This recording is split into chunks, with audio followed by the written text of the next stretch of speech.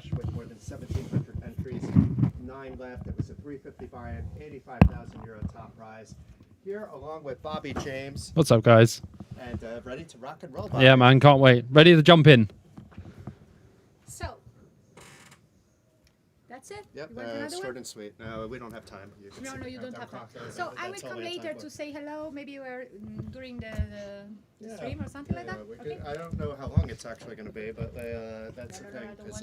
It's a lot more shallow than people thought it was. Here, right? I close that. Okay, thank you. Thank you.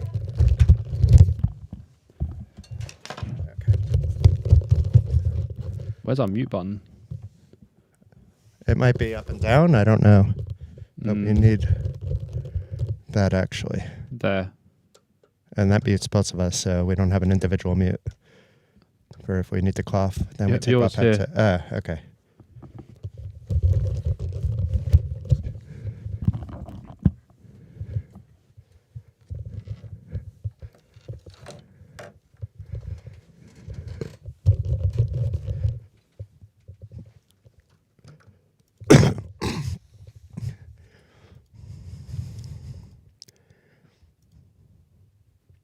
So it's going to go live with announcements. I believe so, yeah.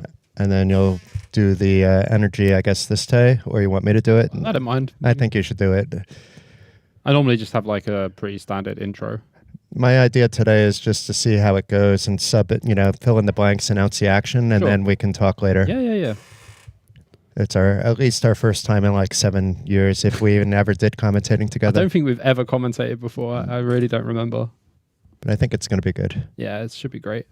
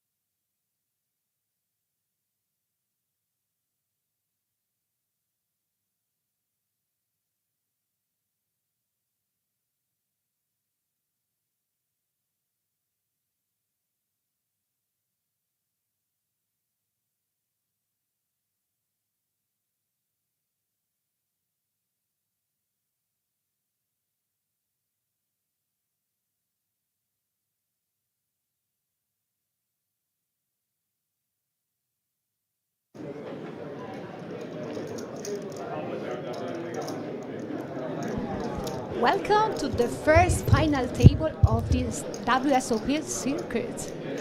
Here we are with the mini main event with over the 500,000 euros. And the first one, we will have the last 9 with us. And the first one will win the fantastic ring and the package of $5,000 to go to Bahamas, right?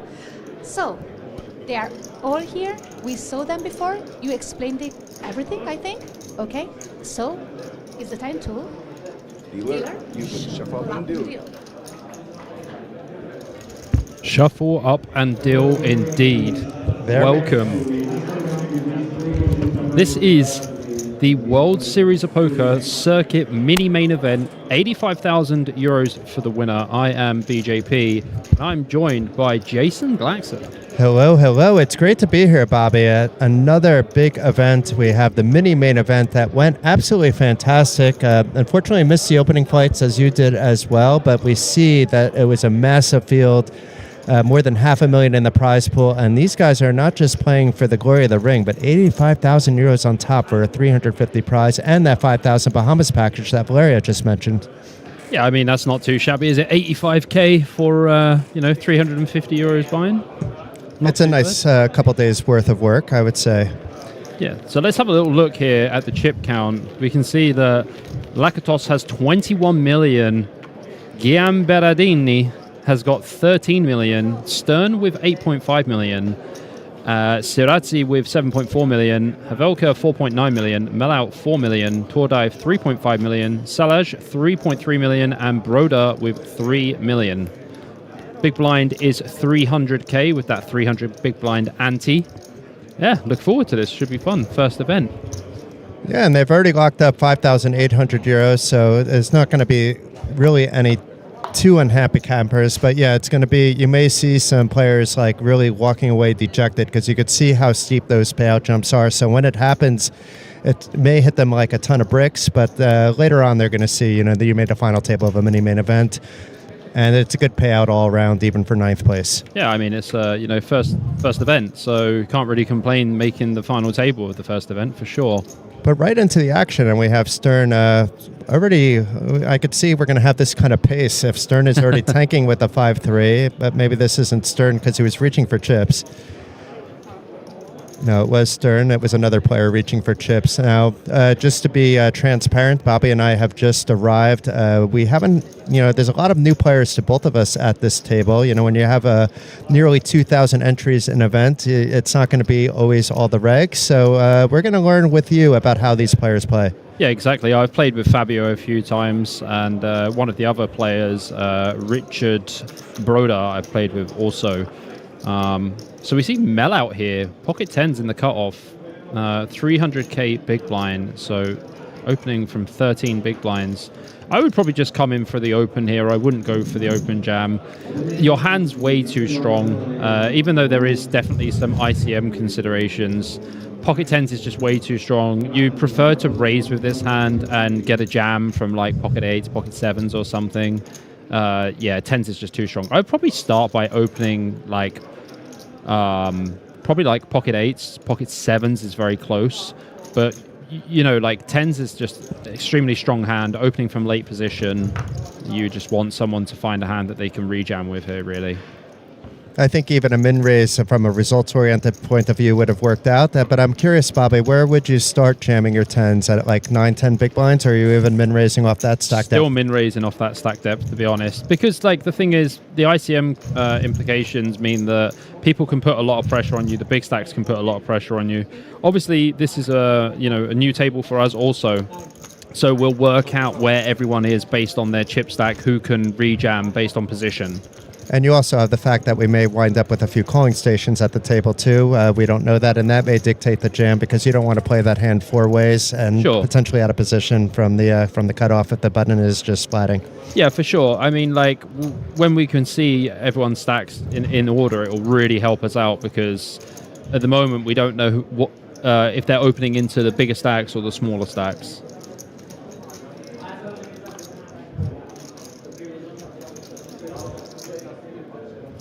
Here's a familiar player, though, in Lakatos. haven't seen him before. I don't know what his statistics are. We'll take a look at in a second, but there's a couple familiar faces. The 3 players from Hungary, though, I do not know myself. Yeah, Lakatos has only got 66k on Hendemob. Very interesting to see him pass the ace-7 off here, just because he's a massive chip leader and can put a lot of pressure on. When you have this kind of chip advantage, you want to start putting in a lot of raise folds. So the ace-7 off would have been a completely fine open here from the low jack. Meanwhile, it actually worked out for him because he would have had to fold to probably what would have been a 3-bet or a 3-bet jam even, but...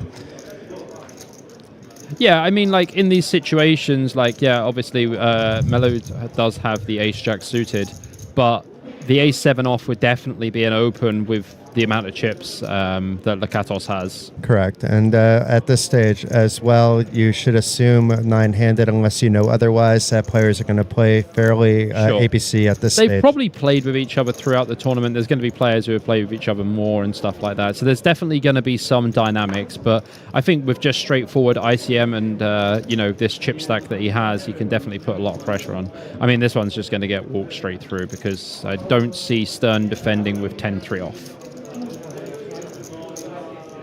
But we're going to learn a lot by like what players are doing here. Like there are players that will call any 2. You probably want to start with actually a hand like 10-7 off here or 10-8 off if you're going to defend. Or 10-3 suited maybe as well. 10-3 suited's close actually. So like the problem with 10-3 suited is you're not really blocking their opening range, only like their ace-10 and king-10, queen-10 and stuff. We also don't know how tight the players are as well.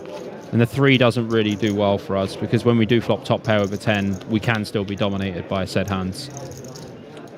Going off the first 2 hands, it looks like, at least for now. And we saw Andy Tillman walk by the screen, so he's made it to Bratislava. The Tillman. I literally saw him 8 hours ago in another country, very far away. I spent 2 months with him in Vegas.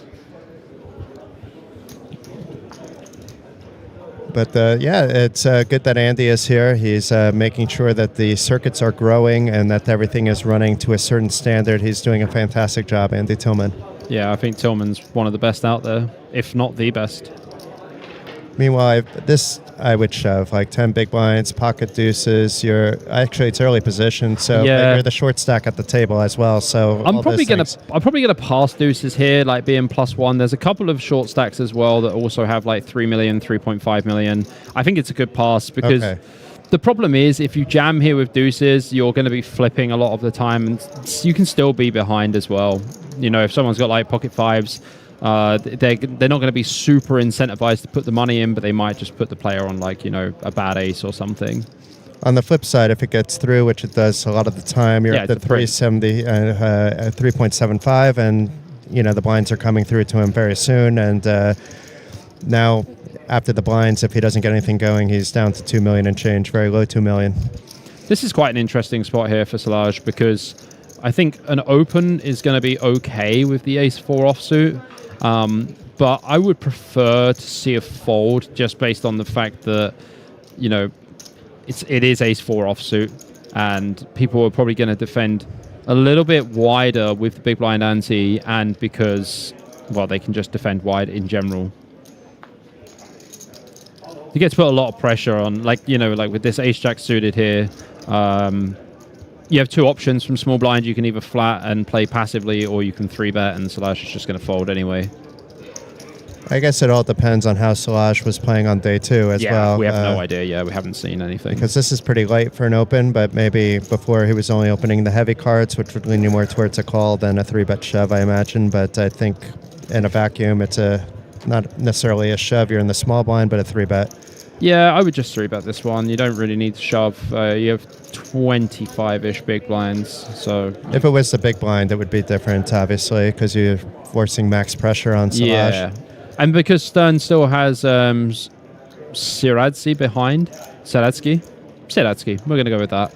He has Siradsky behind, so you know, he has to think about that. He doesn't really want to have the collision factor here and run into something in the big blind.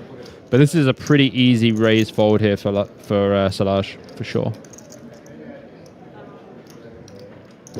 As you say that, we see more chips coming in, actually. So it is a call, a little bit of an ambitious call there. Left with 1.9 million. I imagine if it's checking, he's jamming pretty much any flop, but otherwise I don't understand the plan. I mean, the problem is here is Stern's going to have way better ace-x. He's still going to have some like good pairs as well. So there's not really any good boards for Solage. I think I like standing in the rain without an umbrella more than peeling here with ace-4 offsuit. Yes, exactly.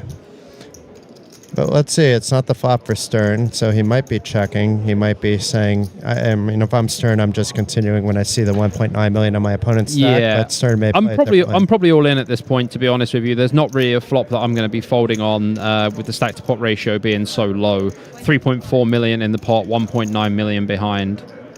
You just get to apply a lot of pressure here. You could literally jam this flop. It's never going to be terrible. Ace Queen would jam pre from Solage.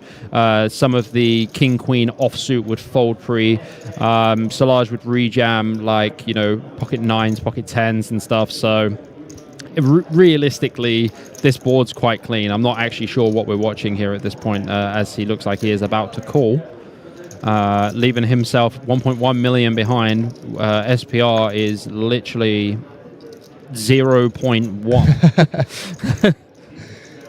But not the worst turn card for him. It would have been better if it was a 2 of spades, but still now has a few more outs. Yeah, I mean, Stern just has thin. to put it in anyway. Like, the thing is, like I said, with the hands that would go all in pre-flop, I just don't see... it's pretty hard for Solage to have a hand here on this board that doesn't go all in pre-flop. Especially, like I said, with the ace-queen, the king-queens, and most of the king-queen offsuit are probably going to fold to the 3-bet in general. So, not quite sure what's happening here.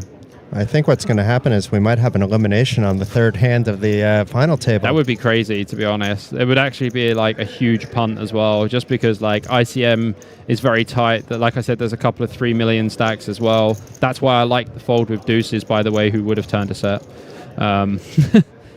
Yeah, just have to let it go. But that is it's kind of a colossal waste of chips as well, because he's lucky that he's in the hijack, so he's not going to be in the big blind anytime super soon. But, you've just put yourself in a situation now where you've kind of crippled yourself, having three and a half big blinds now. It's just, it was kind of unnecessary. It didn't really need to happen. Yeah, and it could have been the nerves actually in this particular spot. We don't recognize a lot of the players on this TV table, which means there's a good chance a lot of them are on the TV table for their first or second time. A lot of them, this is going to be the biggest spot that they've ever been in their poker life, playing for 85,000 euros. It's going to make a lot of people nervous. Not Bobby James, who's been in those spots, but Bobby would have a field day, I think, at this mini-main final table if he had a stack. But certainly the average player may feel a little bit differently, especially if poker isn't your life source of income. Yeah, sure. Like I checked his Hender Mob. He has like an average buy-in of like 350, 400. So, this is kind of like, should be his bread and butter. This is definitely an open here for Lakatos. Yeah, and I like min opening here, especially from early position. I wouldn't use bigger size, and I would only use bigger size in generally from later position and put in pressure on middling stacks. Whereas like in this spot, you can just happily open Queen 10 suited and have no issues. Solage is really hungry at this point. He paused a bit with that Queen 5 suited. I wanted to get it in, but yeah. Unfortunately, I feel like Solage he's not had the best start here. No, he's going to need a little bit of a comeback. Otherwise, the other short stacks, if they're smart, they're just going to wait till he's in. Yeah, I mean, 3.5 big blinds with a big blind ante situation is it's not a fun place to be. The ace-4 was just a very easy raise fold, and to be honest with you, it was probably just a pass in general. From the hijack with the other short stacks as well. You just have so much time. 40-minute clock. You're in the hijack. Like you're not going to be in the big blind anytime soon. So, yeah. A little bit of a disappointing start for him, but hopefully we can see him get himself out the mark. So the blinds did go up before the hand at 200,000, 400,000. So that's a 1 million chip pickup for Lakatos just by open raising. And you could see the stacks. 1 million is a lot of chips to a lot of the players at the table. Yeah, like, for the Italian guy in the big blind, it was very hard for him to defend there as well. That's what I'm saying with, like, putting pressure on the middling stacks. And, like, he's second in chips. He literally can't make any mistakes because the ICM implications are massive. Like, his stack is probably worth around 40,000 euros or something at the moment in ICM value. Potentially a little bit less, but not that much less, because there's such a vast gap between like first, second, and third between each of them. And it's going to be interesting because in a few days' time we're going to be commentating the ladies' final table as well, and there the 5,000 package that's being added might actually factor in to ICM to actually make ICM not go away, but to be minimized quite a lot. Yeah, I think like when people get opportunities to play tournaments they wouldn't normally play, they really want to try and win the package, but then at the same time you probably just want to try and win the tournament anyway. Yeah, but if let's say like we just were at the circuit somewhere else in Tallinn, and the ladies event paid an 8,000 euro top prize. So to add a 5,000 package, that's completely different. Yeah, price sure. pays 6 or 5. Yeah. You're looking at. The ICM implications change massively then. Yeah, for sure. It's almost winner take all mentality. Yeah, I agree. But certainly not here. The payout jumps are something serious. Of course, the 85,000 euros is nice, but some of the other payouts are also rather nice as well. We have a runner. Sorry, I thought we had something going on with Stern, but it's folding around to Fabio here. We have some Fabio fans in the chat, along with some Joseph fans in the chat, and this might be the first time we see him in action. He has a very weak ace, but he has a short stack in front of him, and although I love the shove, it's going to be called by Broda. For sure, yeah. This is just easy blind versus blind spot. Easy jam, easy call. So let's see. I mean, this could be chop, but very often Broda is going to lead. He just has to fade a 2.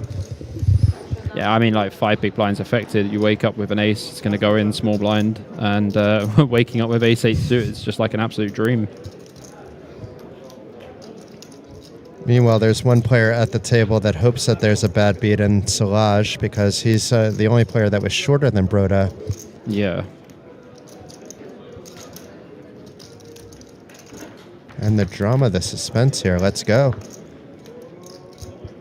Still some hope here for an elimination, but Broda feeling a little bit better with this flop here. Yeah, he's got the backdoor flush draw as well. The ace 8's going to play quite a lot here as well. 2 big cards, though. Does change things. Okay, the 6 is basically just killed any chop option here. Well, if another 4 or 6 comes, and we're still looking at a chop. Oh, but it's the 8, just to put an exclamation point on it. So we have Broda now doubling up through Fabio. So some breathing room, 5.5 million, 40-minute blinds, and we just turned to 200, 400. So at this final table where we started with the 25 big blind average, which quickly went down to a 19, 18 big blind average, that's actually a stack. Yeah, I mean, like, he goes from having a very, very short stack to kind of like an okay-ish stack now. And he's also just been through the blinds, so it's really advantageous to just have to pay the small blind now. And obviously with the big blind ante, it's not like the old days where, every player put an ante in. So you're not going to lose anything for a while. Some of the fans from yesterday are coming back to today's stream. This is amazing. So hello, Jimmy. Hello, Flamingo. So I went from a B- yesterday to an A+ with Flamingo, and apparently I'm starting at an A-, which is a better base rate than what we had yesterday. So I mean, A- isn't bad, right? No, I'll take anything that starts with an A. I wasn't even offended by B-. Not everybody's for everybody, but we had a really good community yesterday, and I'm glad these guys are back today. It's nice to see. Yeah, we'll see what Flamingo rates me by the end of the day. Could be a G-, but or ungraded. You'll get all the strategy talk with me, all the ICM, all the in-depth stuff. That's what I do. Yeah, Bobby pays at a much higher level than I do. I'm a very good recreational player. I have another, Bobby does too, but I have another job basically. I enjoy poker the same way that you guys enjoy poker, but I probably just play a lot more of it than you guys do. Seems fair. So Malou here with the King 9 suited, I would start with a fold. It's probably, in general, I would say you probably want to open like King 10 suited here, but it's also short stacks you have to think about. You don't really want to VPip this hand. It's going to be dominated a lot of the time as well, and also you're opening from early position. You're going to need a pretty good hand to get through this field. It's going to be interesting what Solage is thinking about here. Does only have just over 2.5 big blinds, but does hit the showers with that. Interesting spot here for Tordeg, knowing that there's a stack with just 1.1 million. I mean, Bobby, I'm just dumping it here, actually, but I don't know how you play this one. 100%. I'm probably jamming ace-jack off here, actually. Even ace-10's very dicey. Ace-jack's very close as well. And a lot of people will hear that, and they'll say, wait, you've got like 8 bigs. Yeah, but there's someone with 2.5 bigs. And the pay jumps still count. Like, you know, 5,800 euros goes to 7,500. And then when you go from 7,500, you go to 10K. So, you know, it's very important. And obviously, it's only a 350 euro buy-in. So every pay jump is absolutely massive in terms of how many buy-ins. And welcome to Asif, who thinks I'm still in Estonia. Believe it or not, I was in Estonia about 6-7 hours ago still, but I'm now here with Bobby, very excited for the next edition of the WSOP circuit. The Card Casino is a fantastic place. I just had a nice lunch with Bobby and Krister, and now excited to bring you the action, Asif.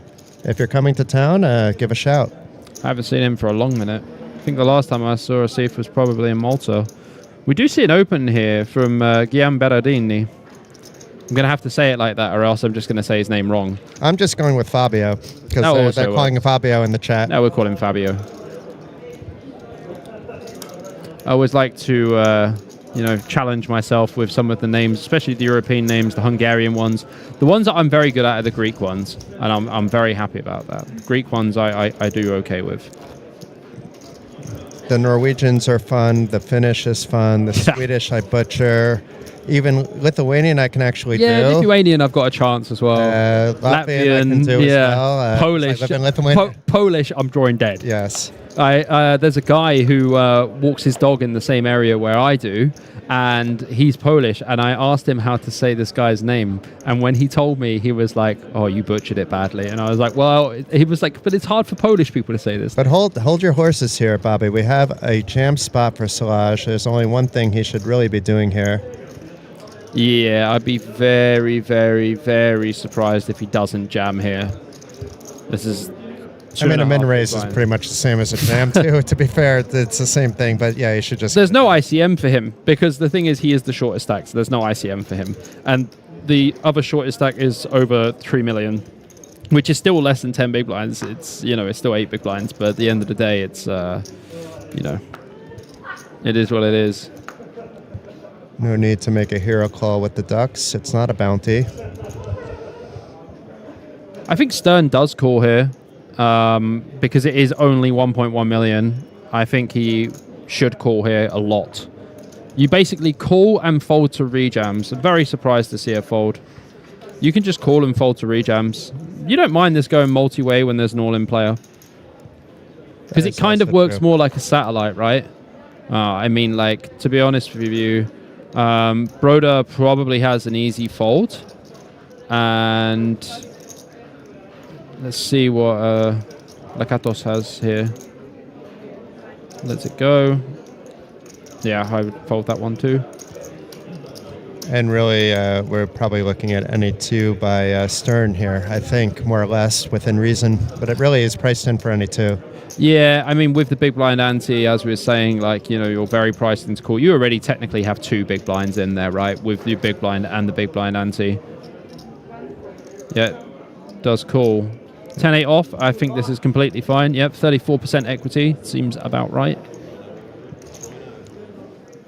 So it's King Queen against the 7 deuce already folded, I thought. So we're looking at 10-8 versus King Queen. Yes, the 7 deuce did fold.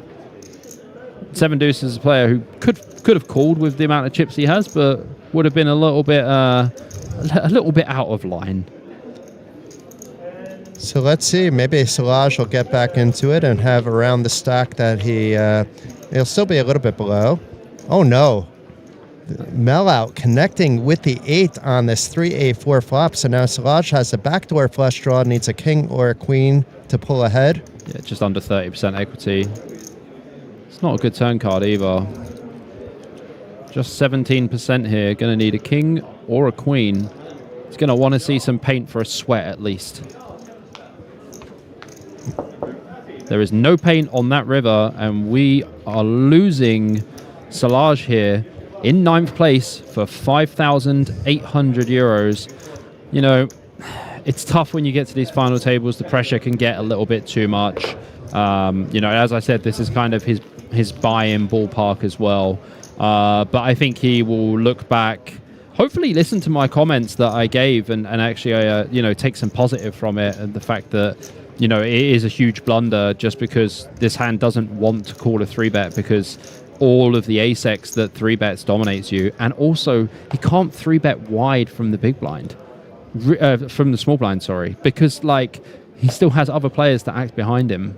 So, unlucky, GG, well played, and on to the next for him. Meanwhile, Helvelka waking up with ace-queen suited from under the gun, and now he's happy that there's a player out because he can actually feel a bit more safe about what he's supposed to do, even though he's going to do it anyway, regardless of if there's a stack of 1.1 million in there or not. It's too strong to pass up on. I would just open this one again. You have 10 big blinds. You're opening from early position. Yeah, the problem is, again, ace-queen suit, it's just so strong, right? So if it goes open and somebody 3-bets, you're going to put the money in. That's the difference, right? So you want to give someone the opportunity to actually do that. You want someone to have ace-jack. You want someone to have, like, you know, king-queen suited or whatever. But you kind of just lose all value of the hand. It's too much of a strong hand to just jam. And it's not that we have a loose passive table pre-flop outside the one thing we saw a little bit with Solage, but it's... well, yeah, I mean, that was, I would say, anecdotal, right? Because it was only the one time we saw it. But I think Helvelka, if he really thinks about it, like, his hand is just... Like, even ace-queen off, I would just open there. I wouldn't jam. But you got to think, Jason, like, I've been doing a lot of ICM work for a long time. Like, I've been using Wsopc since it was built, basically, and then started using HRC, you know, some of the other tools as well. And ICM for me is just a huge study spot for me because it's used so much. And obviously in like higher stakes MTTs online, ICM is so important because everyone's so good at it and you need to be very, very good at it. Back in the day when sit-and-goes were running non-stop as well, it was the people that knew ICM that were winning at a much higher rate than the good players, I would say. Yeah. Knowing ICM was more important than being good in an MTT and in a sit-and-go. Yeah, especially the 180 mans as well. Like the 180 man sit-and-goes back in the day, they were my bread and butter for a long time, actually. That's what actually got me into MTTs. Broda thinking of making a move with his 10-7 suited here. Be very surprised if he does anything here apart from fold. Even from the hijack, it's super wide. You have Lakatos on your left, who's going to be opening very liberally. He's going to be 3-betting you quite wide as well. Just gets to put max pressure on. This is definitely an open from the cutoff here for Lakatos. Maybe it's Lakatos, because that's more Hungarian sounding. It could be. Lakatos. We're going to go with that. Any Hungarians in the chat, let us know if we're right or wrong. Tordai with deuces again. From the small blind, I mean... It's a different spot because he's now the short stack. Yeah, but the thing is, the tough spot is in this situation, obviously, if you jam, you're getting called. Because there's no way Lakatos is going to fold with his stack, right? For, like, what, 1.5 million more or something. He's never folding, right? No. So you're always going to have two overs against you. In the worst case scenario, you're going to be against a pair. And obviously the pair is going to be bigger than deuces. If Benjamin, though, decided to fold this Queen-8 suited, which would have surprised both of us, then the twos should have jammed in that spot just because there is fold equity if there is no raise. Even if the fold equity is less because it's 5 big blinds, but 5 big blinds does have fold equity. Oh, yeah, for sure. So Queen 8 pulling ahead of King 8 after Havelka calls from the blinds. Problem is, Havelka is also very short, 10 big blinds. Lakatos should just be c-betting this board in general, like, a lot. Probably just using 400k sizing as well. I don't think you want to go bigger on this board. You have a queen. I mean, the fact that he has a queen means he can check, but he should just be c-betting this board quite a lot. Havelka is going to be jamming a lot of his ace-x pre-flop as well, so I would just bet like 400. It's gone 650. It's a little bit big. It's kind of unnecessary because the thing is, as I said, Havelka will jam all of his, decent-ish ace-x pre-flop. So you don't need to risk as many chips. You can just bet smaller. And you want to entice a 6 to call as well. Then continue building. You maybe don't continue building the pot depending on what happens, but you can rep whatever you want to rep. I mean, you're very happy to take a turn. Hand, actually. Yeah, you're very happy to take a turn with your hand. It's you have no issue seeing a turn, so you can use smaller sizing. If you're, I mean, I wouldn't have minded if you went like 650 with a hand like Jack 5 off or something that didn't connect with the board. Yeah.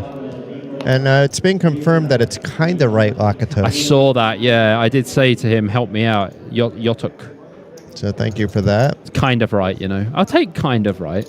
Yeah, that's about as good as I think we're going to get. I mean, for Hungarian names, yeah, it's a pretty tough one. Yeah. I am 1/8 Hungarian, but I can't pronounce any Hungarian. No, you're part Hungarian. 1/8. One yeah. great grandparent from Hungary. Nice. I'm a big mix of everything. I'm a human mutt. This is a dream spot here for Richard Broder because obviously it's an early position open here from Fabio, but the King Queen suited you just want to put the money in the middle here.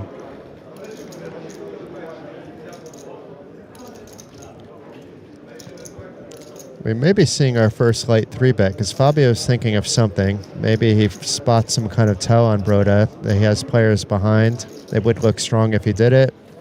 Yeah, I mean, because Fabio has opened this spot, I think Broda just has a nice jam, really. I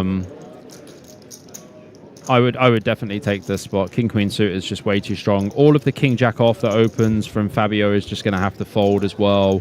There's going to be like some Ace 9 or Ace 9 suited and stuff like that. Probably still has to fold. I would probably just 3-bet jam, to be honest with you. This hand doesn't really want to go post too much. I guess you're playing in position, so that does have some slight advantage. But the problem is when you 3-bet here, you're kind of committing your stack anyway, so you might as well just jam. But this kind of 3-bet sizing also then makes it gets in your opponent's head. Does he have kings? Does he have aces? Rather than the shove, because they're unlikely to shove as much with those hands, at least at this spine level. I think the problem is, though, like Fabio does have a king, right? So he's blocking pocket kings, he's blocking ace king and stuff like that. So I think Broda's 3-bets come more realistically from pocket pairs just because of the blocker effect of the king. Yeah, it can still have like queens and jacks. I think like jacks probably want to jam as well, to be honest. It's not that many big blinds if you think about it. He only started the hand with 5.4 million. I agree with you, by the way, and I've shoved as soon as I saw the cards after counting a little bit in my head like everybody else is doing. I just rip, yeah. But I see why he's potentially doing this. Yeah, but the thing is, now Fabio can actually call. Because like Fabio can call, it's 950 more to call. It's such a small 3-bet. He might be disciplined and let it go, but it's such a small 3-bet. But the problem is when you call with a hand like Fabio's, your hand's often dominated. Exactly. So like he's going to be questioning himself on king high flops as he should in this spot. Then he's going to be wondering if he connects with the 9 high board from the opposite effect. If he's putting him on pocket 10s, pocket jacks kind of hands. 10s he's probably shoving, but jacks, queens, aces. Yeah. I think one of the other issues is if Fabio does call, it looks like he's going to, the stack to pot ratio is going to be extremely small. And then what happens if Fabian just open jams on a drive flop? Then Broda's going to be like in a world of pain, especially if it's no hearts on the board. Is he calling? Is he thinking about calling? I'm not sure what's happening. He may be doing something else, actually. No, it is a call. Yeah, I don't think he's going to do anything else. If he did anything else, I'd be very shocked. But to be fair, I've been shocked once today, so who knows? Yeah, look, 4.5 million in the pot, stack to pot ratio less than 1, 3.6 million behind. Let's see, now now what do you do? Like, Fabio can't do anything. He has to pure check this, and Broda should just bet very small every time. Like, Broda should just bet like 800k on the flop. Fabio is just in the bin. He can't do anything here, really. Yeah. I honestly, with Broda's hand, I would just bet 800k, because Fabio's supposed to jam a lot of his aces pre-flop here. Richard's supposed to have a lot of aces himself, so, you know, when Fabio has a hand like King-9 suited and Richard have a hand like King-Queen suited, King-Queen just has a very easy c-bet here. I would just bet 800k.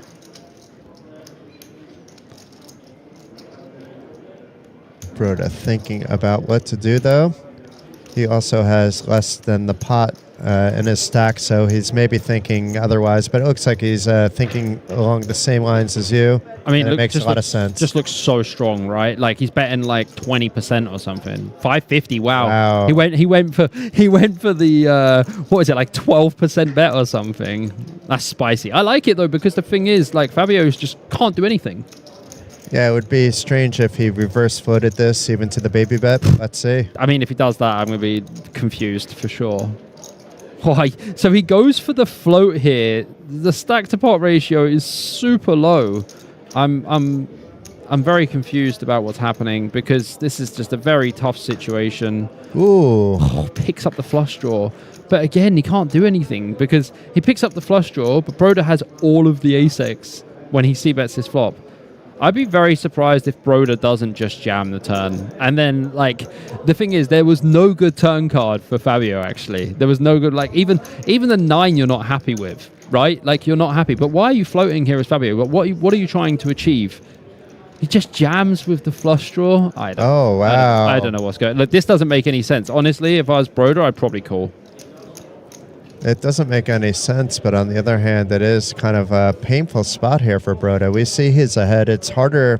It's easy for us to say that he should call, and obviously you on the table would have the general feeling, but I don't think this is an easy call at all, actually. It's definitely not an easy call, but like, if you break down ranges and how, you know, the hand interacts with the board and stuff like that, like, Broda 3-bets pre-flop, bets small on the flop, and gets jammed into on the turn.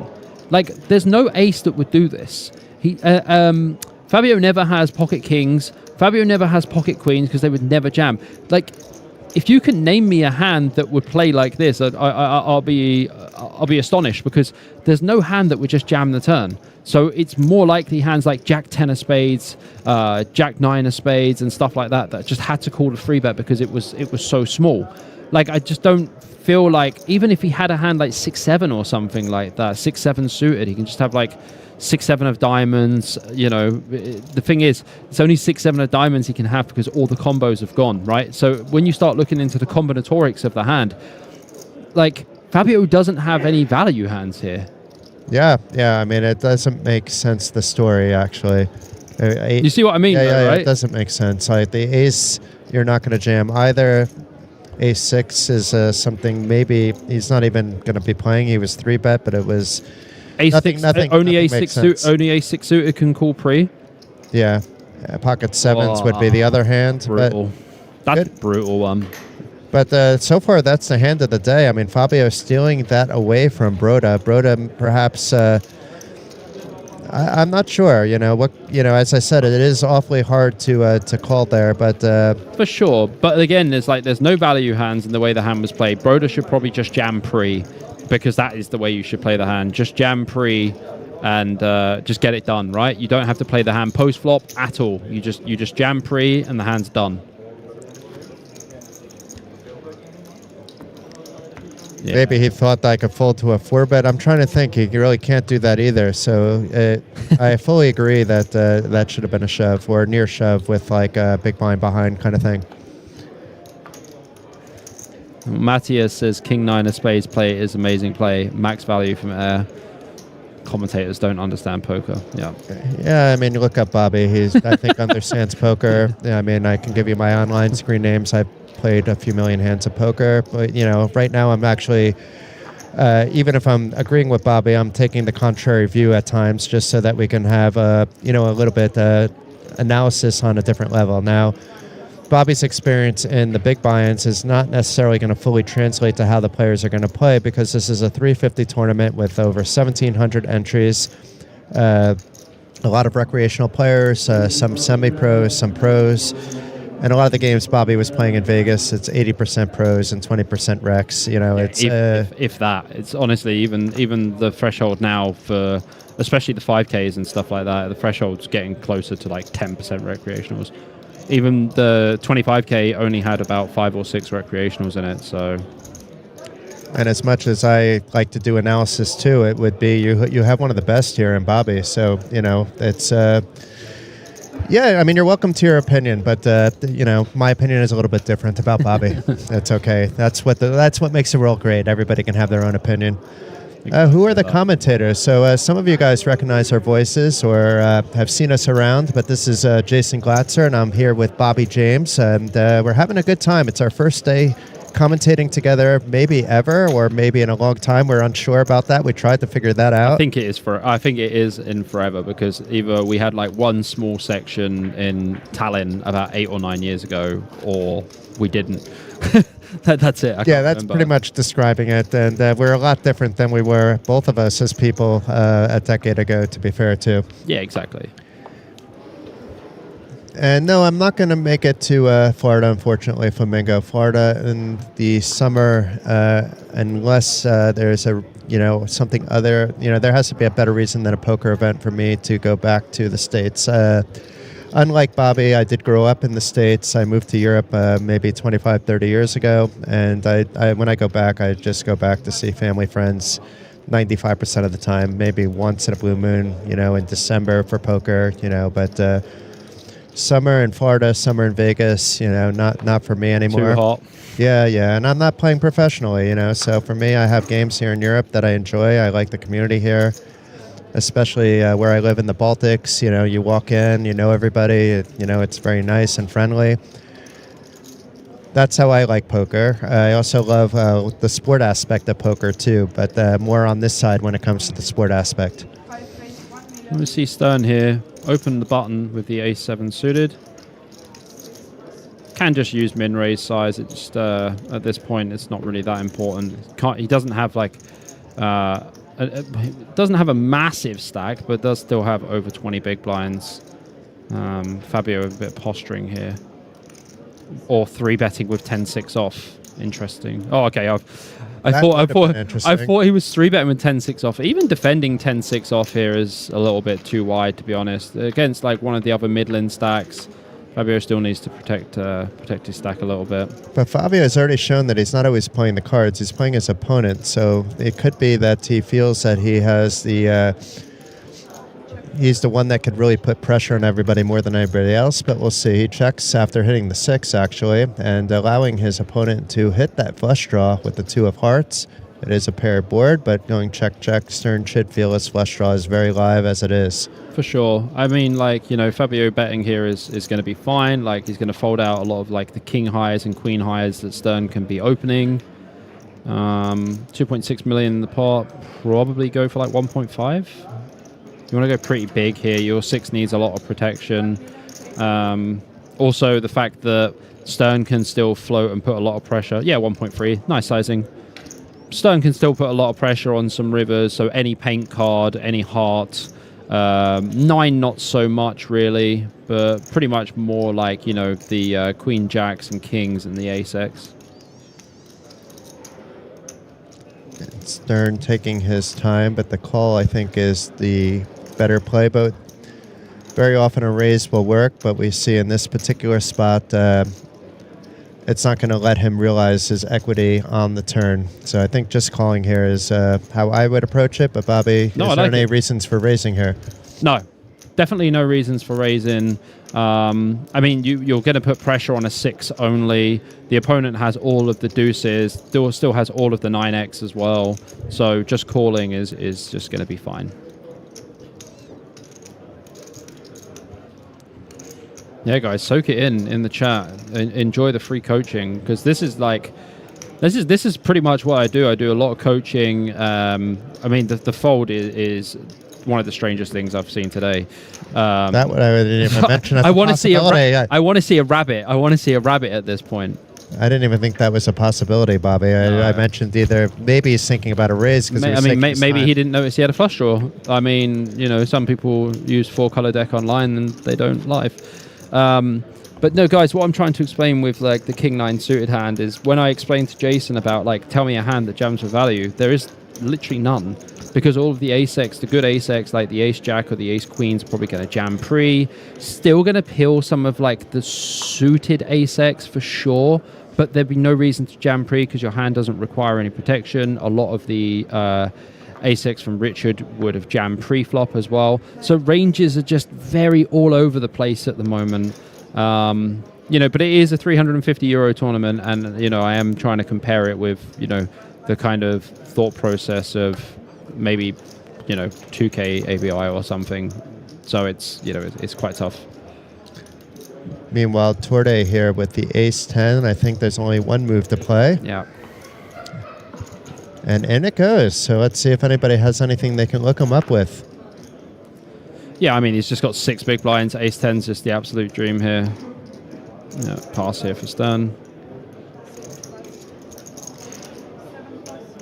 Just on the bit. Oh, easy call here for Broder with his stack.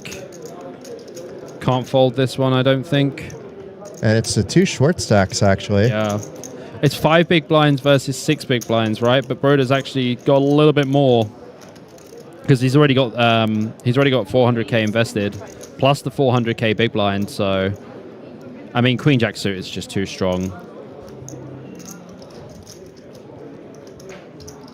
There might be some ICM in the fact that if he was a middle-in stack or something, but he's bottom of the pack.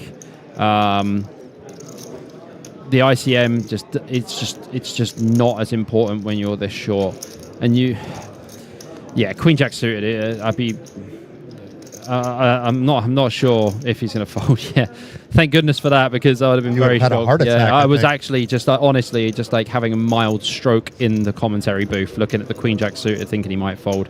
He does cover as well, but yeah, But meanwhile, one of these players is going to be in a bit of trouble. One on the rail, one would be down to just crumbs in a stack. So we have ace-10 against Queen Jack suited. And regardless, it's very likely we will be down to 7 players fairly soon, regardless of the outcome of this hand. Little gut shot here for the Queen Jack, looking for a 10. Add in some more outs, 40% equity, no backdoor flush draw though. And Torde with one of those 10s in his hand. Mm-hmm. Feel good for the Queen Jack here. I'd have definitely called with the Queen Jack suited myself. Wow. And Broda is hoping for one of those 8 outs on the board. Of course, it's more in his head because the stream takes out the ones that were in other players' hands. Yeah, unfortunate situation, but definitely not folding the Queen Jack suited there. It's a very mandatory call. I think especially against the other short stack in a way. It becomes less, if you win the hand then you're eliminating a player as well. Sure. It's kind of nice. But now he is in super jeopardy, which is 225,000 in chips. Half a big blind. We've seen stranger things happen, Bobby. I've seen a lot of people come back from half a big blind. Do not underestimate the power of half a big blind. The most recent tournament that I thought I had locked up because the casino was closing 3-handed and I had a chip deal. The guy was down to 1 chip with 7 players left and shipped the bacon the next day. So it happens a lot on final tables, actually. Yep, I've seen it happen. These hands look like when Poker News messes up reporting a hand. I mean, those guys work very hard. I mean, I worked at Poker News for many years myself. It is a hard job, actually, and it's easy to make a mistake. It's a high-pressure situation. I work at Poker.pro, and we have a lot of live reporting there, and I'm never hard on our live reporters. If I find that there's a mistake, just go ahead and fix it as soon as you know, and as long as you're not being sloppy all the time. I mean, it's natural for these things to happen. People aren't robots. Yeah, Nitro says it could be a fold with ICM. What's the average stack? Well, they both had 5 big blinds each. So I don't think it can be a fold with ICM. Just 5 big blinds each. Yeah, not really a thing. Average stack is probably around 20 big blinds. And Broda all in on the small blind and likely to have 2 live cards against whatever he's up against, just hoping not for an overpair. Definitely hoping for not pocket 5s or pocket 6s as That's, well. yeah, that would be even worse. Pocket 5s, at least you'd have a few At least you outs. have one overcard. Pocket 6s would be the worst, even worse than pocket 7s, 8s, 9s. Not 6-4. That's more of his outs gone. That's not good for him to see. No. Ah. Let's see what we have. Some Suratsky. Interesting.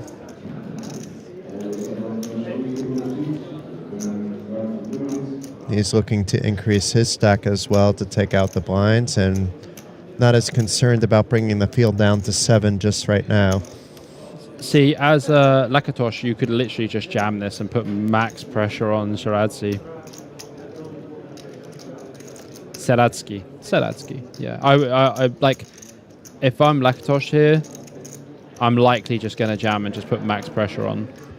You're not concerned that the min-raise range against a player all-in would be a lot stronger than King-Queen, like King-Queen being sort of not the bottom, but you know what I mean? It's very hard. So the thing is, like, I mean, call's also fine, but it's very hard for Seradsky to call with his entire range versus Lakatosh because of how big Lakatosh stack is, and it doesn't really affect him too much if... oh, well, that's a pretty good flop there for Broda. Like, he's not complaining. He's saying, let's not have another flop. It's not exactly the safe. He's not out of the water yet, though, because Lakatosh has that flush draw. Yeah. I mean, obviously, if the board pairs, a 6 or a 5 comes, and then we're looking at a comeback in the making, but still some outs here. Yeah, see, the issue is here, if Seradsky goes for a C-bet, like, Lakatosh could literally raise infinitely because he has loads of 5x and 3x from the big blind that would defend against this open with the dead money in the middle. Broder's smiling after the flop. Well, Didier, he is smiling for now. And Lakatosh is not going anywhere. Does have 2 overcards and the nut flush draw. He doesn't care if Broder wins the side. No, that's the one player that shouldn't care. Actually, he probably wants Broda to win the side. It's more pressure on everybody else. But yeah, I wouldn't raise here. I would just call as Lakatosh because there's just like you could literally have just jammed pre to put max pressure on, and at this point when you don't, you can just take a turn. You don't really have any fear. I think especially after Seradsky, yeah. I mean, as I said, I could. Seradsky has the whole range up to aces as well, and you don't want to spew and double him up just because you have the 2 overcards at the moment and the flush draw. I mean, he just gets Seradsky out of there, but to be honest with you, I don't think you make much money by raising here. You only get called by a hand that's beating you. So, yeah. Lakatosh is going to be happy either way with the side pot, but let's see if Broda is going to be happy holding on to the main pot. More outs. No outs. All right, Broder's still in there. Back to 2.5 big blinds. No complaints for him whatsoever. Pretty happy with that situation, I'm sure. He averages around 10 big blinds. Probably if we take out Lakatosh, how do I pronounce his name again? Lakatosh? Yes, thank you. I mean, don't ask me, mate. I'm not the goat of pronouncing names. Trust me. If we take him and Fabio out of the mix, it is average like 10 BP. It's sub that even, yeah.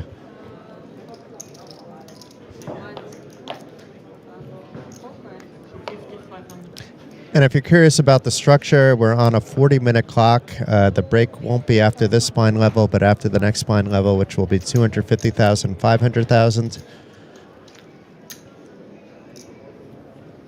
On average, it'll be around a little bit more than a person per blind level, I think, eliminated. Not that doesn't mean there'll be somebody eliminated every blind level or just one person eliminated per blind level, but that's kind of the pace that we're at the moment.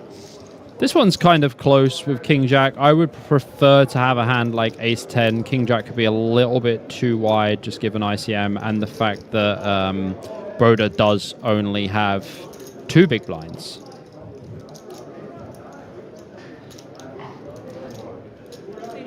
Does still go for the jam.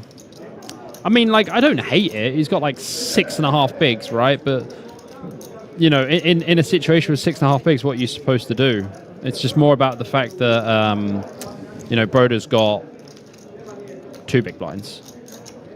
Well, this is going to be a pretty easy call here for Fabio, I would say. Oh, wow, he's folding. It's interesting.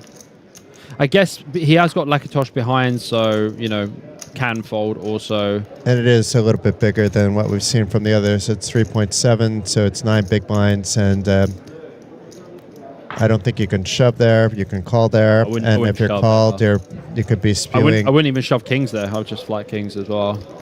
But if you're shoved over the top, for example, you're just tossing away money, basically. Oh, yeah, for sure. Yeah, I mean, it works out well for Havelka. Interesting spot, to be honest with you. Yeah, the problem is as well, if Fabio does flat there, Lakatosh can just jam so wide. I mean, to be honest with you, you know, how I personally feel about this table so far, the ICM experience is a lot lower than what I have seen in a lot of other tournaments that I've been commentating. And it is a €350 buy-in, so that definitely has, you know, a large factor to it. But yeah, this is why you study ICM, guys. For sure.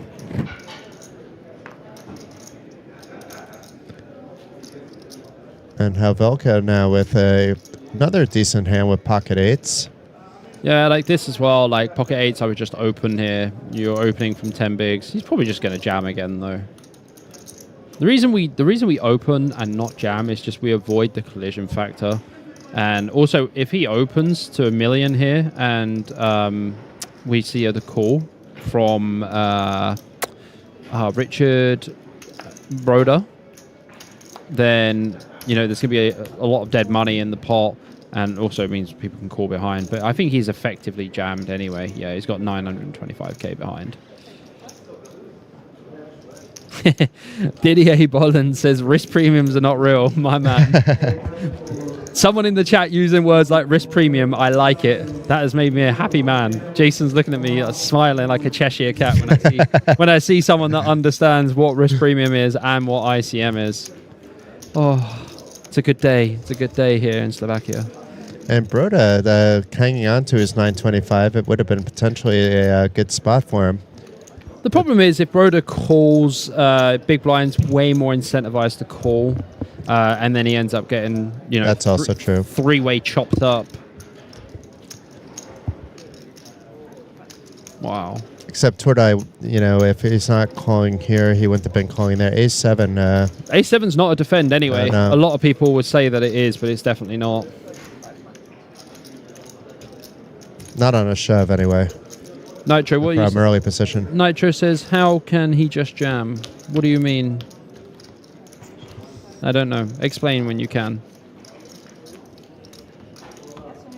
He could jam by declaring himself all in. I wager all of my betting discs. That's my favorite one. Or I just look at the dealer and just give them the triangle sign. I point to the star because we have the stars in the Baltics. Nice. And I ask very politely whether I can borrow it for a few minutes. When I'm short, I generally just ask to keep it.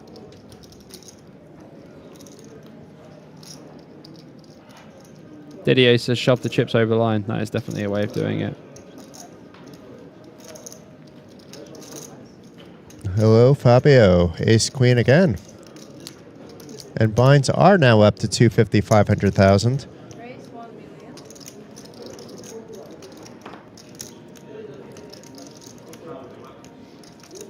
So now Broda, I believe, should call Jack 10 suited, but you can correct me if I'm wrong here, Bobby, but my chips are already in, actually, even facing a raise. You have to find the spot soon. This is a hand that typically has equity against almost anything. Yeah, Jack 10 suit is going to have very decent equity. Lakatos has to let it go. Melu should let it go as well. I think he's Melu. Melu? Melu? Yeah, maybe. From France, then Yeah. Melu is, the T would be silent. Tordai back with his Ace 7 offsuit, this time in the small blind. Did he get the same cards? He had Ace of Clubs, 7 of Spades the hand before. It may have been the other way, but Can we get a check? Can we get a check on that, please, guys? Havelka has a very interesting spot here. I think you can actually call with Havelka's hand. You'll get an extremely good price. You're putting 500k in to win 3.7 million. And, you know, sets are real. They really happen. You can literally fold on so many flops, but you're getting such a good price. Yeah, I mean, this has to be a call. You're getting like over 6-1. Has to be a call. I'm surprised it didn't already call. Yeah. But it's good to take your time if you want to think a little bit. There's no shot clock. Nobody's wasting an abnormal amount of time on a 40-minute clock. It's okay. I mean, Broder's got some decent equity here, like 40% going 3 ways. So far, it is the 3s ahead, though, but you expect this to go check or check bet? Check bet for sure. I would expect Fabio to bet, maybe just bet like 700k. You don't need to go big at all here. But do you bet at all because it's a dead pot, basically? It doesn't matter. You basically rather go against the dead money. Yes. Yeah. 1.5. Yeah, 1.5 bit big. You can just go smaller. It doesn't really matter.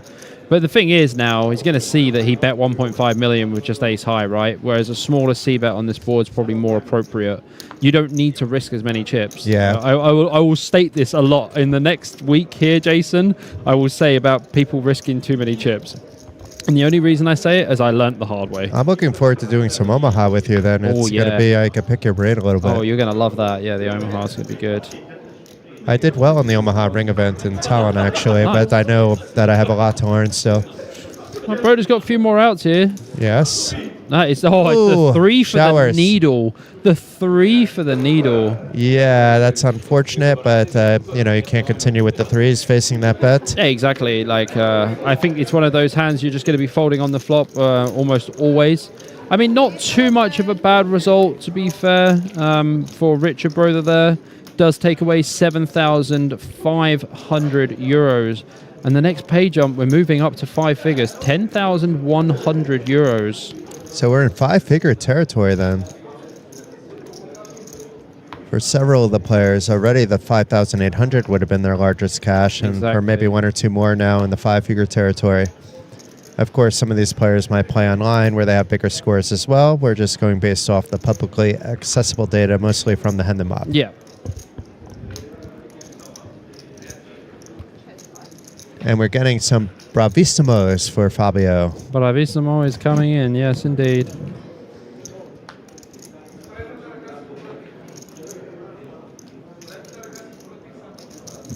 Akatosh with the suited Jack-3. You know, there was an interesting thing for me when I had my first deep run in a 5K. I listened back to the whole commentary. And it was Sam Grafton commentating. Oh, wow. Okay. And I listened to everything that he said. And even though at first I was kind of like, oh, he was maybe a little bit harsh or whatever, then I listened to my commentary and I know I'm harsh. But it really, really changed how I perceived a lot of the things that I didn't understand before. But hello here. We have Melo here jamming now after the short stack hit the rail. This is more than standard. 11 big blinds. To raise, but I think a shove is okay too. I think this is probably okay. 11 big blinds from the cutoff. It's going to be kind of close, but it's probably okay, to be fair. Now Didier is just showing off. Didier dropping words like inelastic. Oh, Didier, I just got here, buddy. Oof. 1 big blind is the same as 3 big blinds, but poker is not dead. Stop. Gonna get me in trouble. It's only day 1.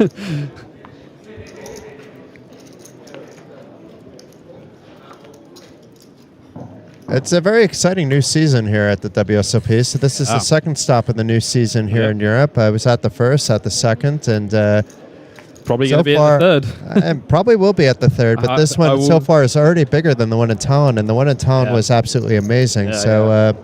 I'm really excited about what's to come. There's still tons of action. We're going on until August 12th.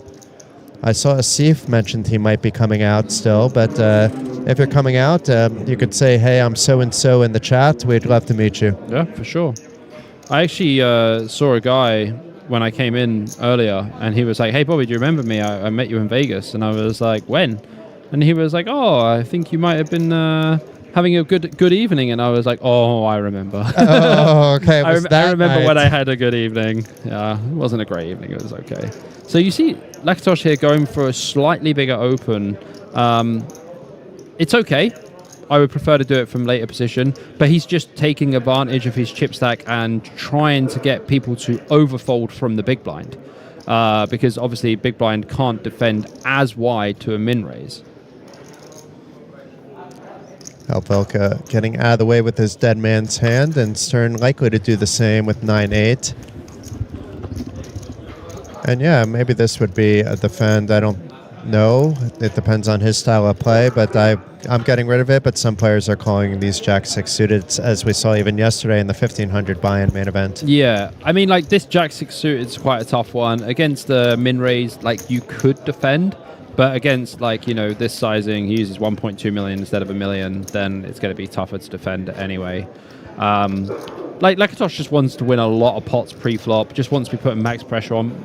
My thing when I'm big stack in these situations is I'm so wide. I play like I'm on the bubble and I'm just putting max pressure on.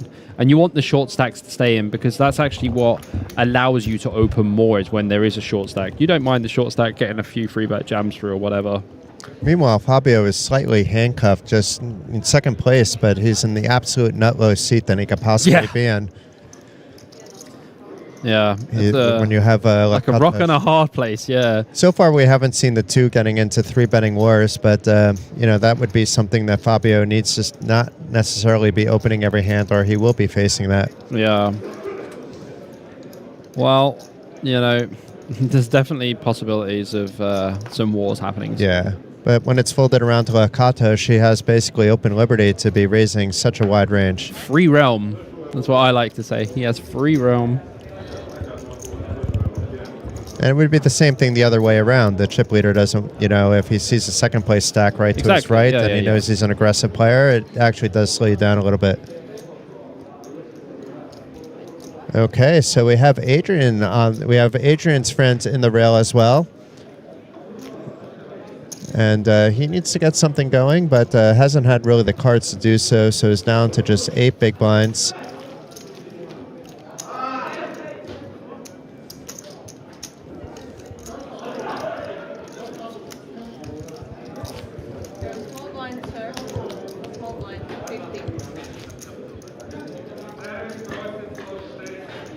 And for those of you just tuning in, if you're wondering what you're watching, you can see already in the upper right corner that we are here at Card Casino. And if you're watching, of course, you know we're at Card Casino, but you may not know what we're watching. We're watching the WSOP Circuit Mini Main Event Final Table, the very first event of a very long series here at Card Casino.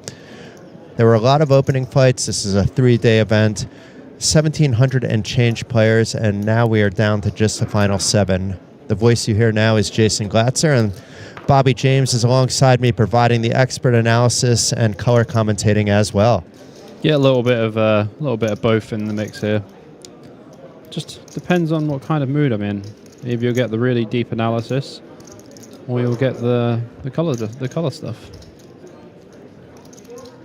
I'm in a more of an ICM depth analysis mood today, I think, for sure. No, I think on this table it's quite good because we've seen that the, let's say, ICM knowledge of, let's say, at least some of the players isn't quite there that it should be, because it's maybe a new spot for them.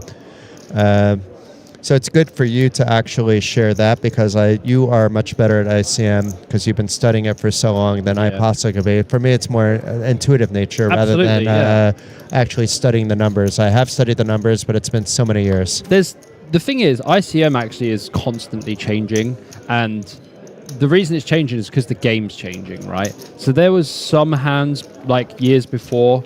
I remember a bust out in a tournament where I opened the cutoff with pocket fives and the small blind jam, something like 14 effective. There was 19 left in the tournament, like 1.5 million up top.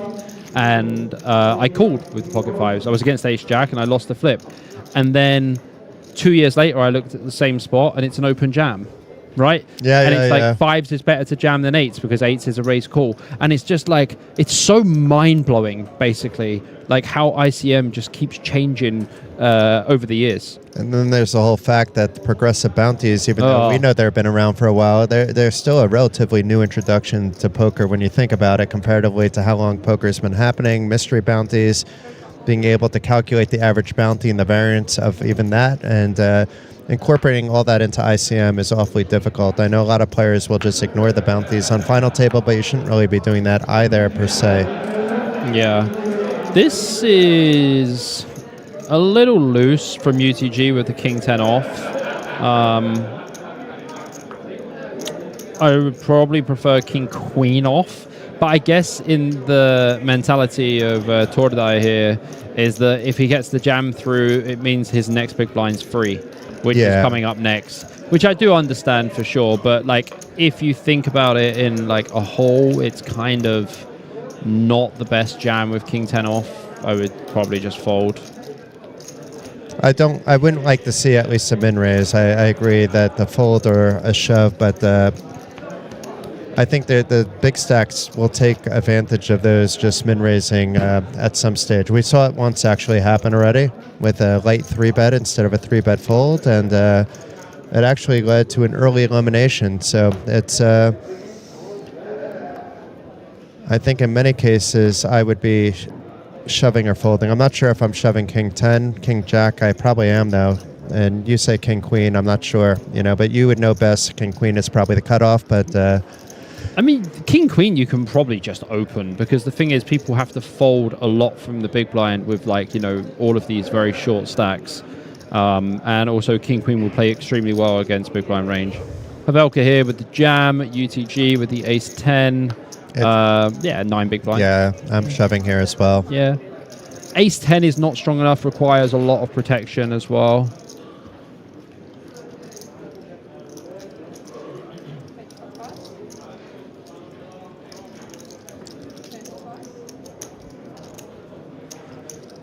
Yeah, completely different spot here for Fabio. This is a pure fold. Whereas if it was min raise, he may actually think of things differently. Min raise probably just flatting anyway. Yeah, look, Malou's out of there. More queen jack suitors than you've ever seen in your life. King 4 off is a fold, obviously. Yeah. Nice spot. Nice spot for Hebelica.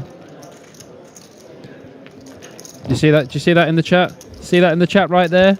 BJP, because of your videos, I won my first PLO tournament. Let's go. Wow, wow, wow. Let's go. Big props there. Enomis? Enomis? I mean, that could be a Greek name. Yeah, because I just don't know what name that is. O-I. Oi, oi. But Nomis sounds, it could be Greek. Enomis. Enomis. Yeah. I mean, probably wrong again. Not not the best, but it's okay. I don't know if the link will work, but I actually just posted a video to an ICM breakdown that I did recently with Stoyan Abreshkov, who's unbelievably good at ICM. Yeah. He's my ICM coach. Interesting. So this breakdown is unbelievable, and it's quite a long one as well. It's 2.5 hours long. Crazy. So yeah, if you guys want to watch that later, the link's in the chat for you. Have a look. Subscribe to the channel if you have time. It's good content. It's good content. I don't think the link went through, so you may need to get moderator responsibilities. That's okay. It's no problem. And we have Joseph fans on the chat. Perhaps a relative, because the surname seems awfully familiar there. Richard Stern was in the chat at the beginning. I remember seeing. I think he was actually the first person to write in the chat. Yes.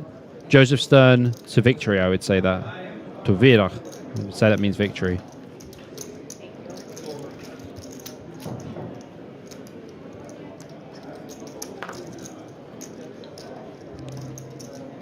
Helvelka taking his time at the moment. thinking about whether to defend off a short stack. Yeah, I mean, like, the problem is it's against Lakatosh. He's just going to put max pressure on you. You're going to be folding infinite boards. There's only some boards that are going to be better for you. You know, like the low boards, like 3-4-6, 6-4 deuce, anything where you make a pair. I mean, it does look like he is going to defend. I don't hate it. I'd rather have 7-4 suited than ace-7 off. Yeah, and I hate to admit it, but I would defend as well. I like these suited cards, and we can see he flopped the flush draw as well. That's a good start. But it is a straight for, I think, Lakatosh. We have to see the board again, but I think it was a 10 Jack Queen with 2 spades. Oh, no, and he flopped the flush draw? Yeah, this could be trouble. That was a quick... If that is the board, we'll see the board in a second. No, it's 10 Jack Jack, so it's not as bad. It's not great, though. No, Lakatosh is probably not going anywhere to a single bet unless it's a shove, and a shove would be quite ambitious for Elvelka to donk bet out of position. Yeah, I don't see that happening. No, you don't see it happening, but here it happens. And let's see if it works, actually, because that's the one sizing that he can't actually really profitably call. Especially if he's putting in his opponent doing this with a 10. Why are people just jamming with flush draws in the weirdest spots? What's going on? Because he could even behind, like if it's a king-queen, you know, doing this, that would be a spot that maybe would shove, but maybe would have also 3-bet shove pre-flop. Well, I mean, Lakatosh can't call anyway. No.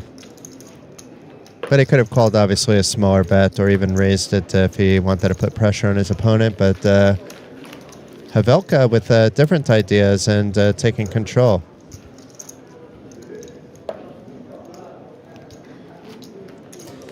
Yeah, Hamilton says that jam is wild. Correct.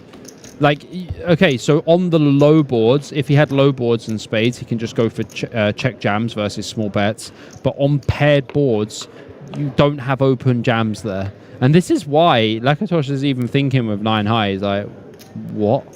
Like, what just happened?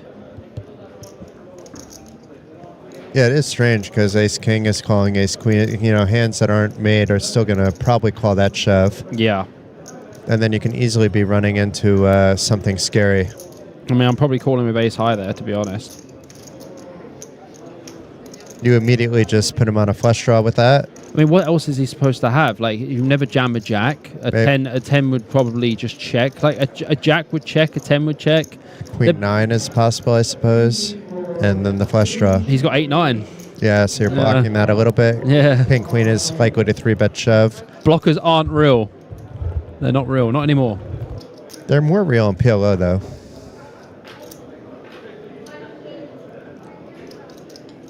PLO blockers are the most real thing ever.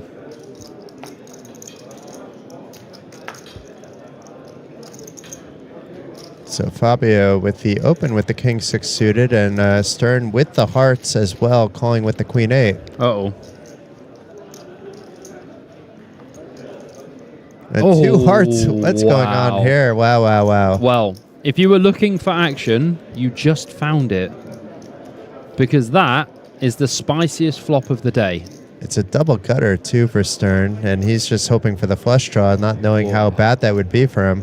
Well, yeah, I mean, like, the 9's obviously the purest card here. This is going to be fireworks, to be honest, because there's no way the money doesn't go in here. If the money doesn't go in here, you can have my shoes, Jason. They're brand new as well.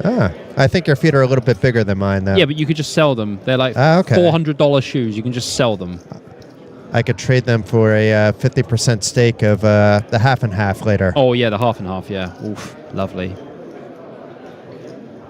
Yeah, there's a lot of spicy events all week long. The next time we're going to be commentating after today is going to be for the ladies event final day. It's a one-day event, so it's the first and final day. But here we go. We have an all-in and call.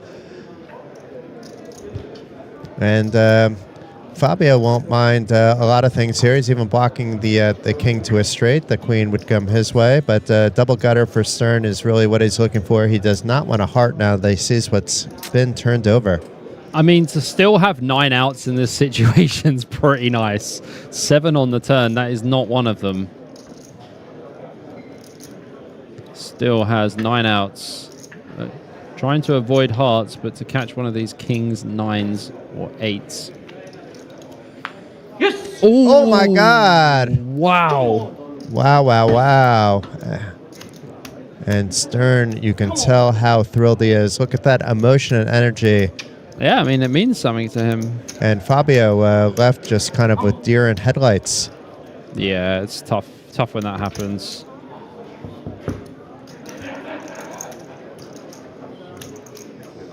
And that actually pushes Stern instead of to the rail, actually in second place at chips, passing by Fabio, who he doubled through. And Lakatos has now got a comfortable lead. I mean, it's one double away, but still comfortable in terms of opening. Yeah, I mean, Stern hasn't exactly been the most active. You know, Fabio's still got pretty decent stack. But look at this. Third place has got 22 big blinds and only 22 big blinds.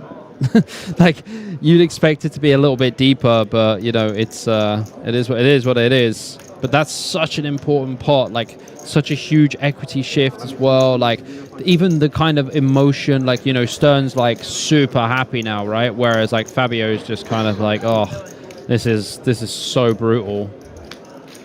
The good news for Fabio, and I point this out a lot, is when players need breaks. So, you know, I take, if you've ever played with me before, you know I just take random breaks when I feel like I just need to clear my head or walking around. I don't mind missing an orbit. Not on a final table, of course I'm not. But, you know, like if it's even in the money, if your headspace isn't right, you're better off just missing an orbit than you are actually playing that orbit, you know. So but on a final table, I'm very often, you know, you get the fatigue. It is a bit of stress, even if you've been there before, because the lights are on you. You feel the pressure a little bit, even as the chip leader.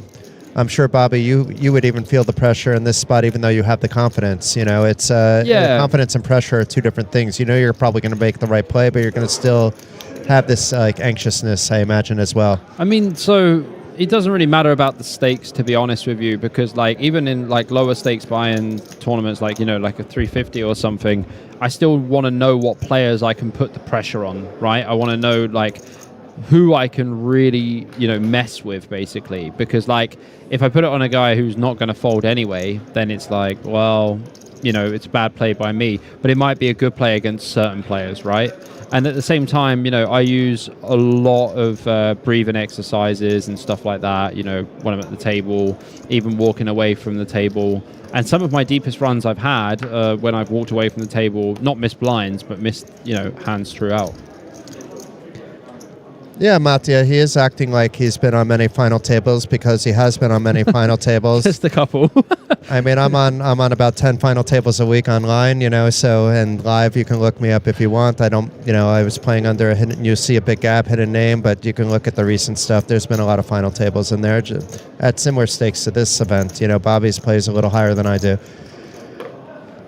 Yeah. But yeah, we don't need to, you know, we're saying exactly how we would be thinking. The players in certain spots may know the players better. There may be spots where we're actually, you know, not thinking about every single variable, to be fair. So, you know, you're entitled to the criticism. But in terms of Bobby in particular, you know, yeah, I mean, he's probably one of the best in ICM. You know, he just mentioned this 2.5-hour video, and if you look at his results over the summer and even before that, he's been in a lot of big events and a lot of near final tables and final tables. I think it's all love. I hope so. I think it's all love.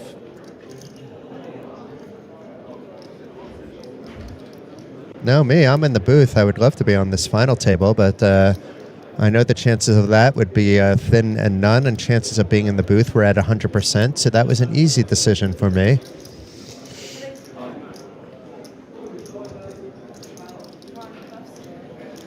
I've also been playing a lot of mixed games lately, so I love mixed, man. I love it. I'm doing quite well with it. I wish I could be better, honestly, but I was gonna do the course by Tobias Lesnes. Oh, that yeah. But he blows my mind. He's so good. He's so good, and the way he talks about like the game, different games, and the way he breaks it down, like it's very clear. It's very, very good, but like. He's just in a different brain, man. Like he's just too good. And then you have like the Norwegian and Finnish players that are really into it. Some of them have like such deep insight into each and every game, whether it's Riku, whether it's you know, even Johan Kite, who's coming out here. He's actually very good at mixed games. Espen Sandvik, Tobias Napel. You can keep going on and on. It's Aki Piesing in Finland. Yeah. There's some really good players. Well, Soratsky here does have pocket aces. We do see the open from Lakatos, and Hello. he's probably going to have to flick in the call here. Yeah, does flick in the call. It is only 4 big blinds more. All right. Well, I mean, good time to pick up aces here. Yeah, we have an Adrian fan in the chat, so let's see a hold for him. We don't want to see a bad beat against King 10. Lakatos does, and so does the rest of the table. We did just see a pretty dirty one, to be fair. That 9 on the river just come out of nowhere. But let's see if Adrian can hold. That's a pretty good start, I can't lie. On a scale of 1 to 10, that's probably like, 64. Yeah, it's almost better than getting an ace because there will be some backdoor outs still. I mean, there's some chop outs, but not that many now. 0. Yeah, pretty safe flop there for Soratsky. Nice job. Really important pot. Really important pot as well, yeah. And we have Milko from Poker News, who I just saw literally yesterday. GL and have fun over there. We will do our best. Oh, that's DJed on tour. Yes. I'm 99% sure that is Milko. I don't know if I've met Milko. Very good guy. Nice. I like good guys. Him and Frank were covering the last WSOP circuit. Frank Visser? Yes. I like Frank. Another very good mixed game player. Good mixed game player. We played... He's semi-retired now. My first tournament I played this summer was the 608 game at Orleans. And I had Frank Visser on my table. I said, I didn't come all the way to America to play you, Frank. Super nice guy. I really like Frank, actually. He's a sick reporter, too. So yeah, he's very sick. Yeah.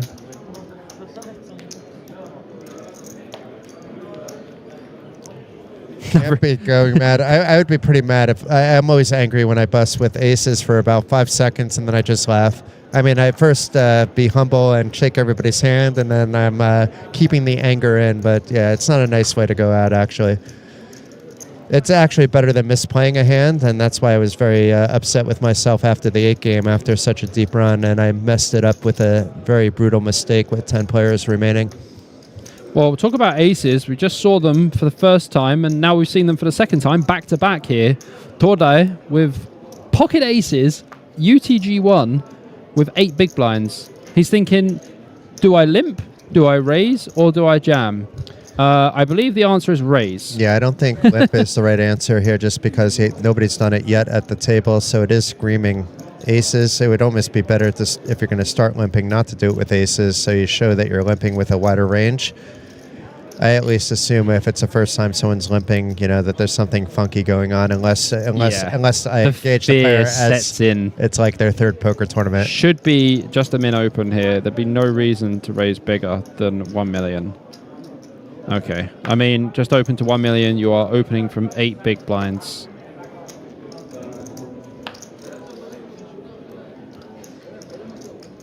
And let's see what Avelka does. He folds, but I thought he was thinking about something there. And Stern with the ace-jack,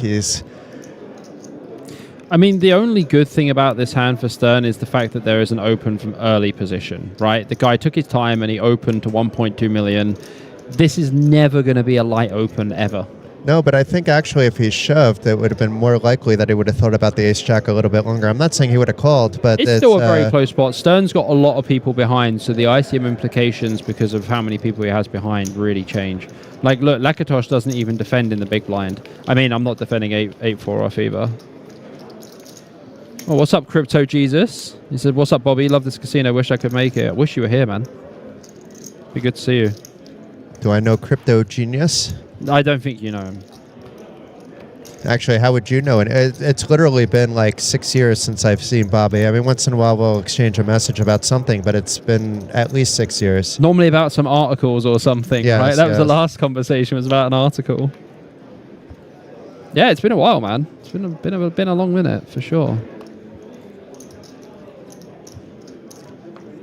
And Torde just picking up some chips with the aces, now has 1 ace in the hand, but the other card is not one that should make this hand playable from under the gun. Yeah, I said you said he picked up some chips. I was like, he should pick up his cards and put them in the mark. Ace 4 off, no good. What's happening, Edgar, who is from Boston, Massachusetts? Thank you for coming in. Oh, What time is it in Boston now? I have all the world clocks. 6 on my hours phone. different in Boston from where we are Oh, here. 6, yeah? Yeah. Okay. I have cousins up in Somerset nearby Boston. So it's same as Canada, same as Toronto. It's same as New York, where I grew up. New York Yeah, as well? yeah. Okay. Well, I have London, Toronto, Las Vegas, Bangkok, Sydney, Dubai, and Atlanta. That's my world clocks on my phone. Okay, so same as Atlanta. Okay, yeah, that's probably an easy way of doing it. Same as Toronto as well. Yeah. So Lakatosh here just looking to see how deep the big blind is here with the King 4 offsuit. If it's more than 15 big blinds, I can expect a limp or a raise fold. But if it's less, I can definitely expect to see some jams.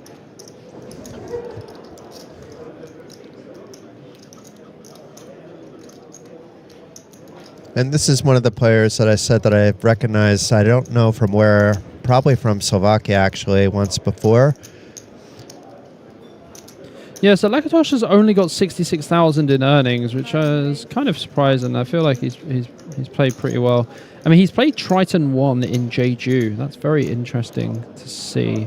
And he's also played a 10K Onyx as well.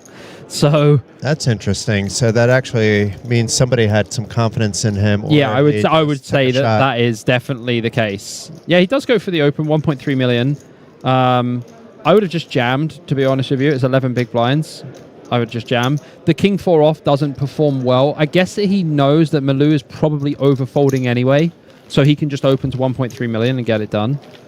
Yeah, this is very interesting looking at his results from... It looks like a cash game player that once in a while likes to play tournaments, because I'm thinking maybe I met him in cash, but that's a wild assumption, but so don't... This is crazy, because I'm just looking at his buy-ins, like $130, 130 euros, 60 euros, 150, and then a 10K, and a 3K, and a 2K, and then back to a 200.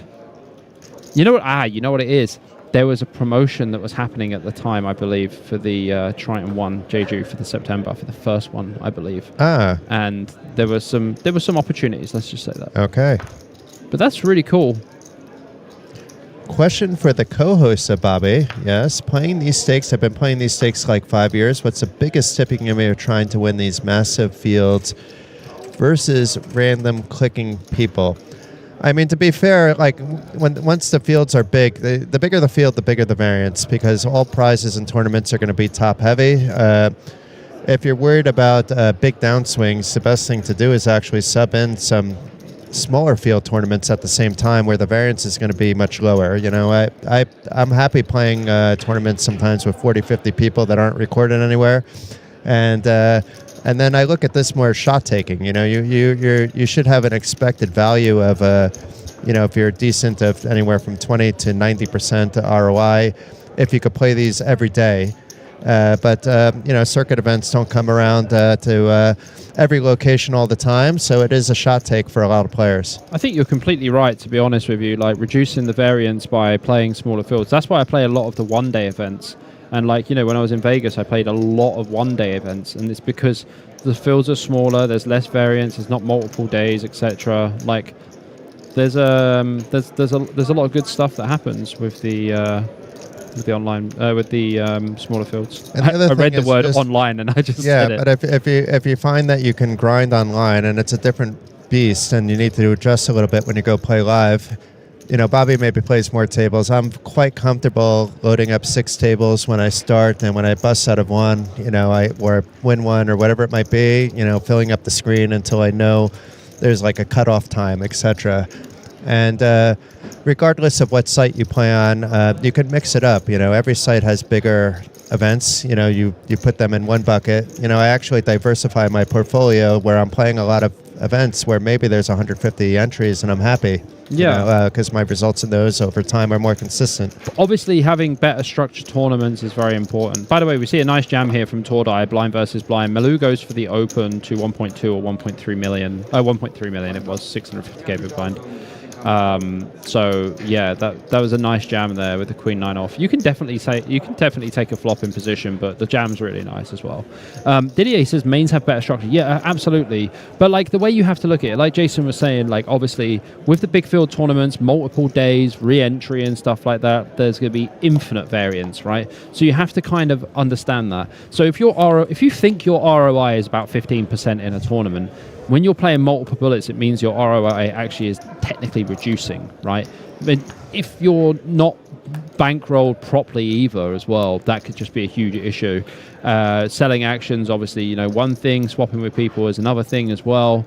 But I think when it comes to big field tournaments, you just have to understand the variance. You just have to accept it.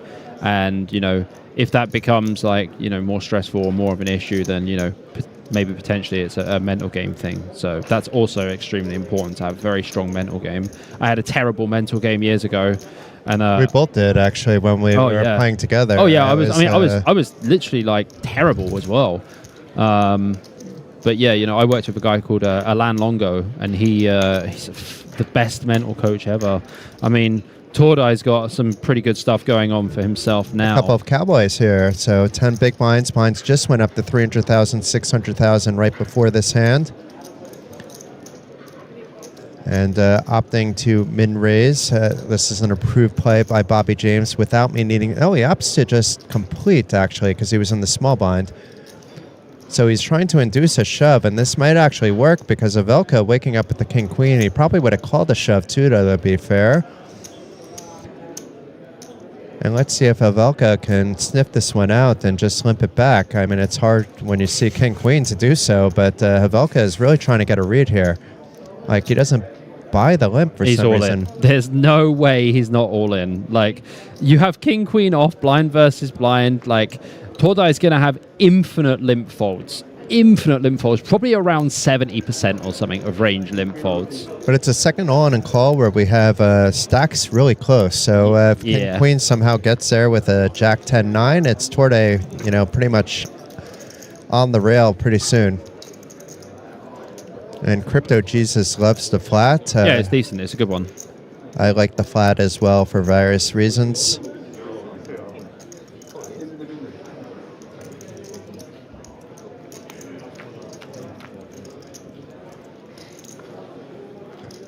Ooh, a queen, so some hope for Havelka to stay alive. He's still in his seat. He's got backdoor diamonds as well.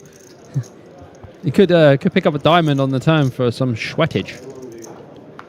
That is not good. Needs a queen and only a queen now.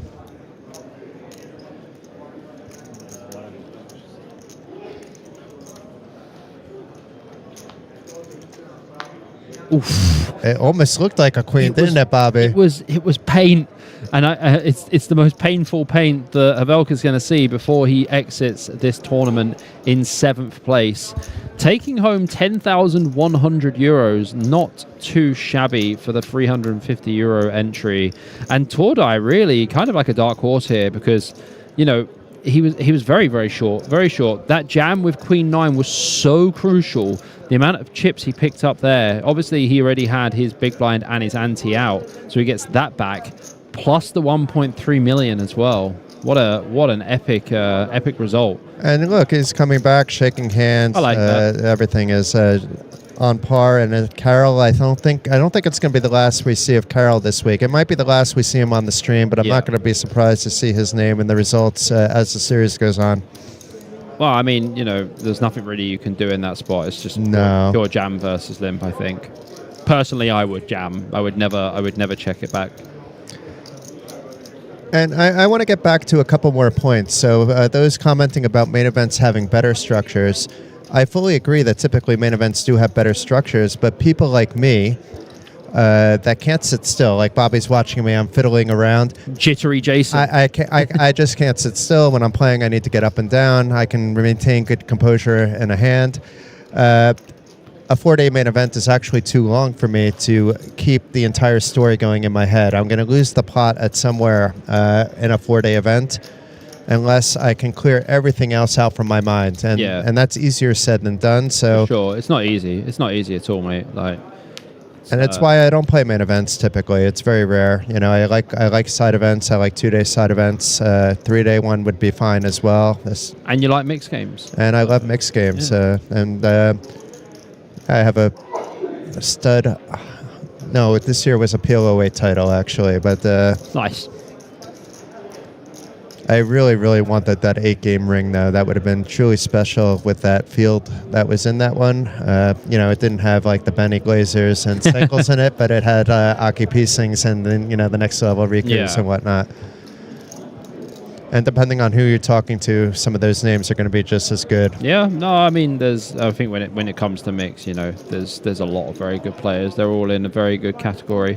Obviously, Benny's Benny. Yeah, Benny is Benny. I spent a lot of time with Benny actually in Vegas. We actually played a few games of Werewolf as well, like Mafia. It's great.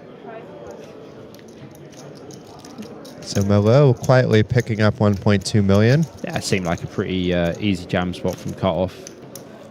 Less than 10 big blinds. Interesting though. I like it when they take the chair away. Yeah, it's nice for the players. They can space out a little bit. Bit of breathing room. You know, 6 players remaining. Lakatosh is our chip leader with 20 million. Tordai in second with 13 million. Stern with 22 big blinds. And Fabio with 9.7 million. Sharatsky with 6.9 million. And Malou with 5.6 million. So 9 bigs, 12, 16, 22, 22. So it's very close at the top now. Yeah. 30, The chip leader with just 33 big blinds with 5 left. It's anybody's game, actually. Crucial stuff, really. Every pot counts. You know, when people like make mistakes and stuff, like every pot counts. And you also have to be accountable for your mistakes. That's how you improve. Yeah, that's why I'm not telling people I got unlucky. I know I misplayed a hand. I will now, if there's something to learn from it, I may explain it a little bit more, but I know exactly how I misplayed it, and it was just a mental fart. Happens.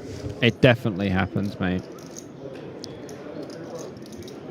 And the other point to that person asking about how to get into things a little bit more and get that experience, I'm going to go back once again to online poker. You know, if you play like in the 11 to 33 range, the level of play is not going to be that much different than what you see here from a technical aspect. And you can make final tables and start getting that experience and learning from your mistakes, as Bobby just pointed out. Exactly.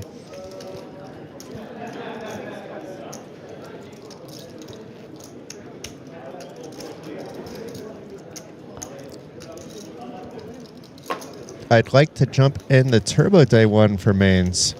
Yeah, I mean, and it depends. Like outside the WSOP, I will play some mains just because you can enter on a day 2. You know, like up is possible in a lot of events.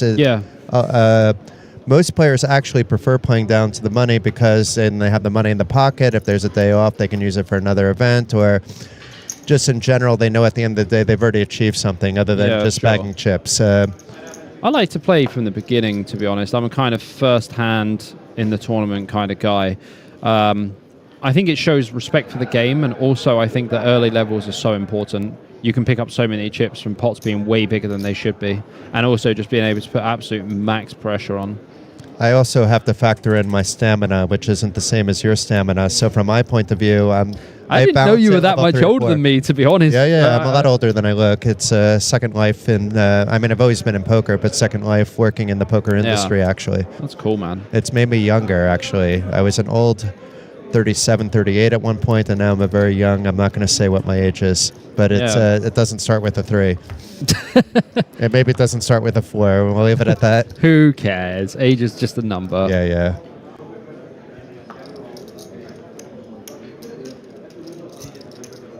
Yeah, this is going to be a pretty...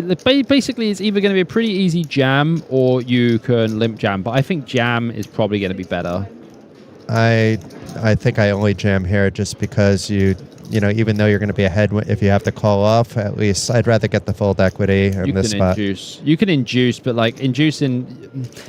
In this situation, you would limp back raise jam, but you're limp back raise and jam for like 10 bigs, right? So yeah. It's just if you ever called ace-4 suited is never, you know, we even saw against the 9-8 suited, probably because cards were folded, that it was a 50-50 proposition according to the graphics. We know ace-4 suited was slightly ahead, but it's... Yeah. But yeah, getting the jam through is massive because you pick up the big blind ante as well, and you get your small blind back. young 94-year-old.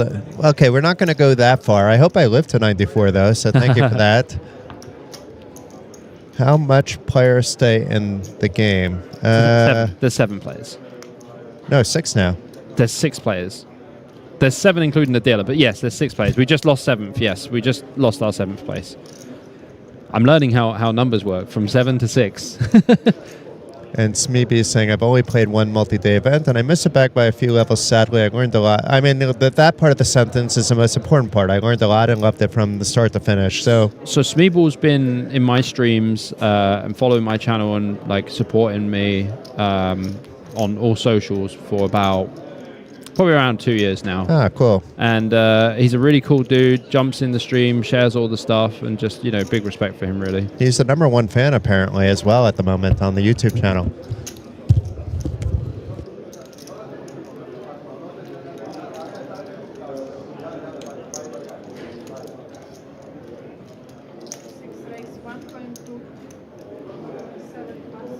So we see Sharatsky here goes for the open on the button. Seems completely fine here. Lakatosh in the big blind, queen 6 off.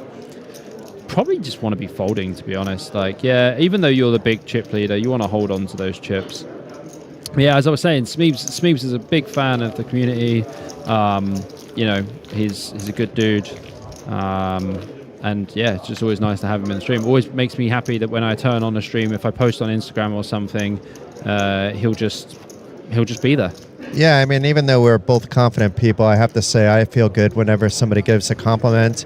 I also actually appreciate when anybody comes to me with honest criticism, as long as they're not behaving toxically about it. And actually, I don't like yes people, so I say to my friends, stop telling me that I've been good. Tell me what I should be doing better. Improve. Yeah, exactly. We had this conversation actually at dinner. We were saying that, like, the commentary style, we're not very yes kind of commentary people. And like, I will say things that people might not want to hear, but I'm saying it for good reason. I'll always back it up. And I think that's why, a decent amount of people like my commentary, because they're getting very good analysis from it. And also it's very real. This is a very tricky spot here, actually. Yeah, I was just looking. Yeah. This is actually very tricky because he does have the big stack, right? So big stack can put max pressure on if Fabio just opens. Yeah, I think jam. I probably do this too. Yeah, I think jam's the only play, really. If you're going to VPIP this pot in any way, I think you just have to jam. Yeah, nice. I think Malou's overfolding anyway, probably in the big blind. Yeah, I actually think a fold is a mistake because on the button with any pocket pair, but it's partly because of what we've seen on the table. Nobody's really calling light at this stage. So you're getting out all those hands that you're flipping with, and very often just getting a fold, as we saw here. Yeah. Jason, take a course on commentating instead. Bobby is good. Just different styles, man. Yeah, you know what? I do so many things in the poker world. I love doing commentating. This is my style. If I'm doing it alone, you'll hear a completely different style. I adapt to whoever's in the booth. That's what I try to do. And, I do it mostly because I enjoy it. My core work is something else entirely. I run a poker media content organization called poker.pro. We're producing articles actually every day about Card Casino event here at the WSOP circuit. So yeah, if I plan to do as many days as Bobby, I certainly would take some lessons. I do take tips from everybody, though. That's lessons is something else. Once I go into that mode, you don't want to see me down that rabbit hole. Yeah, like I say, it's always good to adjust with how the other commentator is. There's more of a color guy or there's more of the analysis guy, and you just find what works. I think it's nice. I think it's just as nice as waking up with 10s here on the button for Lakatosh, who's thinking, do I just open jam to make my hand look weaker, or do I just open? Because realistically, his stack is not the effective stack. He is the biggest stack. I think he would just open, to be honest with you. I'd just make this 1.2. I wouldn't even make it 1.5. Don't really need to go bigger with this hand. This hand doesn't require any protection. You just want to get someone jam into you, basically. It's a little more than a min raise, which is fine as well. I agree with your analysis before, where if it was early position, definitely you should just min raise. And I'm typically min raising all the way through into the small blind, just so that's one less thing I have to think about and hold them. In Omaha, it's completely different. Obviously, there's a lot more limps. There's Way a lot more limping, min raise, and then you have your there's not really that many. Yeah, there's not really that many pot bets. It's like when people open here. So, like, there was another thing that we could have seen there from Benjamin. He could have literally just opened to 2.5x, 2.6x, 2.7x, something like that, because then that makes it look like you're trying to steal more. So there's kind of like a mix between, min opening with like your very good hands, but then also going 2.5 plus x with your good hands. I was literally talking to Hamilton, who's in the chat.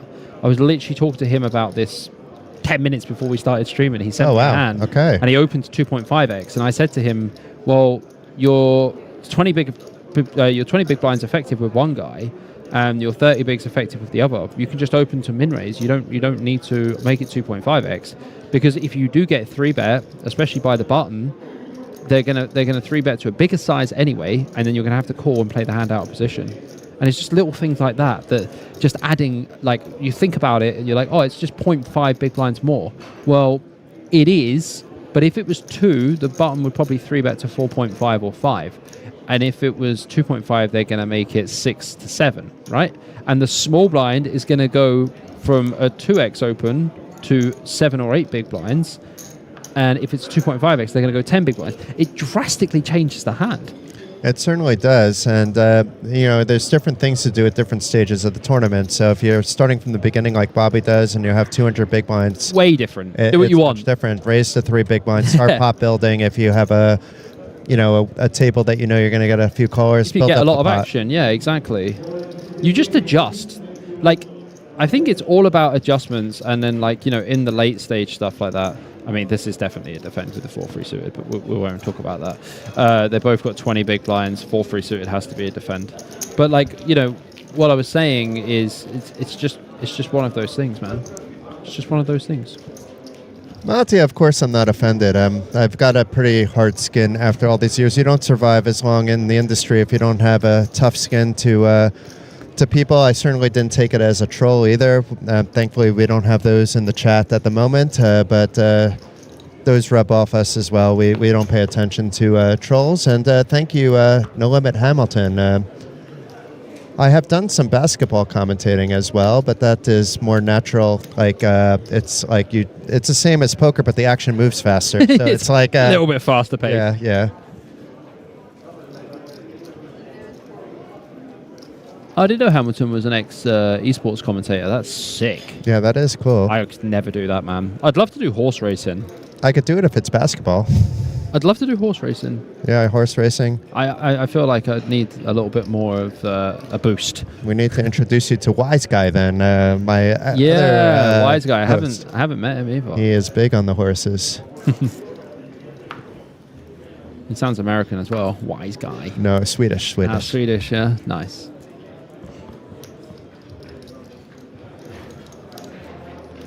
Interesting to see what Stern's going to do here. Either limp or fold, I think, is the play. It looks like he has gone for the limp here.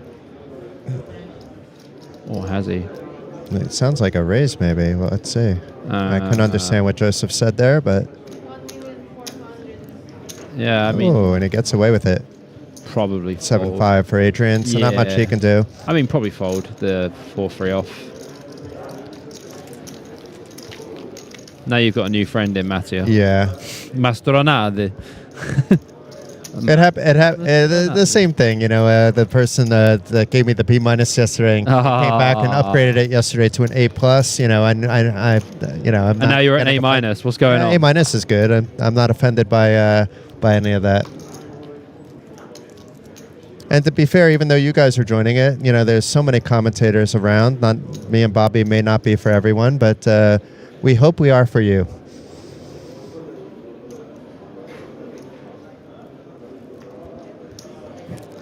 But we have fold around to Tordai with the suited king. Yeah, I'll be opening this one for sure. King 5 suited from the cutoff. Let's get it started. And he has a similar idea. And we have been asked how many players started. It was 1,709 entries. Total prize pool, a whopping 536 euros. That is more than 60% bigger than the 300,000 guarantees, so quite tasty. And the final 5 are guaranteed 18,500. This goes all the way up before the winner goes home with 85,000. And being that this is a WSOP circuit event, but hold your horses, we'll get back into that because we have a jam here by Stern over the open by Tordai, and we have Adrian waking up with the 10s, and he folds them. Wow. Afraid of Stern's 3-bet, maybe too much action. That is being, I think, a little bit too ICM cautious, but correct me if I'm wrong here, Bobby. So, to be honest with you, open from cutoff and 3-bet from button, I haven't seen Stern 3-bet apart from the ace-jack suited hand early on. That's the only hand I've seen him 3-bet. So I can understand the hesitation from Adrian. And pocket 10s doesn't actually perform that well versus open and 3-bet. And because it's Stern who 3-bet, I would be in a pretty tough spot here. But would you snap? I wouldn't have folded that quick. No, I guess he just folded because he was like, right, if I don't fold now, I'm not going to fold at all. So good awareness there by Joseph, up to 16 million. Stealing one away with that 3-bet. That was a bit cheeky, wasn't it? That was a bit cheeky, wasn't it? The ace-8 suited. He's maybe realized that there isn't that much 3-betting going on. Well, there hasn't really been, to be honest with you. This is the thing as well, Jason. Like, you know, when you look at a 350 and you look at a 3K, the amount of pressure players put on each other ICM-wise is astronomically different. Like, in someone in Lakatosh's position, could have literally been opening any 2 cards, like, a lot of the time, even in the later position. But they just, you know, we haven't really seen any of that. Everyone's playing what I like to call fit or fold. They're just playing their game, right? And Joseph taking a hand off at just 5 high. And Adrian, who just folded the 10s, may be thinking differently with King Deuce, but does fold it on the button. Yeah, I mean, like, maybe King 5 suited or something you can probably open. I'd like to see a limp here. Yeah, nice.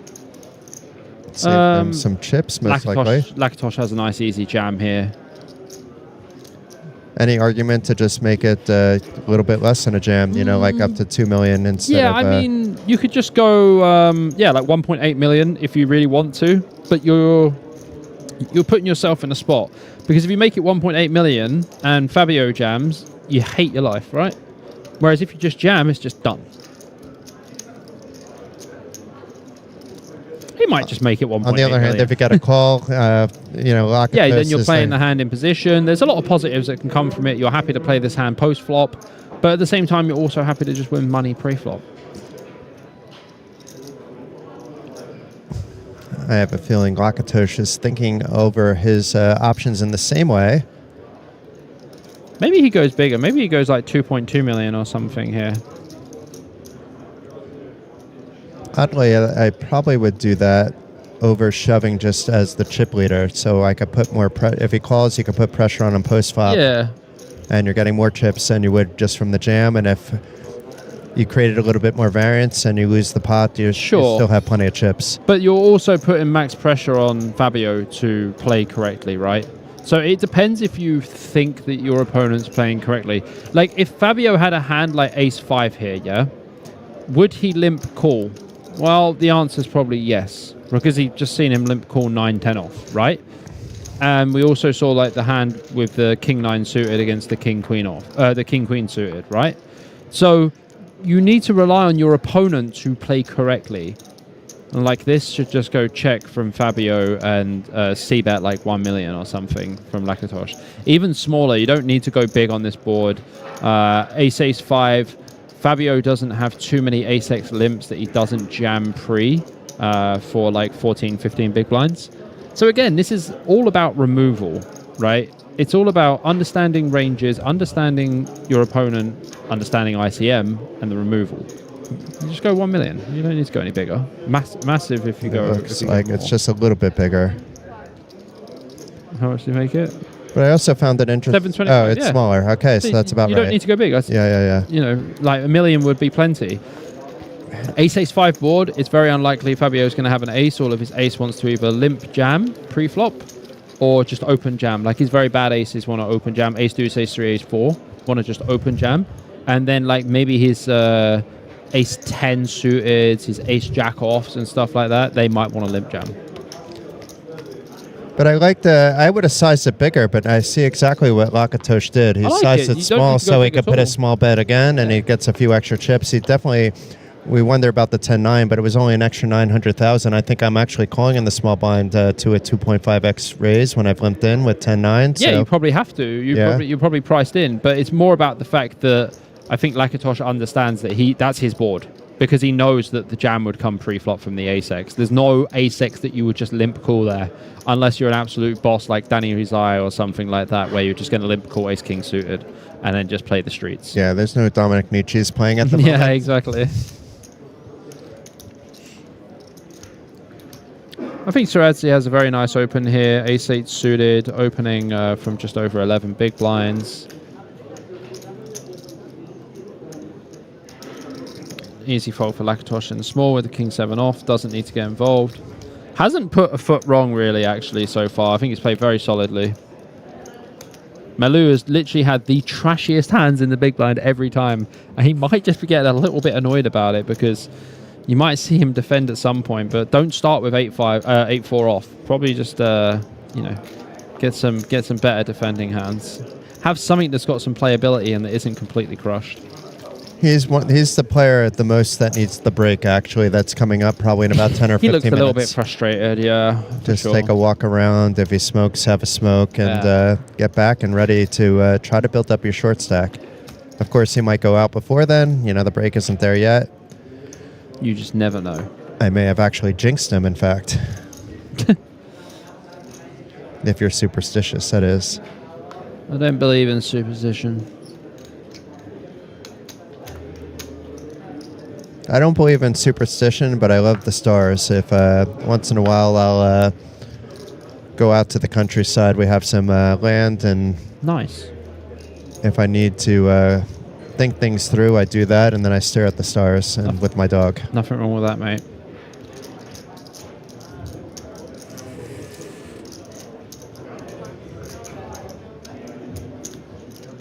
And once again, it's not just the fatigue of today. They haven't been playing long today, but some of these players likely played more than one opening flight, and then they had a very, very long day too. I mean, I remember looking right before I was trying to go to bed. It was like 1, 2 in the morning, and there were still like 16, 17 players remaining. I would have opened that 10-4 suited on the button, by the way. With Lakatosh's stack, you can just open. Just min-open, you don't need to do anything special. Jack 8 off jam here, and Tordai with 8-3 off. I mean, Jack 8 looks like aces to Malo because if we've seen the cards that he's getting, it's actually... The man has had some terrible cards. Top 10% hand for him. That doesn't mean that it's a jam necessarily, but, when you haven't been getting cards, that can be a frustration jam. But I think the jam is borderline. I don't know. You can go with a limp, you can go with a jam. Yeah, I mean, like, Jack 8 is actually not the worst. It's just you get, like... Queen deuce 3 4 5 to fold, king deuce 3 4 5 again, but like king 8 maybe you get to fold as well, so it can't be terrible. If you have a player that in the big blind that's overcalling his range, then I don't think you shove there. But if you have let's say a guy that's folding quite a lot, you're getting away with so much with a shove there. Yeah, I like this question here from Mikhail Durista. He said, question was, last year's commentary so bad that they decided to replace the commentators. I was commentating last year. Oh, you were? You cheeky okay, man. That's funny. I'm pretty sure it wasn't that. They've replaced it with me. They've replaced me with me. No, I've listened also to, I've been at the older card casino. The normal guys that do it, they're good too. It's just a little different. We're native English speakers, and it probably comes across a little bit differently. Sure. I don't like putting down other people regardless. There's no need. Everybody's trying. There's no need. There's definitely people that like everybody. People have different styles, man. Exactly. People have different styles. Some people like people's different styles. Some people don't. You're not going to please everyone. The commentary wasn't that bad last year anyway. It was okay. I mean, you've had a year to refine your skills, Bobby, so maybe it's actually a compliment that you've become that much better in the past year. That I'm a new man. How many people played? You can scroll up in the chat, but once again... I've got it on copy and paste. But it's 1,709 entries to start, and we're down to the final 6. And stack depths are not that quite big. So the players are not going to be playing into the middle of the night like they were last night.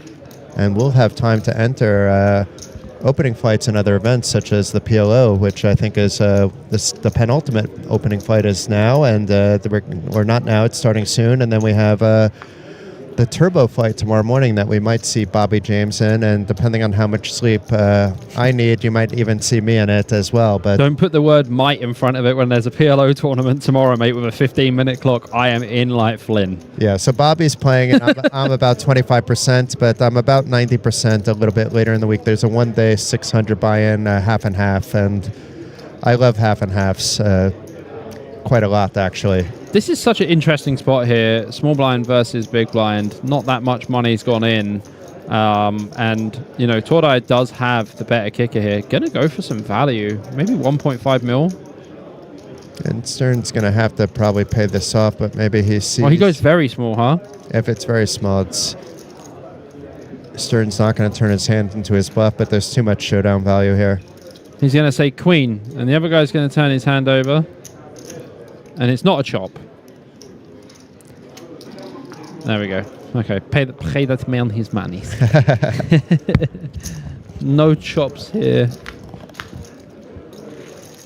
Oh, shout out to the man Trotman T in chat. BJP, the real G. Trotman T, absolute legend. Great player and just really nice guy. We go for coffees together. He lives near me. Or I live near him, I guess. When you're at home. Yeah, when I'm actually at home, yeah.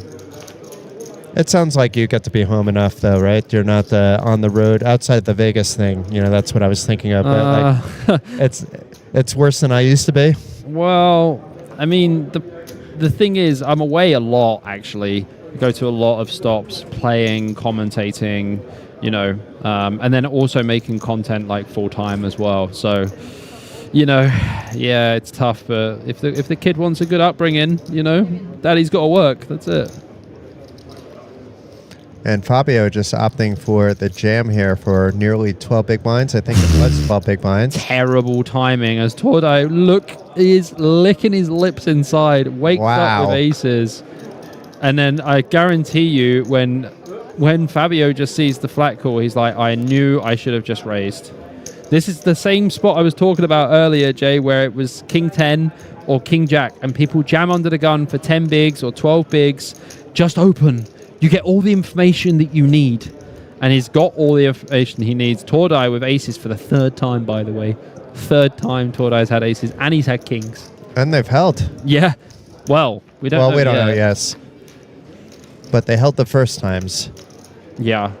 And the two spades actually still favor Tordai. So it's looking a little bit grim now for Fabio. He still has some runner possibilities.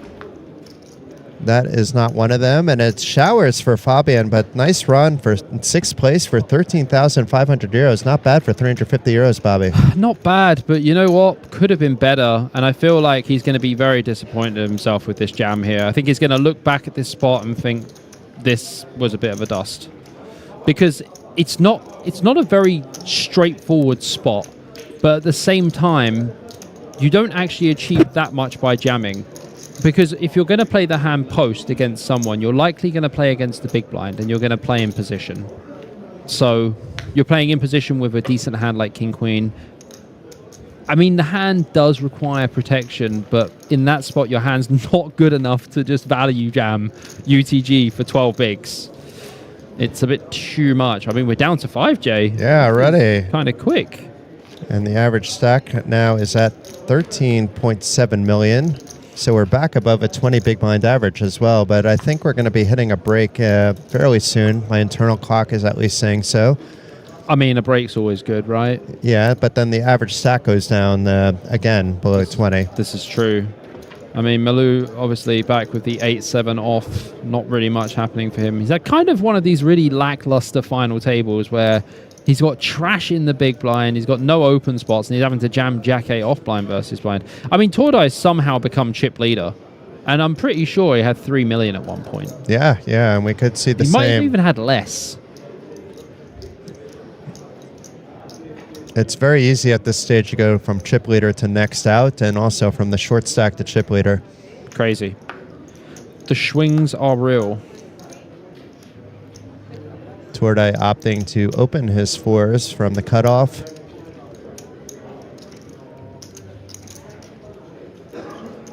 So far, so good, and Lakato shouldn't be messing around with 9-2 off, even if he calls a lot in the big blind, which we haven't seen. This is an easy fold.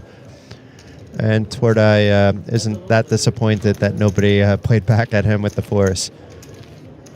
Yeah, I mean, pretty standard open and fold spot. Crypto Jesus says, yeah, no need all in under the gun with these hands. He's learnt the hard way, as we all do. Yeah, I mean, like I say, poker is a learning game. Sometimes it costs you 350 euros. Sometimes it costs you 350,000 euros, you know? I've had some expensive lessons, I promise. I certainly have as well. I busted the 25k after tripling it off with 10 high in my first ever 25k, and I never felt better because I really thought the spot was perfect.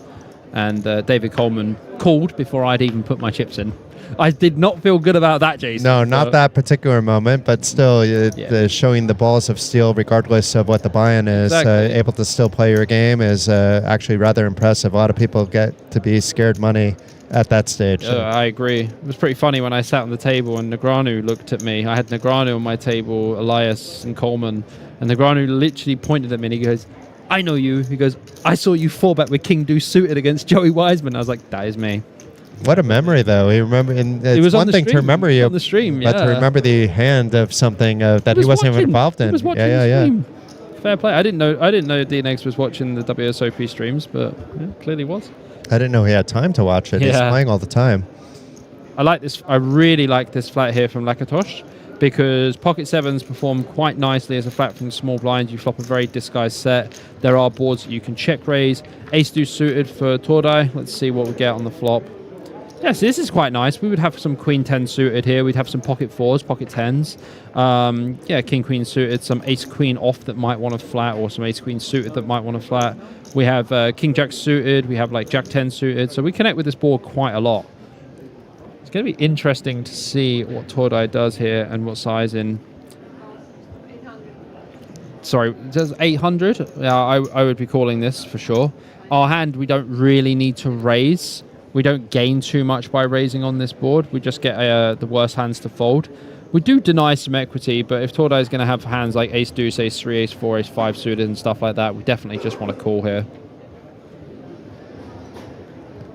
But we really haven't seen Tordai yet because he just hasn't had chips until now. So it's going to be really hard for Lakatosh to think that he has such a wide range based on what has previously happened, unless he's thinking Tordai has different tricks in the book. Yeah. They're both from the same country, so there's a good chance they have played together before too. Oh, he wants his break. That's what it is. I need my break too, Bobby, actually. I've been doing the dancing ready to run, but it's been a fantastic couple of hours with you, and I'm looking forward to the next session. Yeah, let's do it.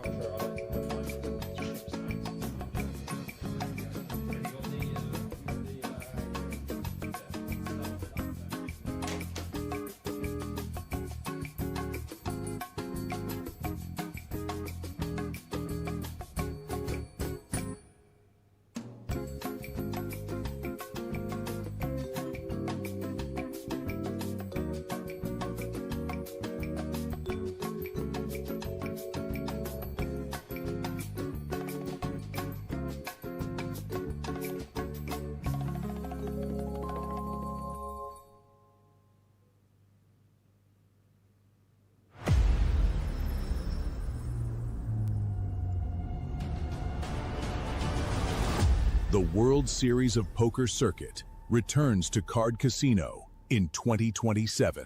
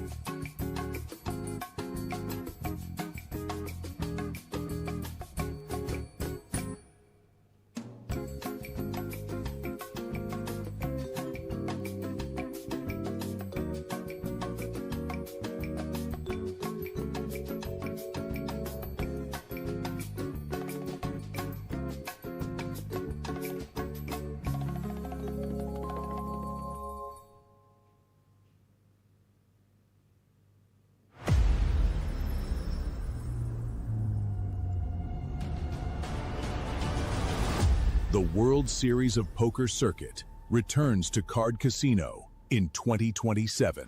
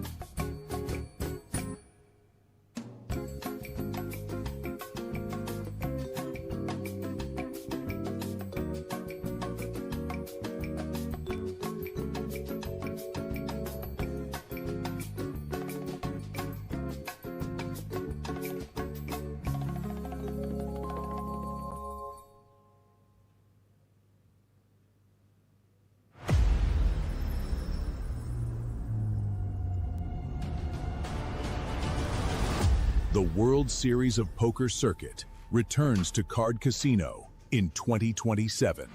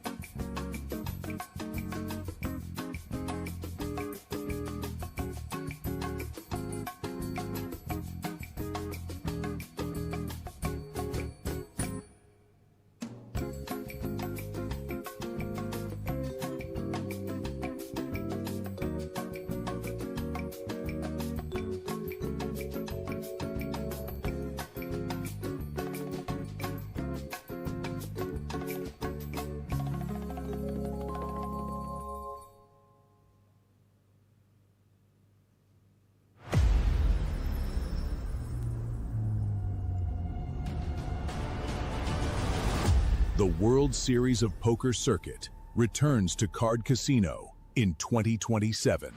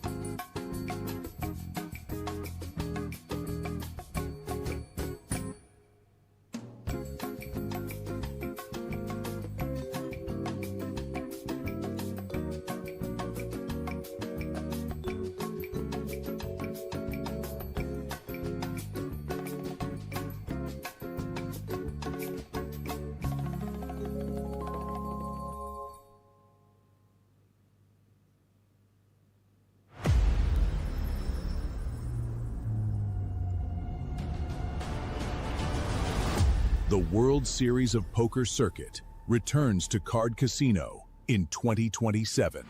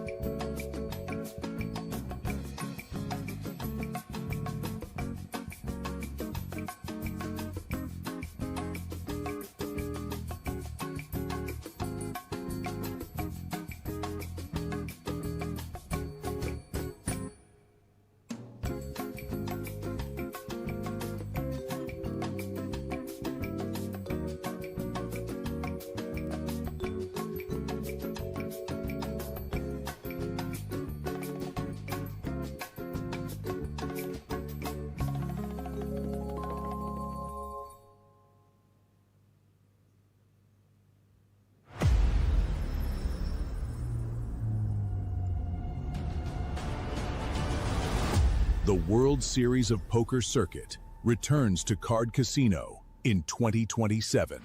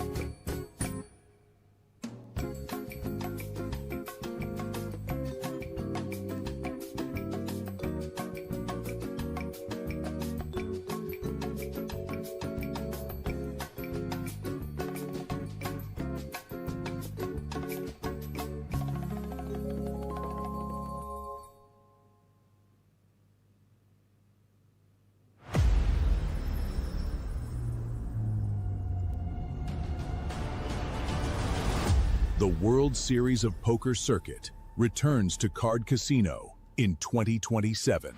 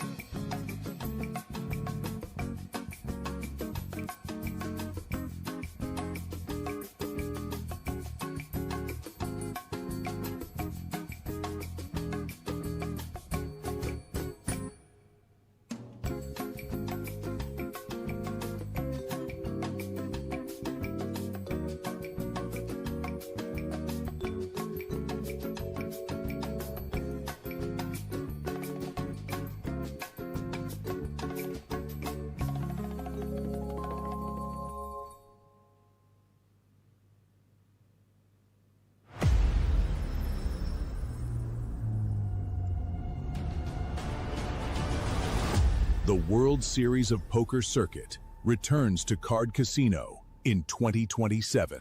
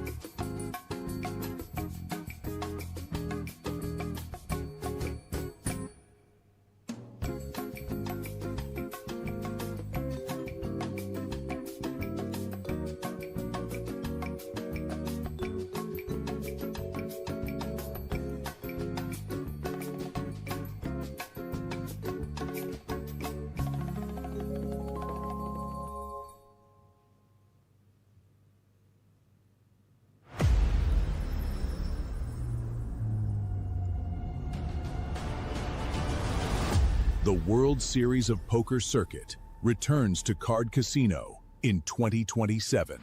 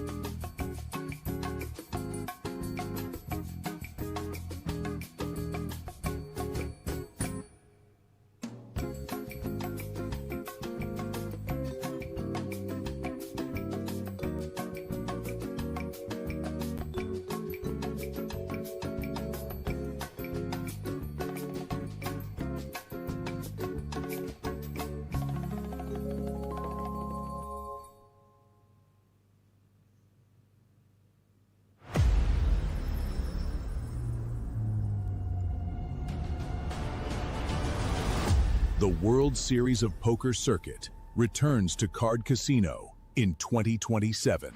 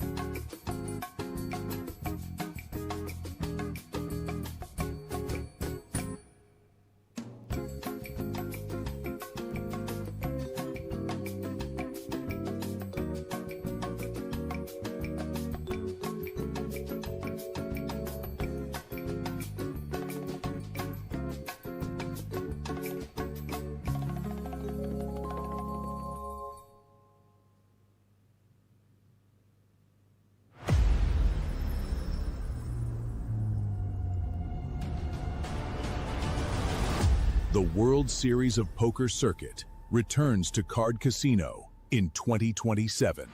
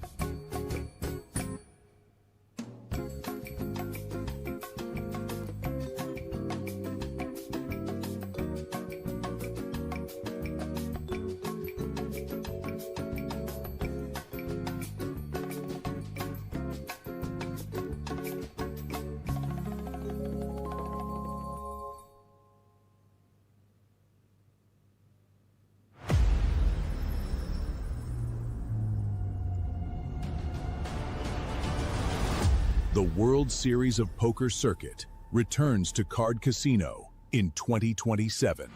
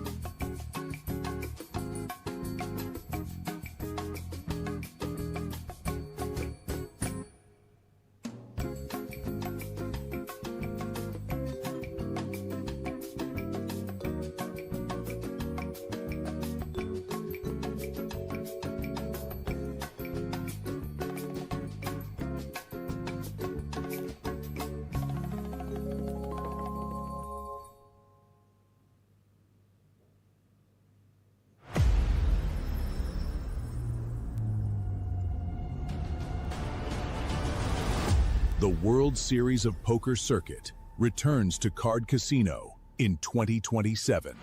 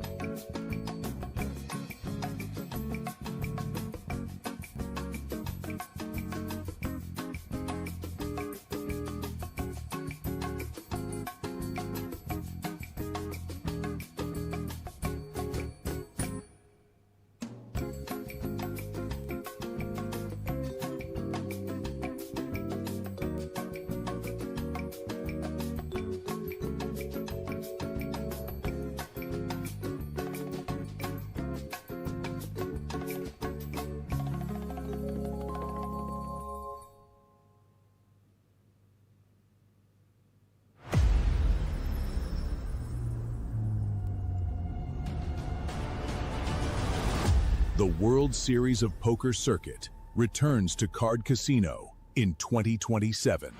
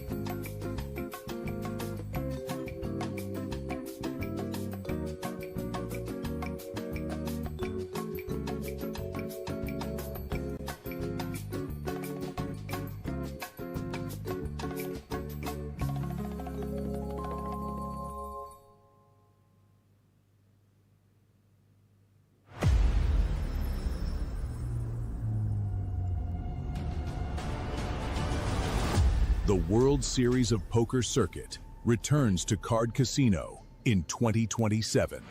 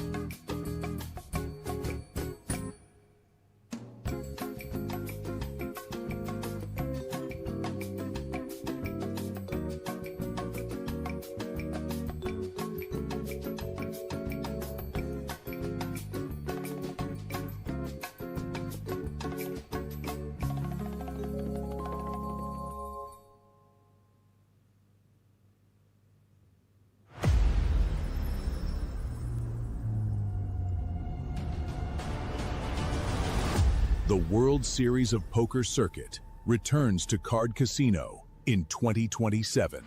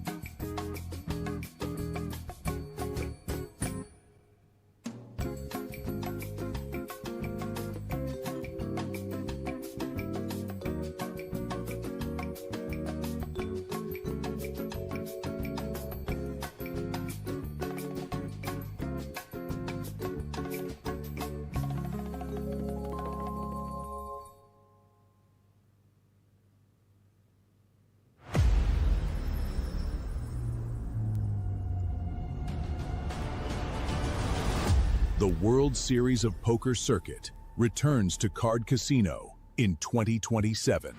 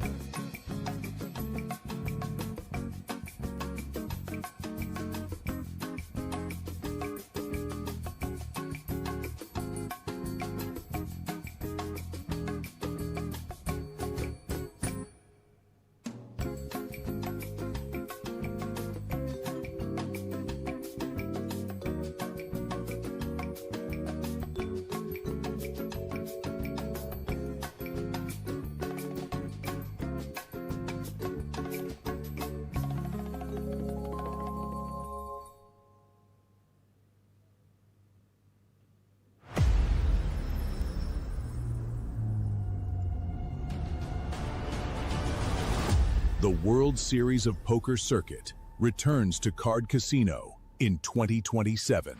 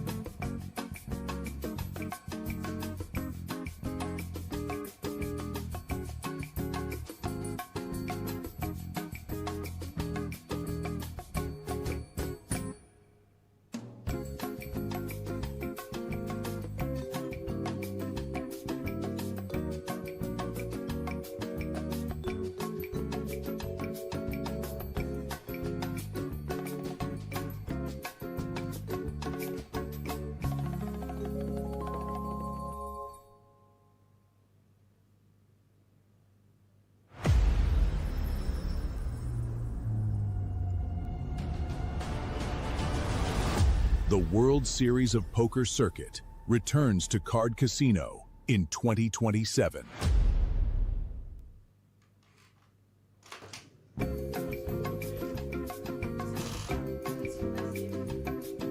Yeah.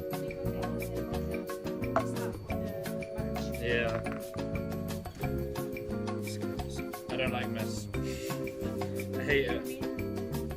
I'm so like, you know, clean. Okay, so are we doing it here or we're going to do it? Okay.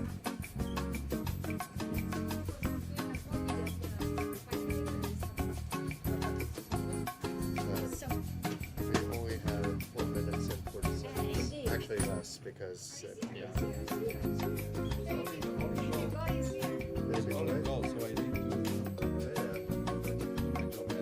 That's good. We know in 20 minutes they'll be on a call. Someone has to work. Okay, so this one, that mine.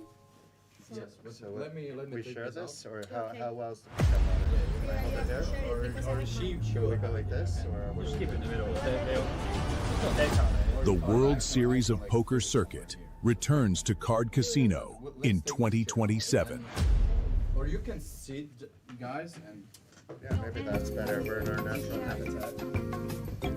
If I leave this one here, is it Yes. okay? That should be better, yeah. Maybe can you this.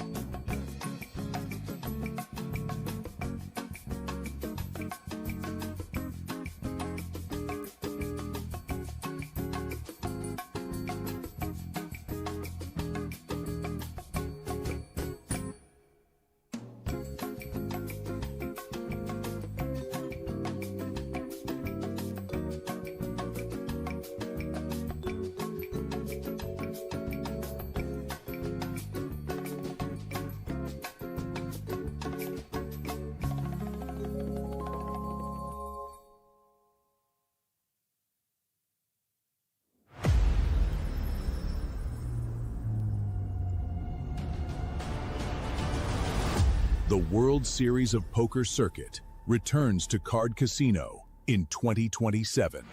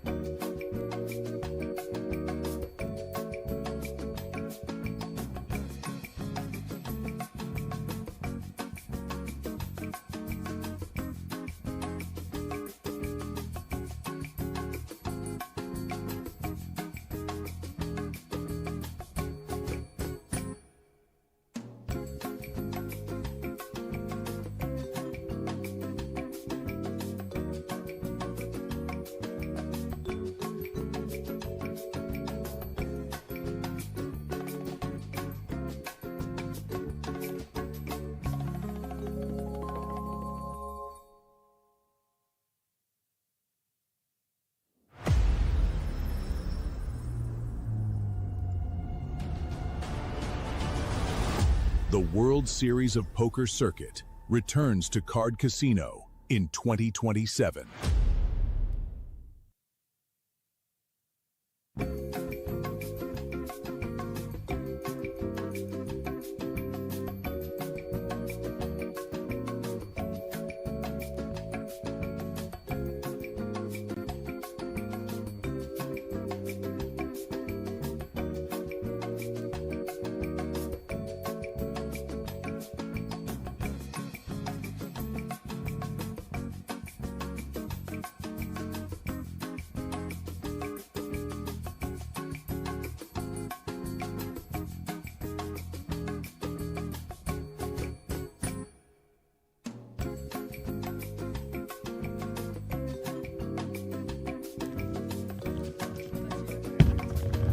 Good timing. Good timing. Nice one. Yeah. Thank you.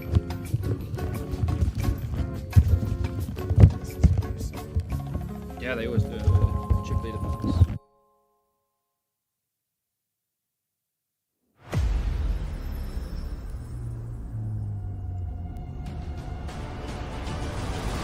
The World Series of Poker Circuit returns to Card Casino in 2027.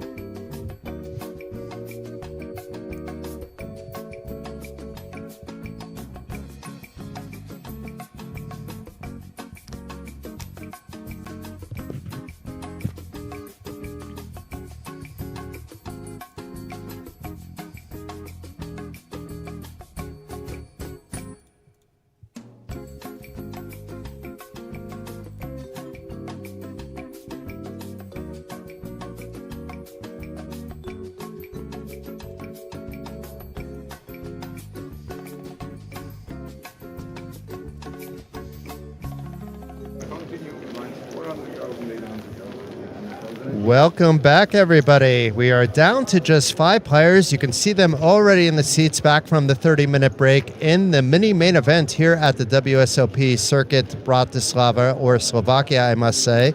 Card Casino is the location, as you can see in the upper screen, but of course, if you already tuned in, you know that. But there are just 5 players remaining. They're playing for a top prize of 85,000 euros, but have already locked up 18,500 for that 350 buy-in. So there will be a reason to celebrate for all 5 of these players, but there's going to be one real reason for players to celebrate. I am Jason Glatzer, joined by the amazing Bobby James. Welcome back, Bobby. Hello, guys. How are you doing? Yeah, nice little break there for us. 5 players remaining, and 18,500 euros locked up already. And I see my friend Modestus in the chat, so greetings back. Labas vakaras. I won a prop bet off him as well during the last circuit, and then opted not to collect it because it was one of those ones where he thought it was a coin flip and I knew it was a done deal. And I don't like really taking money, even if it's 10 euros, I don't like taking money when it's like I know that they're drawing dead on the bet. Well, we're going to see a jam here from Melul. Oh my goodness. Wow. We have fireworks right away. And we've seen 10s folded before, but, Peter, I'm sorry, now with the chip lead. And it's only 4.3 million. The thing is, he has Stern raising it up rather big, so it is actually a trickier spot than it looks, just because of Stern's sizing from under the gun was nearly 3 big blinds. And then the jam by Torde isn't that much more, but if he calls, then Stern has no choice, but is opting for the shove. And we'll get Stern to fold, and it's looking like we're going to have some problems here for Melu on the very first hand. He needs some help. Yeah, he's not had the best of times, has he? Let's see. Let's see if he can do the business and ping a 6.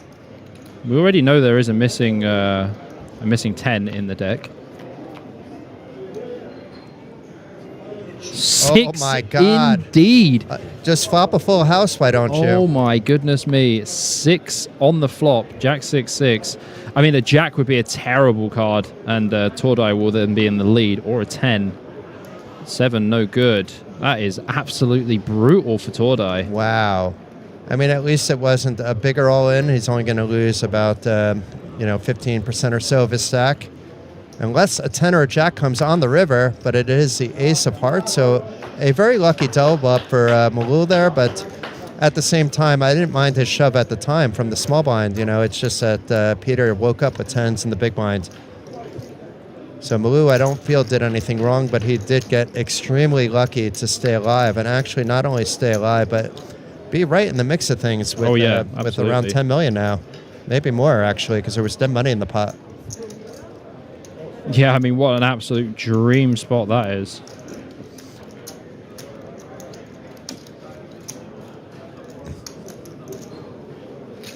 So we have some more Stern fans. We have a better coverage than ESPN. I don't want to take away anything from those guys, but really, thank you. I mean, if that's how you feel, I will take that with a big smile on my face. And then the last comment, unfortunately, should be removed by our moderators because, this is poker, not politics. We're not going to get into any of that stuff here, guys. Don't ruin the chat for everybody else. I'm not saying the issues you aren't talking about aren't serious, but right now we have 5 left in the mini-main event, and this is the focus, guys. We nearly had 4 left. Yeah, nearly. Yeah, there's 3 things you don't talk about at the poker table. One's race, one's religion, the other one's politics. So let's keep that out of the chat, please. Much appreciated. And Benjamin here wants the chip leader, near the chip lead now.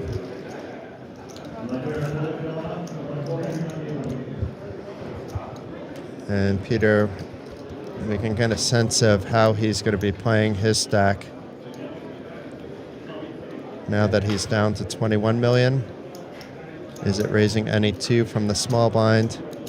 I think you can actually complete or fold here. If he wants to raise based on thinking his opponent folds quite a lot, then that's okay too. Or you could rep other things if he just calls and doesn't shove. I'd probably just open fold this one. 6-3 off's one that just doesn't really perform well at all. I mean, raising's also an option, but I would just prefer fold. I'm open folding this quite a lot, but if I'm playing it, I'm usually limping. But if I see a guy that's basically playing so tight, then everything becomes an open from the small blind, actually. But we know that Stern is not that kind of player. Yeah.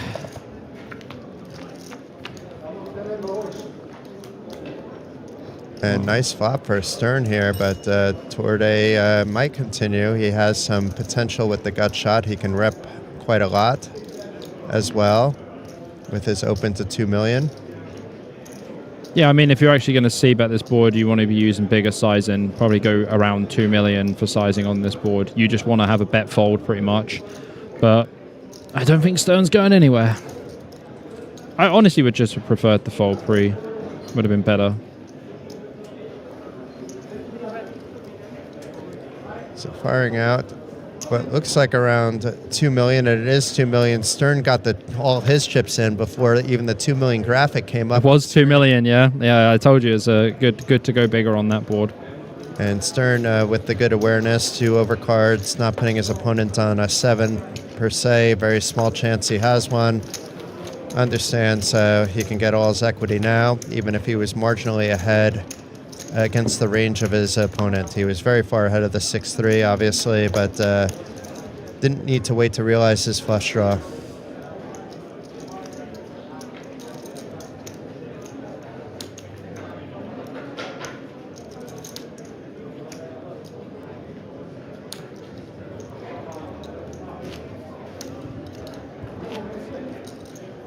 Yeah, I mean, 5 players still remaining here, and equal opportunities. Everyone playing for that 85,000 euros top prize, and that 5K ring trip to Bahamas. Yeah. We were just talking about that with Valeria. I was trying to convince her to play the ladies event, while right after she quickly interviewed us, because this one, it's 1 in 1,700 entries. If you can find one that has a smaller field size, it makes that package being added so much more valuable, and you have a much better chance of actually achieving it. No matter how good a player you are, you have a much better chance to win a tournament with, let's say, 200-ish entries than you do with 1,700 entries. It's just how things go. That's just math. How much this first place win? 85,000 euros. And I don't have a chat going, but if somebody can mod me, it would be quite great, actually. Yeah, would also take modding right now. Yeah, we've already explained what we wanted to see out of you guys. We do appreciate the chat, but when it's on poker or about us, other topics are for other forums. Not saying they're not important, it's just not for right here. Right now, all we care about, for better or for worse, is who wins this mini-main event, who is going to go to the Bahamas. We're here to talk about poker, that's it. Yep. Just poker, nothing else.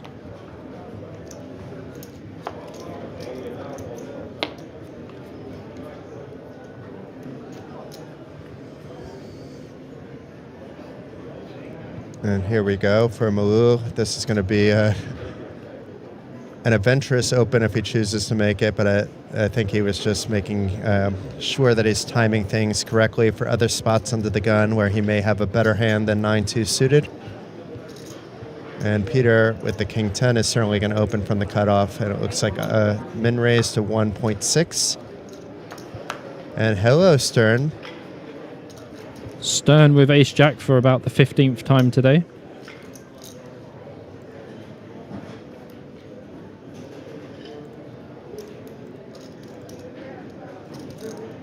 We've seen him 3-bet before. We've seen him, I think, just 3-bet with this before, so I'm not surprised. It is a natural 3-bet.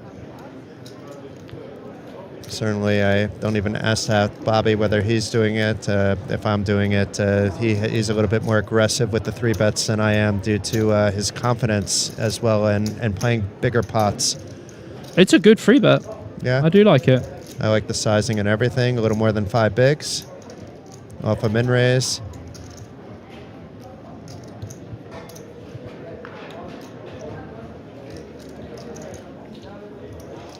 And gets all the equity, all the chips, and up to 18 million. Yeah, nice 3-bet there from Stern. Sizing wasn't bad either.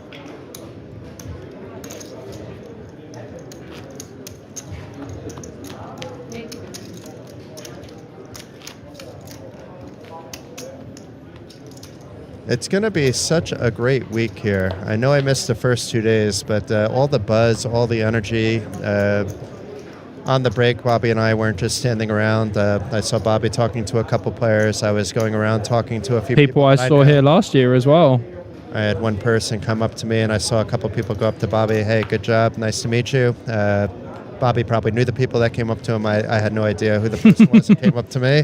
But I do appreciate when anybody does that, and I'm sure Bobby does as well. It's just nice to be nice. Doesn't cost anything to be nice.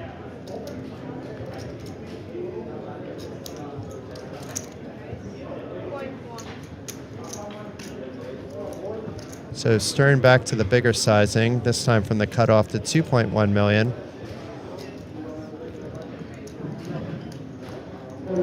And depending on the stage of the tournament, it's hard to really make that judgment call on a final table. But let's say you're down to 3-4 tables and you see a player kind of sizing it up in random spots, you kind of understand that they've been playing live poker for a long time and haven't, let's say, adapted to, let's say, everything that's come from online poker. Like all these tools that sizing Bobby's talking adjustments, about, everything. Yeah, it's because online poker exists and you can analyze it on such a high basis. Not to say that the sizings are bad otherwise, and maybe the sizing was good here for some reason, other than what I'm thinking of. But for me, on the cutoff, it's going to be a min raise if I am raising. Yeah, unless you're the big stack, it's a little bit different.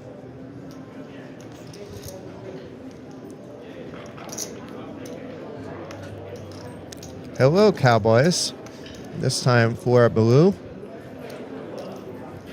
He's finally picked up a hand. I mean, in fairness, he did pick up sixes before, and that was more than enough after flopping that boat. Yeah, maybe he doesn't want to see kings. He's going to be afraid that he's going to be shoved over by eights or something, and or sixes, I guess.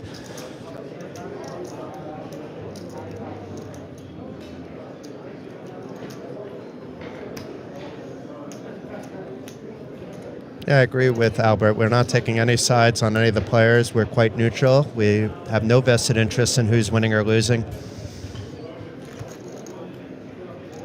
And unfortunately for Malou, he's unable to get any action. But as we saw previously, it's not a certainty that he's going to win the hand with kings.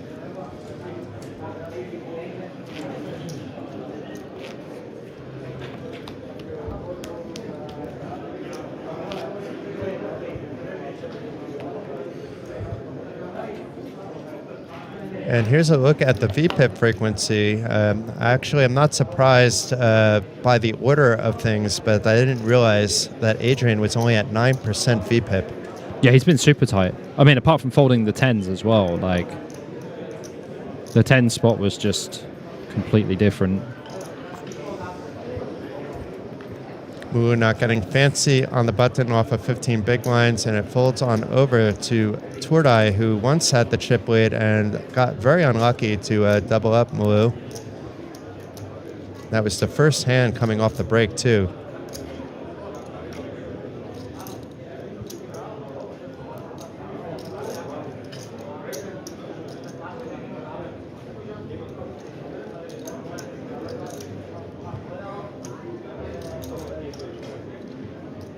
And I'm not sure if Tordai is thinking about what size to use or whether to shove. I don't think he should be shoving here, but maybe he was just... Oh, he did jam. Oh, wow. So wow. He maybe found a good...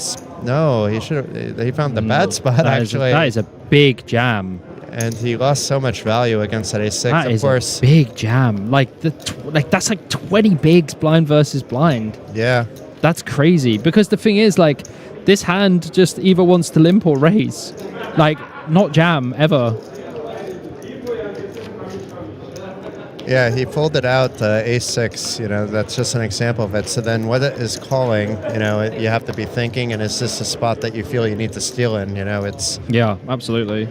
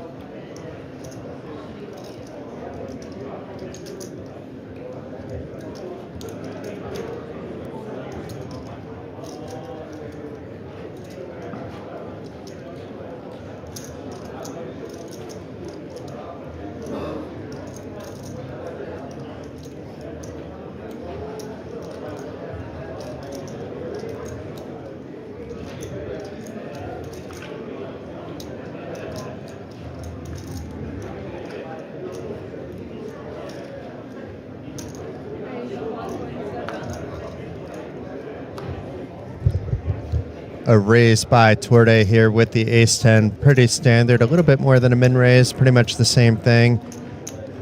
And Adrian, who we just saw, is not playing very many hands, primarily because he's been completely card dead. Down to 3.3 million, easily the short stack. If he's folding, I'd be shocked. I would call, some players would shove, and Adrian opting for the call.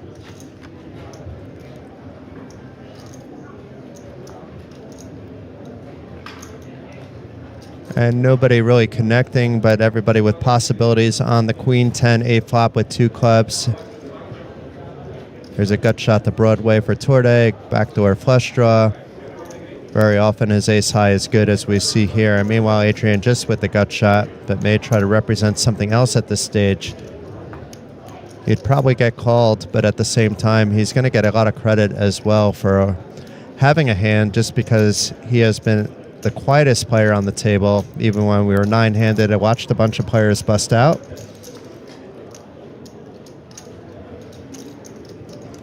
And let's see if Adrian is going to go for it or not. And then we'll see if Peter can find a way to call. But I have a feeling we're going to see a check here. He's thinking about if he can get away with it. Recounting, seeing it's only 3 big blinds left. If he folds, he'll be in the small blind next. So if that doesn't work out, down to 2.5. The danger zone is quite real.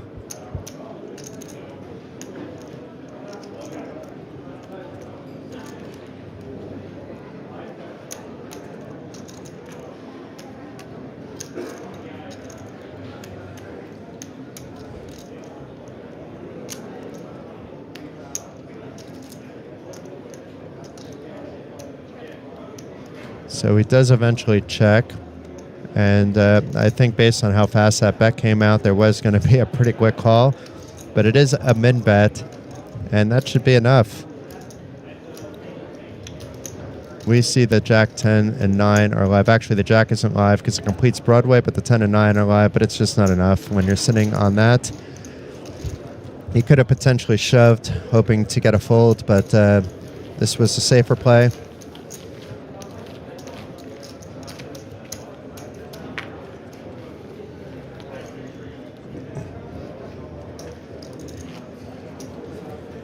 And thank you very much to the team here, actually. We're going to be able to keep the chat clean now.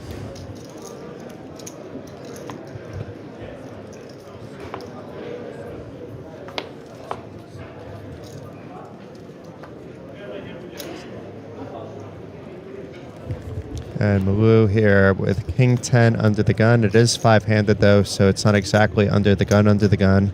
Just first to act. More like the hijack. Yeah, thanks to the mod team there for sorting that out.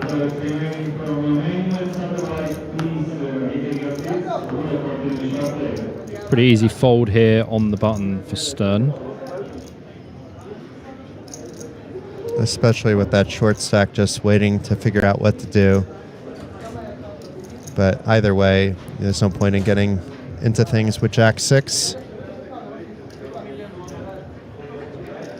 Well, we shan't be having any more issues with moderation now. We are both fully approved as moderators. And that is a very interesting raise on the button there from Stern. And it does open to 2.1 million. So he has opened to 2.5x. Pretty hard to defend there for Lakatosh. It's his bet sizing. We saw him do it from the cutoff as well. He goes with the min sometimes, it seems, and he likes the shoving as well.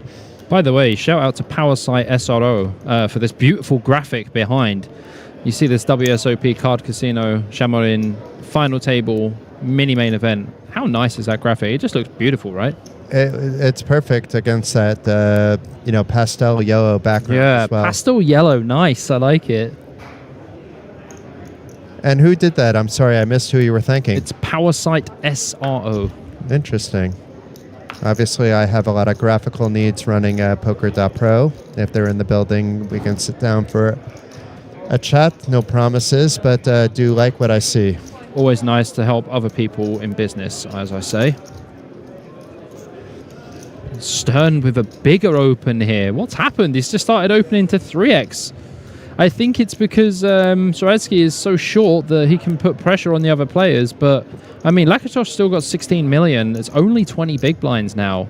This could be fireworks, you know, from here. Because the thing is, if the short stack stays in for a while, you could just see Stern just going ballistic. I mean, the 3x, he took it a little bit too literally when I said you can raise it bigger when you're the big stack. He is now raising 3x. Yes, he's increased it even more. But I guess he is taking it literal because it was 2.5, and now that he has chips, he did increase it. But it's going to be awfully hard for the rest of the table if he's going to be doing that quite often. We see this time it was with ace-queen. I would have definitely preferred a min-raise, maybe to induce or to play post-flop more often against the big blind. But, every pot, coming in, there's 2 million in the middle. So there's something to be said for what Stern is doing as well. Don't go as far as the 7-6 off here, Stern. You can fold this one. Congrats. However, Adrian, I think, needs to take this spot, actually. It's not the prettiest, but it still has floppability with the 6-5 suited. Gets Benjamin to fold. And Malou is asking for a count. He's going to probably call. It's 1.6 million. He has to kind of call. He's priced in. He's actually going to be ahead if he calls, but not by very much. Oh, my goodness me. Wow. Oh, he was in the small blind. I thought it was the big blind. Yeah. It was because he was asking. Yeah. And Tordai is going to call with 10-5 off anyway, and he's actually going to have Soretsky dominated here with the 10-5 off. Soretsky with the 6 live and diamonds, but wow, what a spot here. When you call with 10-5 off, you don't expect to be this good, do you? It's probably a bad beat that he could accept a little bit more liberally than the last one. For this size, yeah.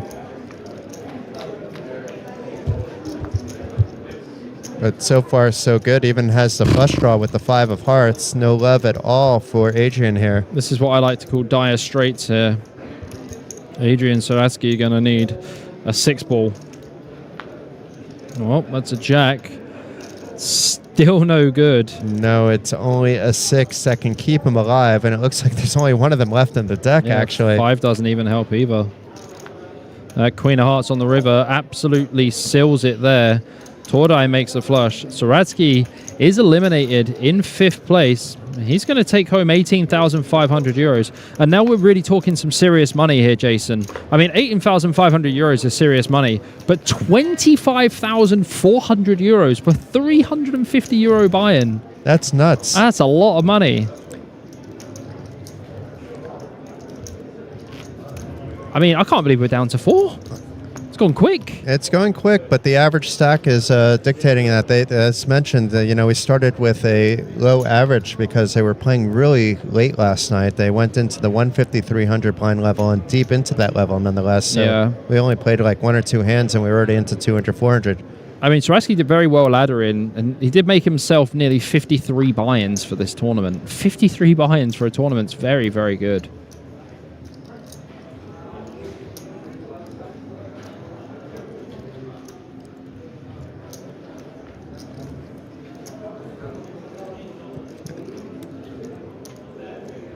That's nice. We have one of Adrian's friends. He may look back at this later and see the chat.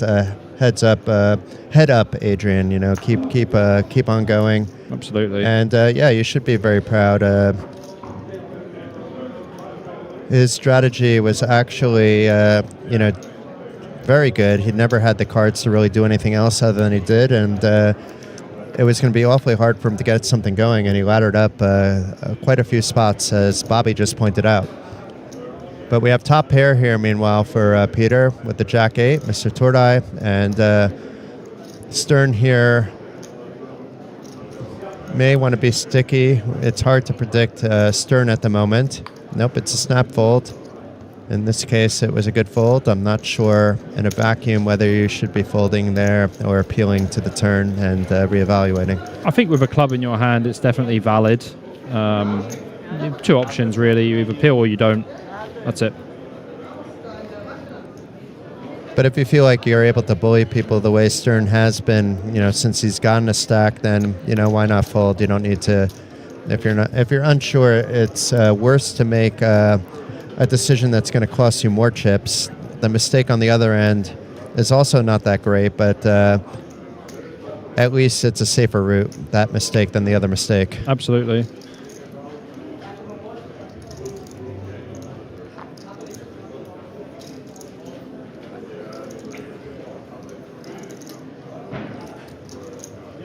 Tordai here with the Queen Jack. This should be open from the button. Peter's played a very solid game, I would say, very similar to how I would approach it. So maybe that's not solid, but it's very similar to how I would be playing throughout, I think. Yeah. I think you would be on a different level than a lot of the players, but I'd feel quite comfortable on this table, actually. Yeah, I mean, Lakatosh actually has a very easy defend, 10-6 suited, has very nice playability. You know, obviously against Queen Jack off, it's not the best, but it's just a very easy defend. You can flop a straight with it, you can flop a flush with it. It's two of the key factors.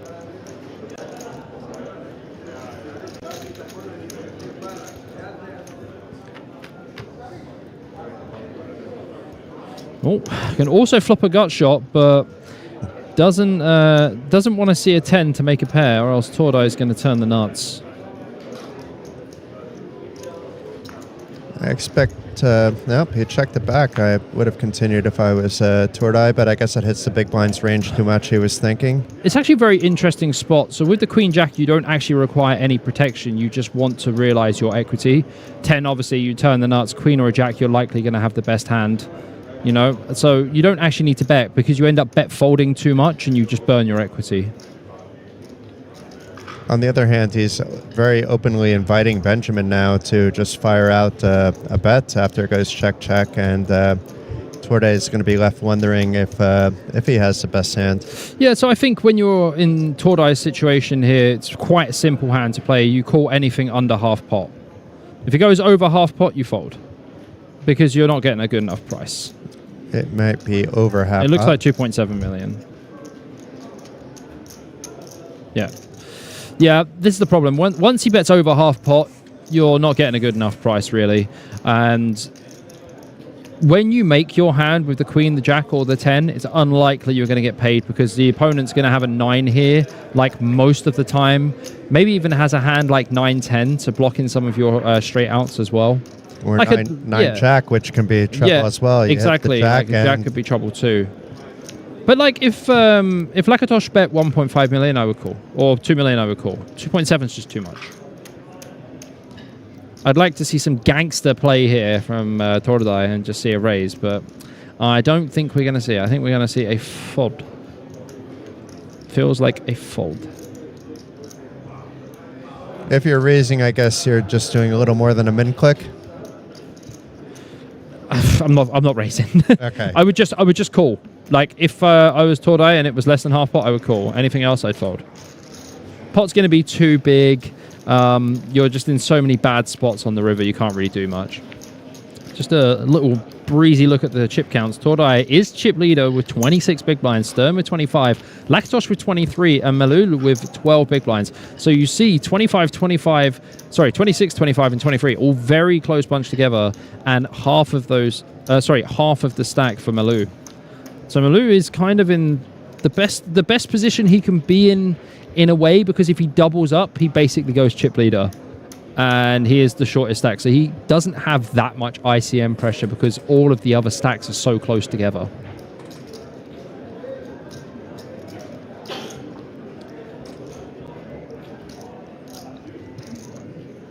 Tordai opening from under the gun / cutoff with ace-8 suited.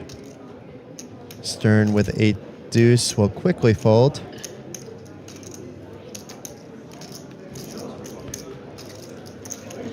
Lakatosh folds, and Malul folds his king 3 in the big blind, and now is down to 10 big blinds.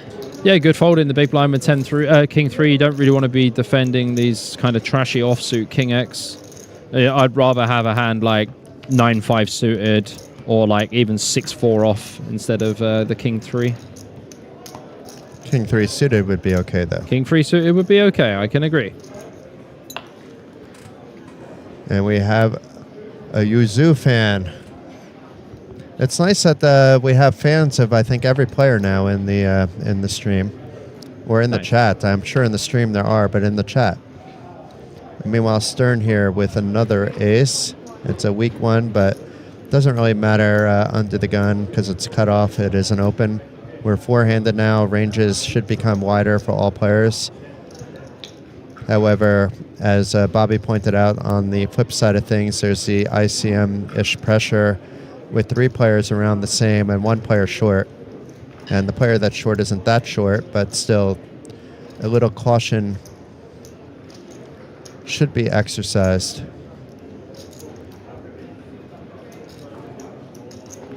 And Lakatosh folding his queen jack from the button. Yeah, now with the pressure he can put on here. Like, I mean, queen jack would be fine to peel if it wasn't earlier position open. But meanwhile, we have Malou jamming for 8 million with ace 7, pip Stern 6, but this hand can also very often end in a chop, and this is assuming Stern actually finds a call. Should be a fold. It's not even questionable, really. UTG open with the ace 6 off. I mean, The problem was his sizing was big. It's technically not UTG anyway, because like under the gun is basically cut off. Yeah. Cut off button, small blind, big blind. So you have to take it with a pinch of salt when it says early position or UTG. It would be nicer if it said UTG / cut off. Yeah. Sounds like a lot of work though for the editing guys. For sure. I'd rather just, It's easy just to remind people every once in a while that under the gun is also cut off or also button when we're down to 3-handed, etc. I think it's maybe if you're choosing one, it's still better to use under the gun because it could be confusing cut off if you don't know it's 4-handed and you're just tuning into the stream. Yeah. They did it in Cyprus when I did commentary in Cyprus last year. They had that. It looks so clean as well.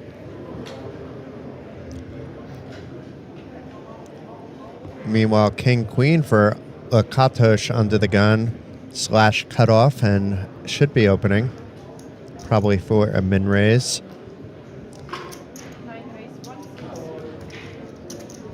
And he does exactly that. Malou folding his pocket 3s after picking up some chips.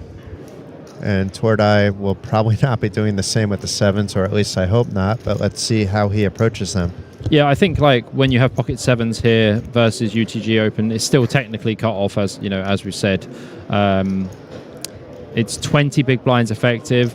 It's close, honestly. Like you can jam, but flatting's going to be okay and folding's not going to be horrendous, to be honest. But I think I probably... 4-handed? I think I'd probably just jam, to be fair. Yeah, I don't like a fold at all, 4-handed. It's tough, though, because it's so close to the ICM. And, like I said, ICM is just horrible. Because once Malou starts picking up chips, everyone starts going 24, 25, 23, 20, 22 big blinds or something, right? So... Does he jam? Yeah, he does jam. And nice I love jam. this. Nice jam. Yeah, raise fold for Lakatosh, I would say. Yeah, he's displayed a very solid discipline. I don't see that he's even going to think about it. It was a quick fold by him.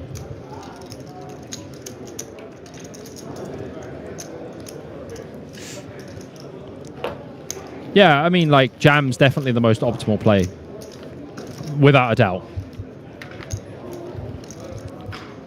I see Bobby is showing off his new mod badge in there. It's the same as Nightbot's. Yeah. Can we ban Nightbot? Nightbot's doing a good job today, though. We don't ban Nightbot. Solid job by Nightbot today, to be fair. Sometimes Nightbot it does need a timeout, though. Oh, yeah. You use too many caps.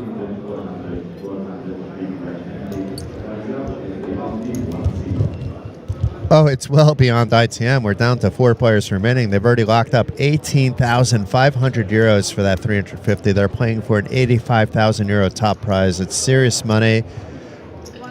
Wow, Malou just basically jams here. 15 big 15 bigs, yeah. Tordai out of there. It's actually a mistake, really, to be honest, jamming here with sixes. You just want to open. 15 bigs is just too much. It's actually how I made a mistake in the tournament that I got 12th in, and that was 1.1 million up top. But I open jam sixes for 15 big blinds, cut off versus button, and yeah, tens. Yeah. But it's a raise anyway. And this is another thing when I was talking about the ICM, like 2 years ago, maybe it was an open jam. Now it's a raise, right? Yeah. So, games, but at games changing what a lot. stack depth would you consider shoving the sixes there?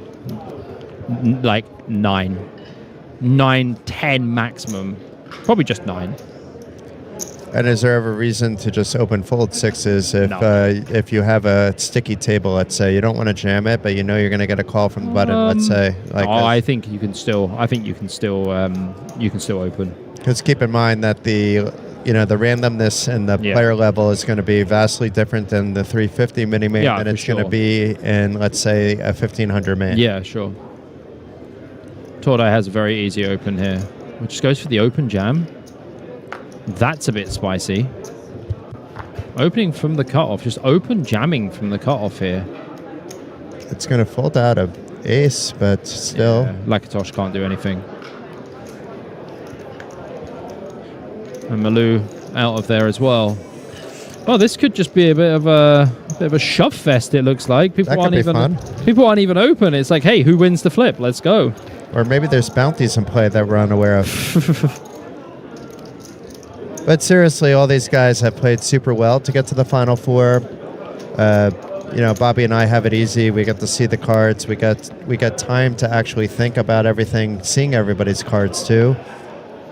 And it's very easy not to play perfect poker. It's easier to talk about perfect poker than to actually play it with all the pressure, the lights, and knowing people are watching at home, and knowing you're not going to have a shit ton of spots, part of my language, to be playing for 85,000 euros for a 350 euro buy-in. Yeah, 85k is a lot of money. Doesn't matter who you are.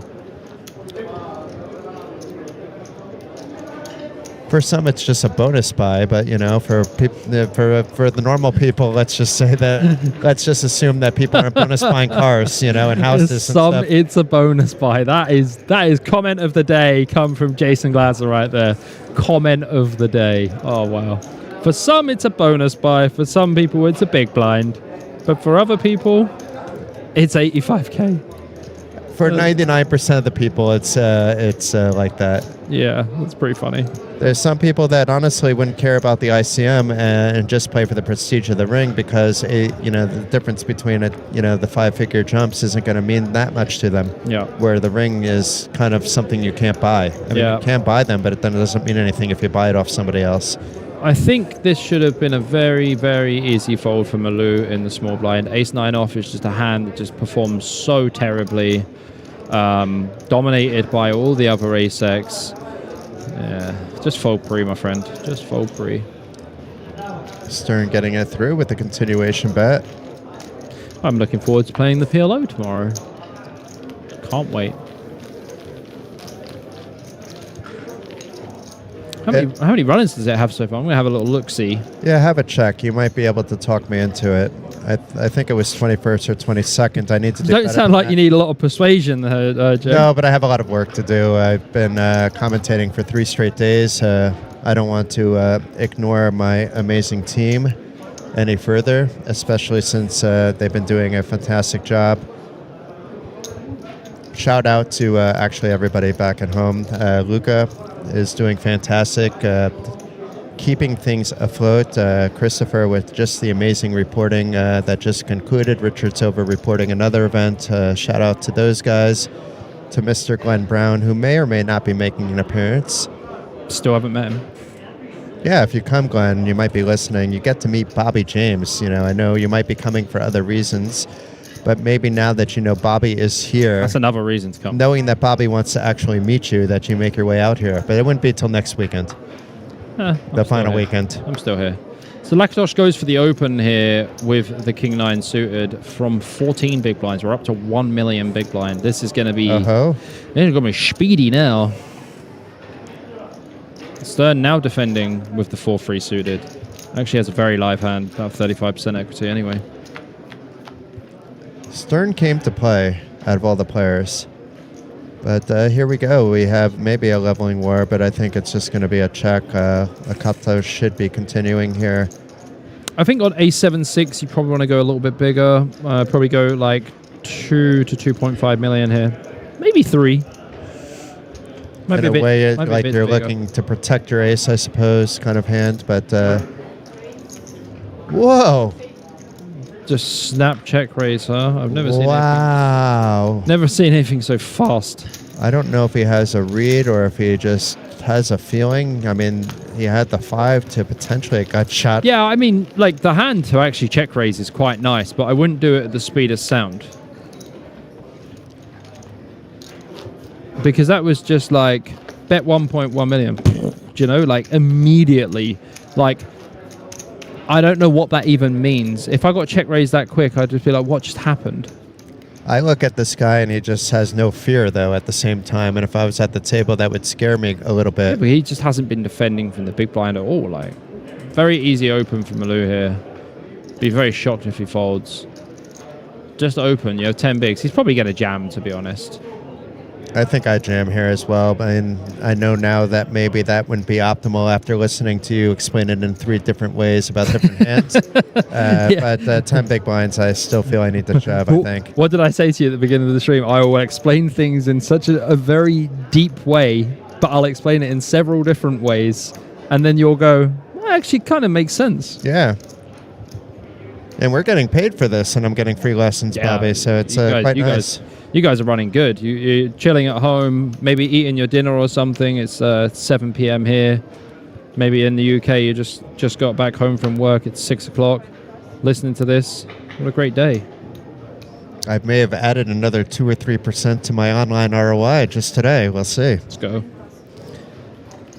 I'll review some hands happily. I like reviewing hands.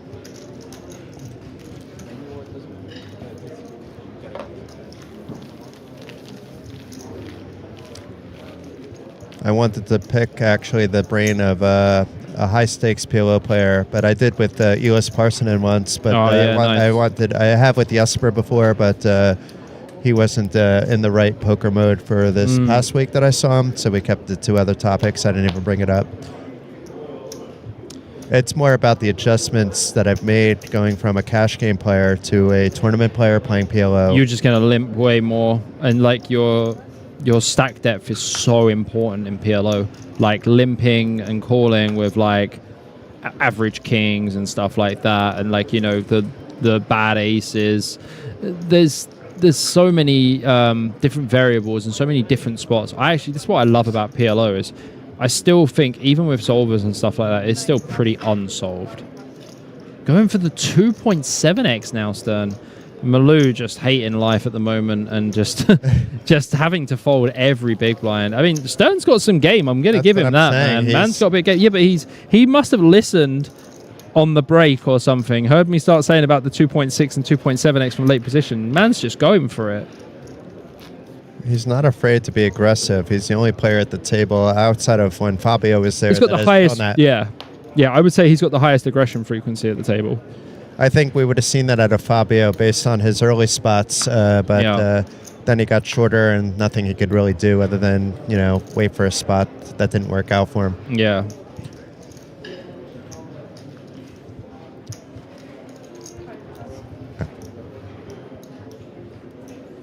Lakatosh here. 8.6 bigs. This king-queen suited is a jam. 8.6 big blinds. James Cruz says, BJP the GOAT. What's happening, James Cruz? What's happening, buddy? And Lakatosh hasn't really done much to just dwindle down, but he now has just this 8.6 million stack. This is... It doesn't matter what language you want it in. All in ski. Well, he just goes for the raise. I don't like it from 8.6 bigs. I prefer it from like 12. And meanwhile, Malou may have something in mind. It would be strange to shove here with Lakatosh putting in most of his stack already. Oh, he opened to 5 million. Yeah, so effective jam anyway. Yeah, 5s is probably going to be a fold. Yeah. It still gives you a small opportunity to get out of the way if you have a shove and a call. Yeah, exactly. And I think it's actually very good. It's the first time we've seen that as well on this table, where someone's effectively risked their stack without actually risking their entire stack. But yeah, I mean, it does suck when you have to fold, but you know, it leaves you that opportunity. If you see, you got to give both players credit. For sure. If you're basically saying I'm all in, if one of you comes over the top. Yeah, absolutely. You're a broccoli now, not a goat. I'm glad I'm not being called vegetables and animals at the moment. The broccoli thing is, I had a stream and they were putting broccolis in the chat, and then they started calling it BTO instead of GTO, broccoli theory optimum. That's funny. It's pretty cool. There's even like a WhatsApp group called BTO. It's pretty cool. Little Walkenstein there for Stern, who did have the inferior hand, 6-2 offsuit. Pretty terrible hand. So while there's still plenty of time to come out to Card Casino for the WSOP circuit, which I highly recommend to do, nothing really beats the circuits in my head. There's something else that actually is fairly close in my head, and maybe I prefer more just because of my involvement with it, which is for the first time, the Battle of Malta is actually leaving Malta. It's going to Slovakia. It's coming right here. It's coming here, yeah. In just 1 month time, actually, a little bit more on, I believe, September 7th to 14th, give or take a day. Yes. But something like that, yeah. I am extremely looking forward to that. Are you as well. are you scheduled in to commentate that one? Not as of now, but I'm probably coming no matter how I'm scheduled. You know, I've never gotten to play a Battle of Malta main event either, because I'm always, you know, if I have to commentate the last day, even if I can find free days elsewhere, It's not going to be for the main event. And I did say I don't like necessarily to play main events for the reasons I gave, but you'll play that one. Battle of Malta is amazing. I wanted to try. Yeah. I will either play or commentate. I don't know what one it will be. Oh, tight fold here with the ace deuce off, actually. Not what I expected to see. But it's great to see the cooperation between Card Casino and Casino sure. Malta on that one. I love both places. Sick. Yeah. I mean, I still think they have one of the best tournaments ever. I mean, for the buy-in and for the prize pool that Battle of Malta gets, it's perfect price point. Yeah. I mean, there's even 300 half fight prices. You know, where half the people get through, you get half the chips, blah blah blah. But for 300 euros or 600 euros, you could win more than $250,000. There's going to be north of $2 million in that prize pool. Yeah. Or I reckon it'll be bigger. I'll give you Bobby's shoes. I reckon it's going to be bigger. It's going to be massive this year. I would give you my shoes, but Bobby's are apparently worth more. So you can have Bobby's shoes if I'm wrong about it. They're big. They're big old shoes. Size 13 UKs. No, I like defending here, even versus this size. I think Lakatosh's hand is just a very clear defend. We're going to put it in on a lot of boards. We're either going to check jam with like top pair, or if we make middle pair or something. Yeah, this is just a nice one to just check call off, I think. And Stern is wasting no time immediately into the stack. This looks actually like I'm not sure what it looks like, but he's hurrying up quick. Yeah, so my bad. Yeah, Stern's in the small blind. I was going to say this is just a nice one to either just jam. I would probably just jam, to be honest. We're pretty short, right? If we get a fold, we're buzzing. So 5-4 off, no equity. Let's just go for it. And look, it doesn't look like Benjamin. It's the first time I see him kind of struggling, like physically. Like it's a little bit of different body language going on at the moment. Bro looks so young. Yeah, he's very well composed. I remember looking that young when I was 15. I look 15 years younger than I am now. You would have been really far off if I had you guess my age, Bobby. Yeah. The thing is, Stern's expected to bet this board a lot. Wow, he's going to pass. Wow, okay. Stern's hyper aggro, huh? Yeah, I'm actually shocked about the fold. I'm not shocked he didn't shove over, but call and. I mean, it's just putting him in tough spots, right? Like the thing is, though, this aggression, it's gonna work for a certain period of time.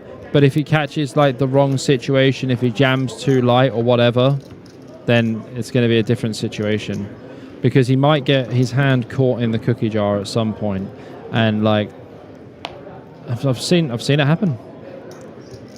We're being asked, are there satellites for the WSOP online or live? Now, typically, there are live at the local casino. So here at Card Casino, there's a bunch of satellites on the schedule. I'd head on over to their website, or we have an article on it on Poker Pro, but website is going to be a little bit easier for you. So head to cardcasino.sk, choose the language option that suits you. I've seen them on GG. I've definitely seen them on GG. It's dependent, though. Like on your region and stuff, right? I've seen. So, like, my GG is from the Isle of Man, from when I lived there, and I don't get any of the UK stuff. I get, like, WSOP in Venlo and stuff like this. So, I think it is generally based on your location. Yeah, but if there are satellites, they are going to be on the GG network, either GG directly. In the case of Estonia, it was on a... on their client, which is actually part of GG Network as well. So in Olibet Poker. Oh, an Olibet, yeah. Oh, yes, it is, of course. Well, we see Lakatosh here with the pocket queens. Stern opens 2.2 million. I mean, Lakatosh has only got 7 million. Button versus small blind.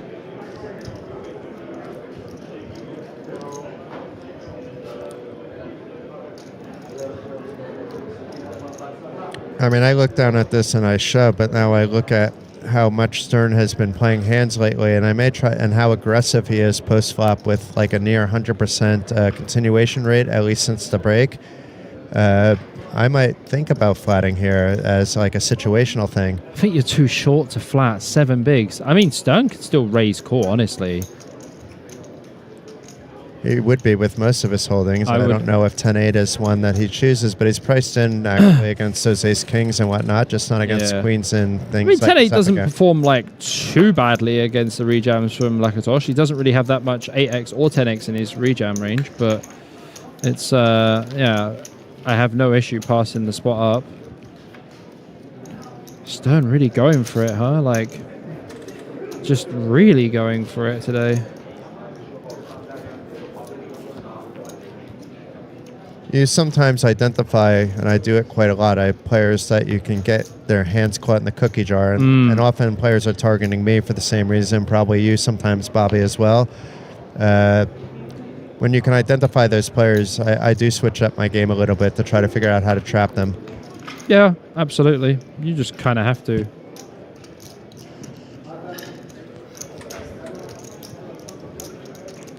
But yeah, I'm probably shoving the queens anyway. Yeah. It's really the... And we have Malou here. What a weird limp from 7 bigs with 10-4 off. And Peter thinking about whether he can raise him off his hand or whether he wants to see a free flop with his 6-5 suited. I would see a free flop with 6-5 suited. I would not raise. Not against the short stack, anyway.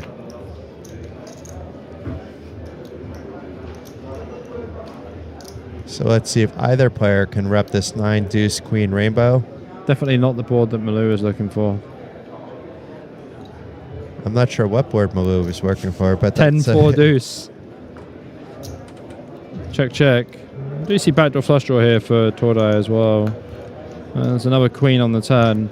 I mean, this is basically a situation of who bets wins.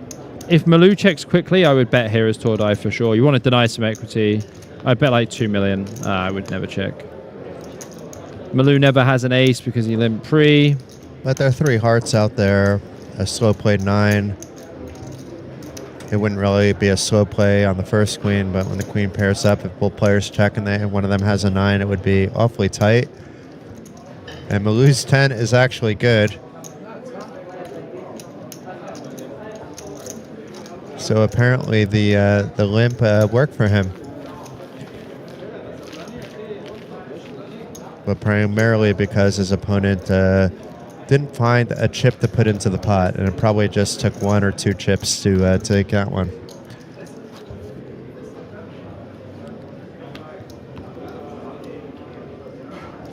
Thank you, everybody, once again for tuning in. For those of you that are just doing so, this is The WSOP circuit Slovakia, the first ring event, the 350 euro buy-in mini main event, 1,709 entries, and now we are down to the final 4. There's already 25 and change locked up, and 85,000 for the winner. So another 60,000 to go for all the players. It's a lot of money. And all these players actually are playing fairly relaxed. They're playing quick as well, which often in these spots you will see one or the other not happen. But we're zooming through the hands, which is great for the players too if they think about it, because they're getting more hands in per blind level, which means they get more play. Tordai with a limp here, blind versus blind against Stern. 2 of the big stacks, I believe. 18 million, 26. 8-6 and 7-6. See some fireworks here with these 2 terrible hands. Ooh. Well, now you say that, Tordai has flopped an open ender, and Stern has middle pair.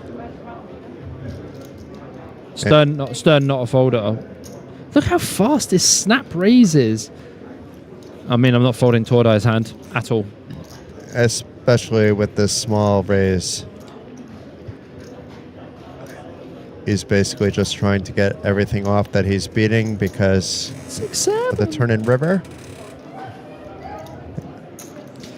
How can we have any fireworks? 4.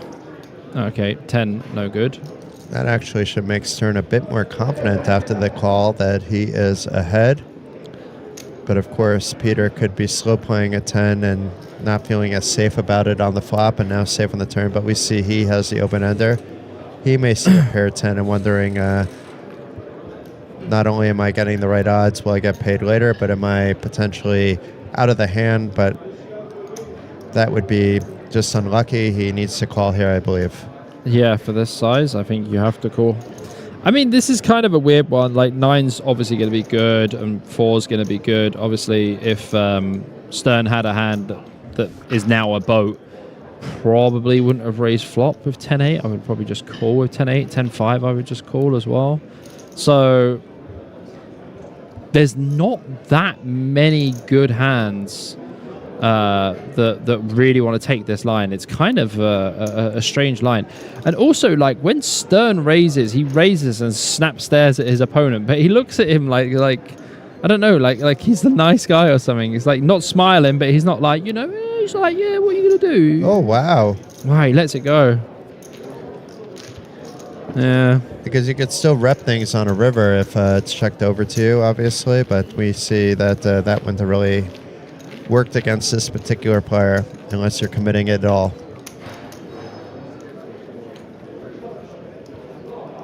Yeah, I agree with Crypto Jesus. If he floated, he could rep draws he doesn't have as well.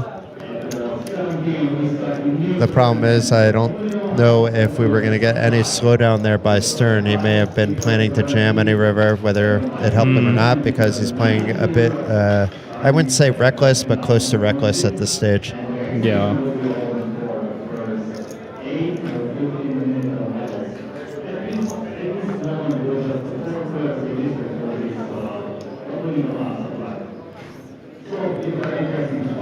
Stern sitting on a big stack of 31 million now. That might be the highest that we've seen so far, I think. Yeah, that is a big stack. And it looks like he wants to continue to put on the pressure. This is not a call, I don't believe. How much is he opening to now? 2-8? Wow. All right, it's small blind, actually. It's okay. Oh, yeah, small blind versus big. I mean, like, Lakatosh could jam, can also flat as well. The problem is, if Lakatosh flats, he knows he's going to get 10 barrels from Stern, right? Like, he knows Stern's just going to go bet, bet, bet, bet, bet. But if you're in position, maybe it's a good chance to double if you're looking at it that way. But I'm looking at it the same way you do. There's nearly 5 million in the pot. Let's just grab it all now. He honestly might call. Like, it's just not that many bigs for him to call. He has to call 8 million into 15 million. Yeah. However, that 8 million would bring him down to about 21. It wouldn't surprise me if he did call with a hand like this, but if you're going to do that, you might as well just jam. 8 bigs, right? Just jam pre, I think. Limp or jam pre, whatever one you prefer.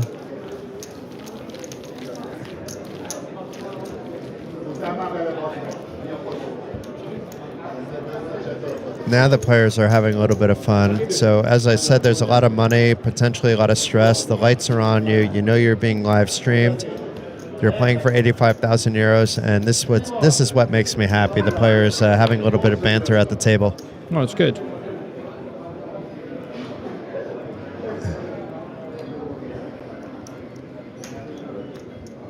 If you can have fun while you're playing, that's the way to go. I've seen Bobby very social on the tables before. Sometimes it's table talk to get information. Sometimes it's table talk to get into somebody's head. But usually Bobby's just being friendly. Yeah, that's a good assumption. But sometimes I'm silent. I don't know if I've ever seen that. There's a WSOP live stream from the 10K GG Millions. You do not hear me say a word. Were you nervous or just hyper-focused? Hyper-focused. I was paying for 1.1 million. Yeah, that's why I'm asking. It's for you. That's for anyone. That's the money. The money was kind of important there. Yes. Malou jams his 8 million in here. See, the thing is, Stern is raise folding a lot, right? Which is actually, it's 9 million, which is actually not bad at all. Because the thing is, raise folding's fine, but when he's actually getting it through, he's picking up 1.5 million each time. So for every time he opens... 2.5 million. Sorry, 2.5 million, yeah. Yeah, because of the big blind ante. Yeah. So every time he opens for like 2.7 and he gets jammed on, it's like he's making that back with one other hand anyway.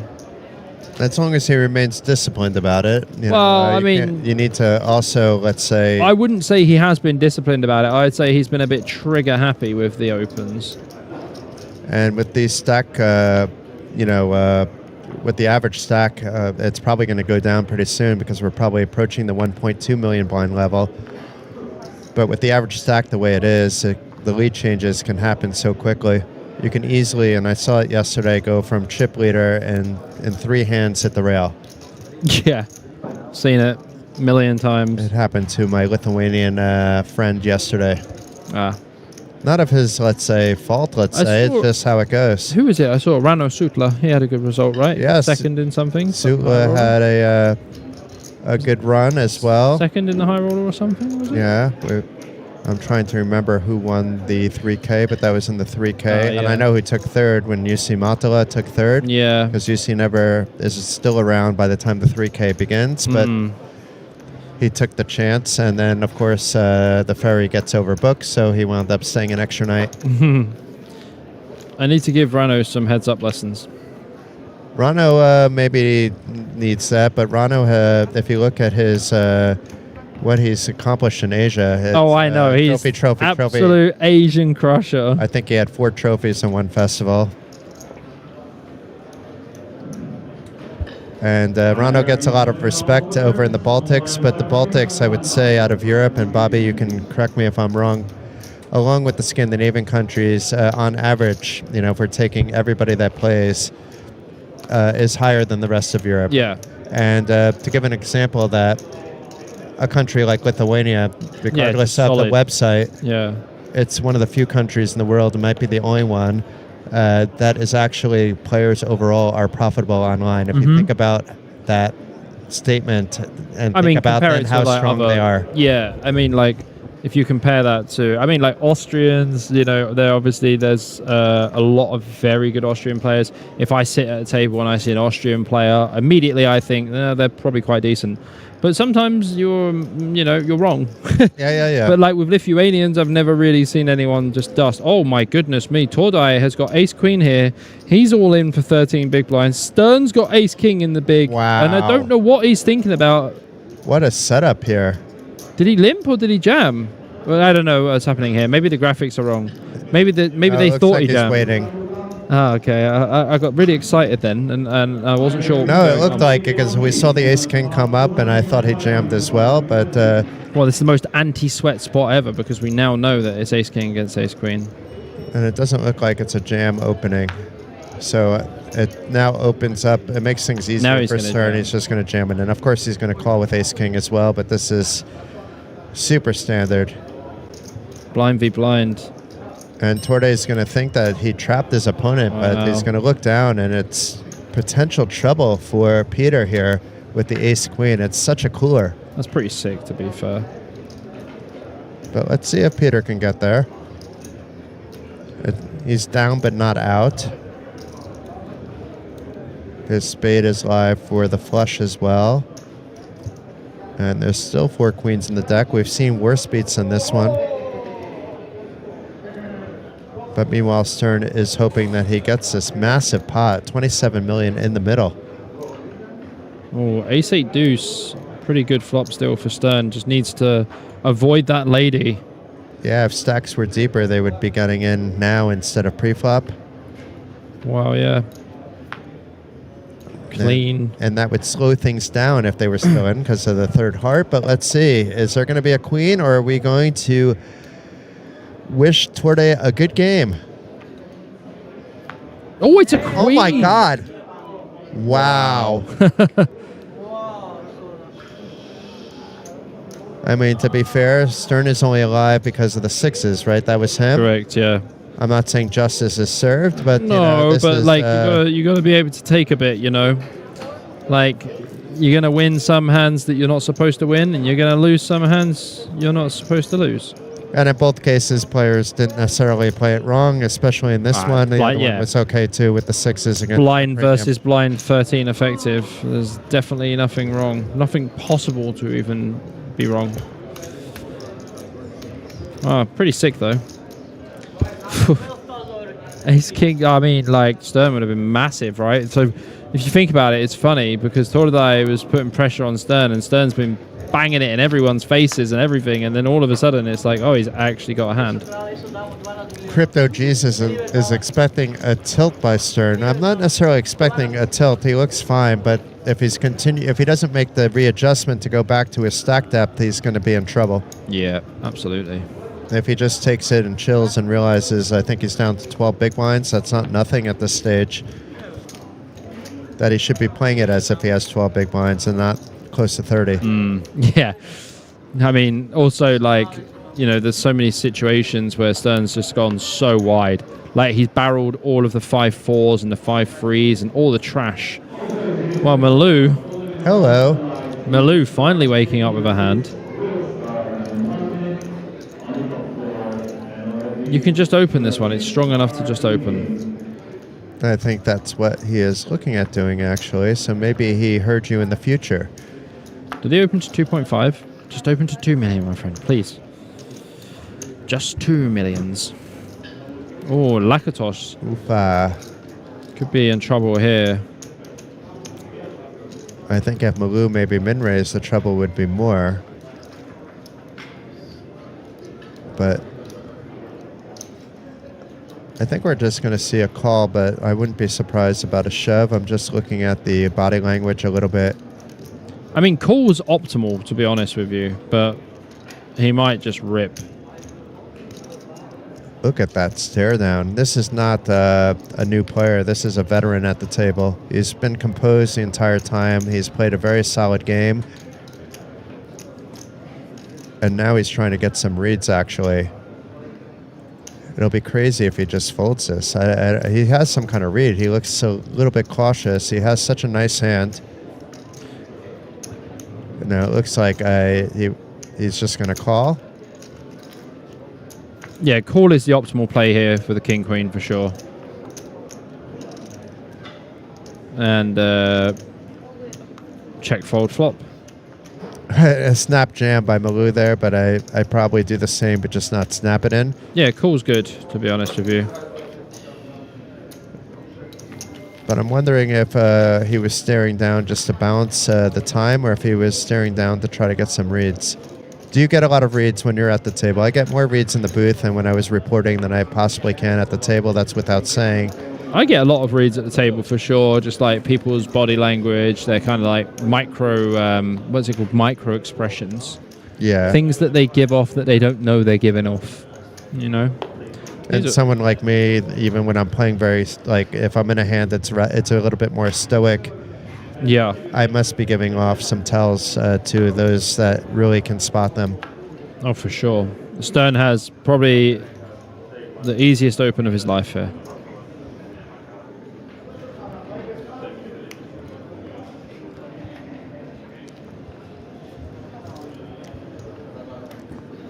Putting a little extra pressure with the 2.6, but this is a style of Stern. In fact, this is a little bit low, maybe even for Stern. We've seen him go as high as 3.2, and it seems like he settles very often at the 2.7, 2.8 area, but I think Malou can just call.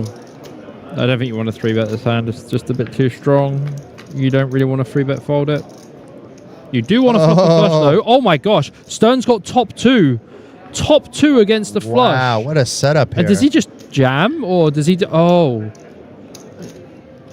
I thought he just jammed then. It looked like something I don't know, just a lot was going on. But knowing how Stern plays... what size did he bet? 1.8? 2.9. I think Stern may come over the top, but maybe not with a hand that he perceives to be this strong, not realizing he's just drawing to 4 outs for the full house. Well, Stern bet, so... Oh, it's Stern betting. Yeah, Right. Malou could yeah. come over the top. But check jam's going to look so strong. I mean, this is Hollywood 101 here. But if he puts his opponent on the ace, now is the time to do it before another diamond potentially comes on the board. Yeah, you don't your want... jack is usually good anyway. The thing is, as well, the equity is going to shift quite a lot on the turn. There's going to be a lot of turn cards that shift the equity, so it can get very awkward very quickly.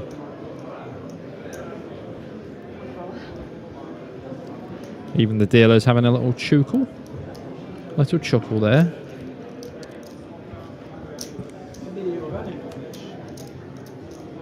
Oh, this wow. is painful. He hasn't said a word the whole time, and now he wants to talk. Wow, yeah. That might be giving away actually information here, but it's still going to be snapped. It's top 2. I mean, he almost put the cards through the table. It's unfortunate for actual Stern here. I mean, it's, yeah, of course your opponent has flushes a lot here, but you could easily have a draw with a 9 or something like that. I mean, Stern went from massive chip leader to potentially out in 3 hands, and that's literally what you said about the other guy that happened yesterday in Tallinn. Oof, 10 on the turn. Close, but no cigar. Yeah, needs an ace or a 9. Or else we're going to be down to 3. King on the river. That is it. And that is Stern gone in 4th place. Still picks up 25,400 euros. No sneezing at that whatsoever. But what a sick swing that was. My gosh. I'm a little bit disappointed because Stern was actually the most entertaining player at the table. I enjoyed watching him play, and his style was working. And even here, it was just a cooler. You know, I don't see how you can get away from that hand at any point in the hand. So nothing to be ashamed of by Joseph Stern. He should be proud of the fact that he took 4th place, 25,400. Losing the chip lead and going out like that wasn't entirely anything that he did wrong. No, I agree. But meanwhile, the final 3 players, it's another massive pay jump. Crazy. They've locked in 37,000 now. So just by watching them go out, it sounded like Malou was celebrating, but quietly the other 2 players may be celebrating too, because it's another 11,600 euros in their pockets. I mean, it's a big old pay jump, isn't it? 37,000 euros now for the next out. But we had a relative of Joseph Stern in the chat. You should be proud of Joseph as well. That's his brother Richard, right? Yeah, that was it, Richard Stern. Yeah, pretty sick one for him, to be honest with you. Meanwhile, back to the action. Benjamin with an ace on the button, sitting on a 13 big blind stack. I would just open this one. Well, it looks like he's going for the effective jam, right? 8 million or something. Yeah, exactly 8 million. Very good. Wow. And it's going to work.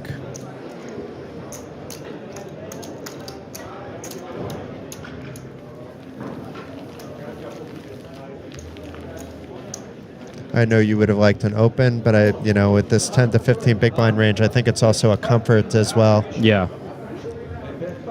For sure. like you're very strong post flop, even though it's a bit different. If you feel that an opponent may have a slight edge on your post flop, then it should lean towards a shove, actually. Yeah, I think it's just one of those where like it just depends where you feel the most comfortable. For me, like I like playing post and betting small, and just putting a lot of pressure on with like these little stabby bets. Because a lot of people don't know how to respond to them. They're either going to like, you know, overfold. And I think if someone's overfolding, I'm going to go pretty hard against them. I was calling them baby bets because we had, I don't know if you know Irmo Kask, but he gifted his younger brother. Irmo is a beast in Estonia. I do know the name. He gifted his, you've probably seen the name online too. Irmo Velvet or something. Yeah, that's online. a different one. Oh, a different guy. Yeah. He gifted his brother, his younger brother, a 1,500 buy-in for the main event. Nice.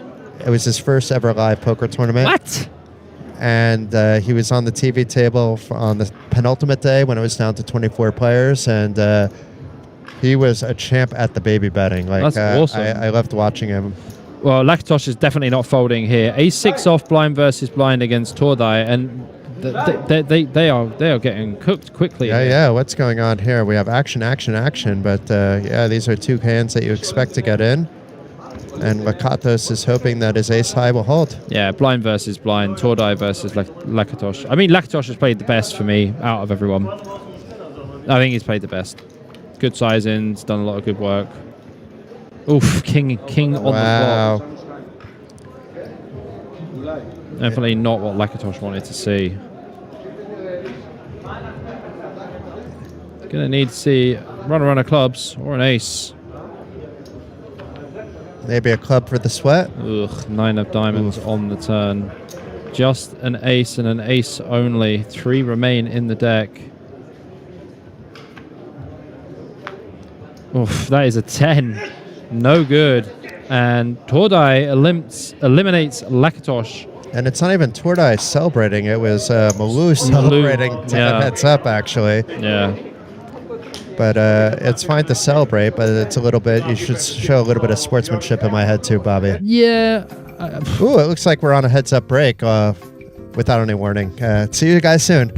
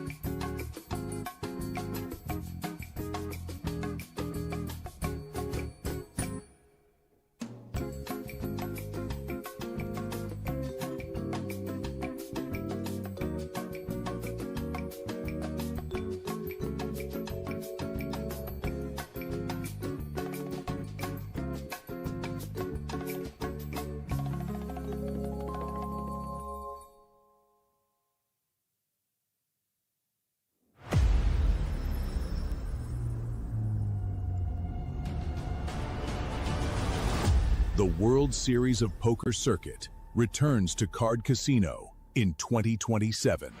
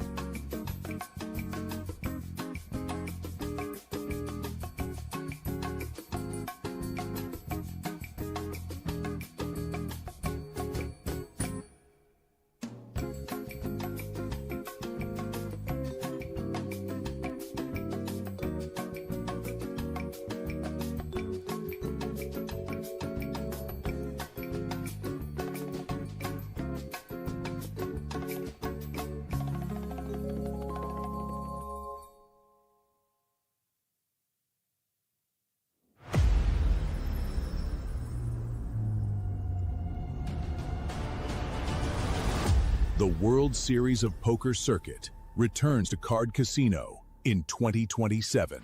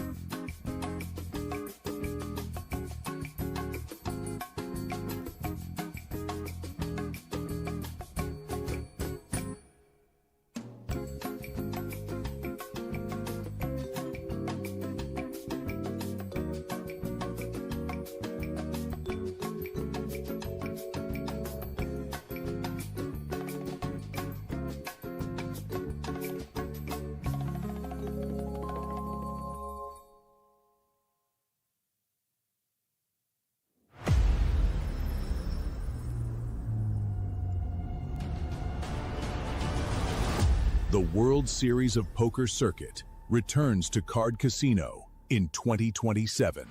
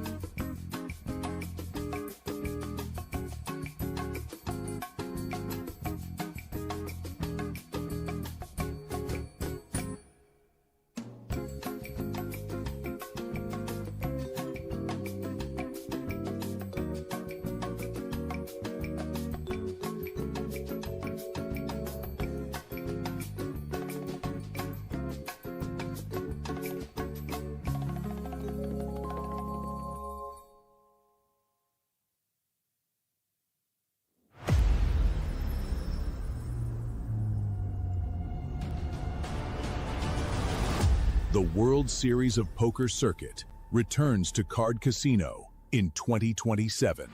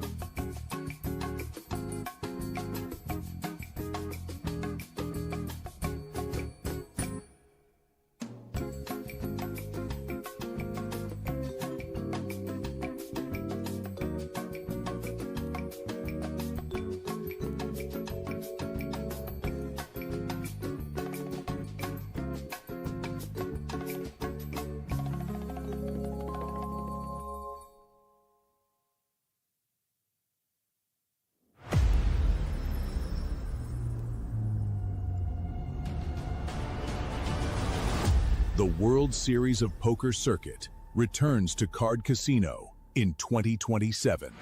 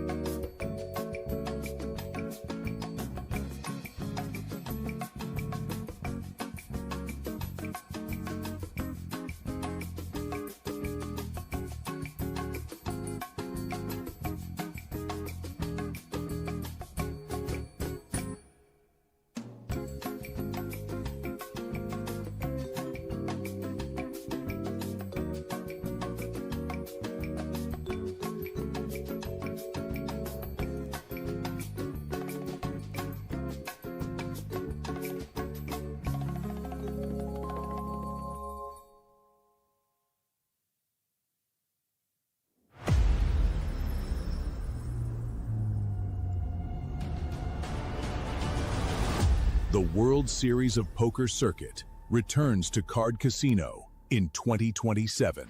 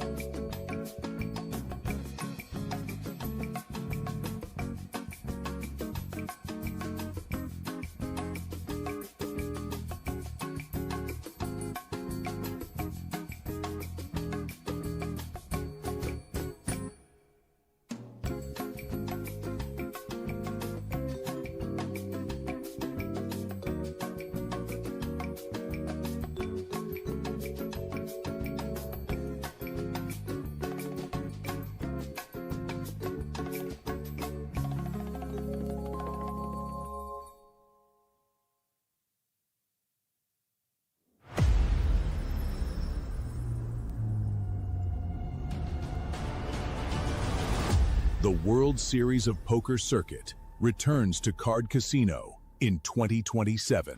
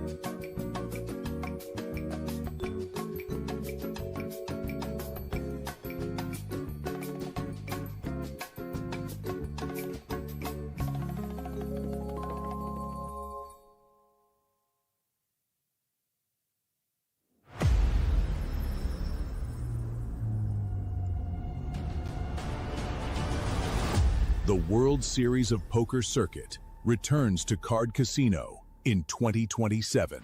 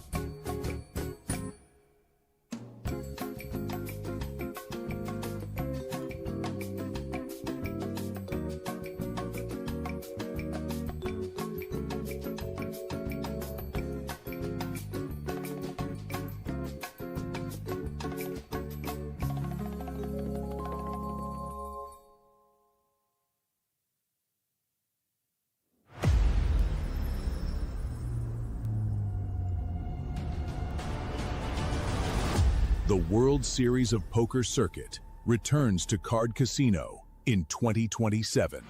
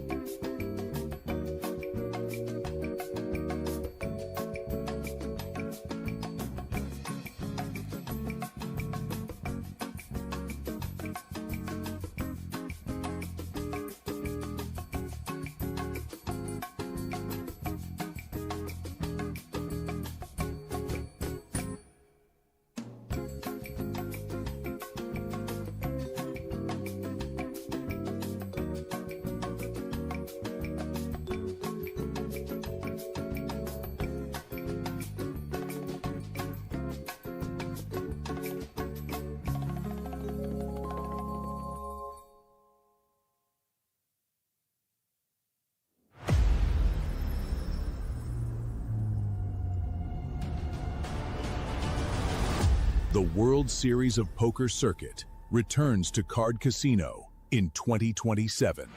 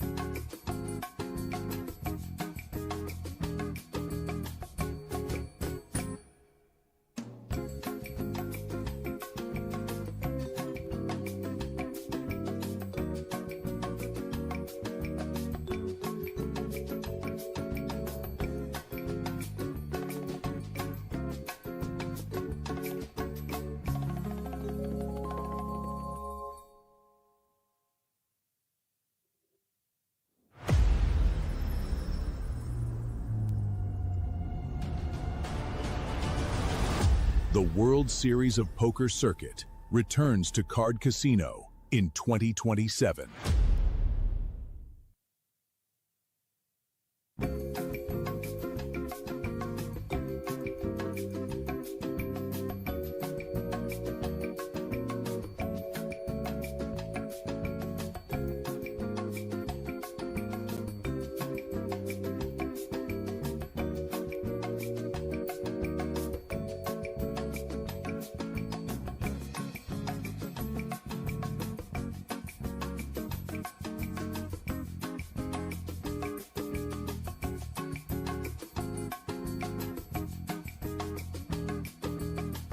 You do when you know the final hand, you could just go like this. And give the right energy.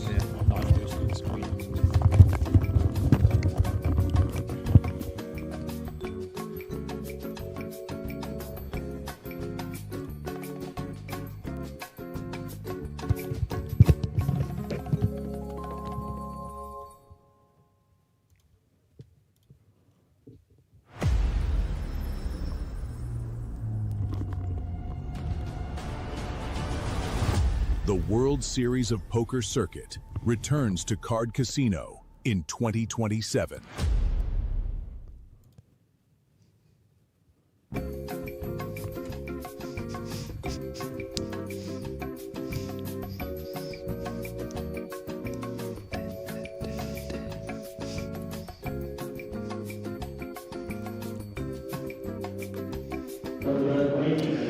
Welcome back, everybody. This is Jason Glatzer alongside the main commentator here, Bobby James, and we are now heads up in the mini main event. So quite an exciting time. We were started with 1,709 entries and now down to the final two. Both players locking up 53,000.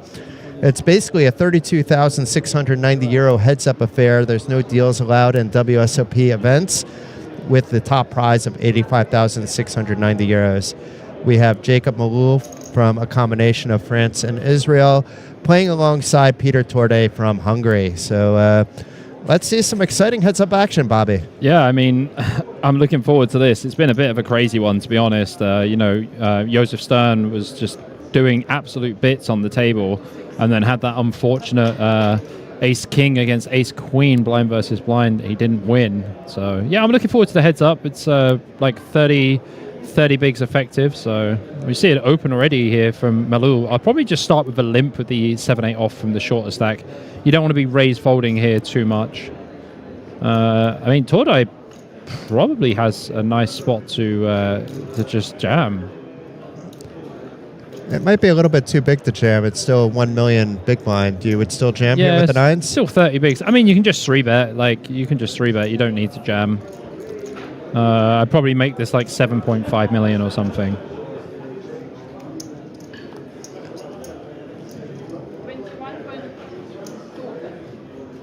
How many? I don't know if we're ever going to find that. It was an effective jam. Yeah. 21 millions, please. Just in case he came over the top for the full 26 and have a little bit of fold equity, but it's not for that reason, obviously. And welcome back to everybody in the chat. It's good to see you.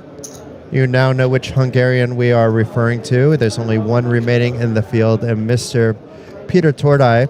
But we did have a few other Hungarians. We just had Benjamin Lakatos go out in third place for 37,000 euros. And earlier on the final table, Richard Broda, unfortunately for him, went out in eighth place for 7,500 euros. Still a nice payout, but when you're talking about the numbers that we're talking about now, perhaps you would have liked to have finished a bit further. Yeah, I mean, it's short stack poker, so there's a lot of variance, as we've definitely seen already. And Malou, who is, let's say, overtly celebrating the hand. I understood when he actually won the hand. You should still shake the hand. He did it again just to get heads up when Tordai took out Benjamin. But meanwhile, it's Jack 4 against Jack 6. So let's see if these two players have any leveling wars in them. Yeah, I like a bet here of 1 million. Yeah, I wouldn't go any bigger. You just don't need to. It's a one and done situation. Our chat bucket's getting angry with somebody. Stop spamming caps. Even we have to listen to chatbot. Jello wrote exclamation mark commentary. We should get that added as a command, actually. That's a good I shout. can probably do that, to be fair. But for those of you that are unaware of the two voices behind the microphones, I am Jason Glatzer, and the British voice that you hear with all the insight and analysis, that's BJP, Bobby James.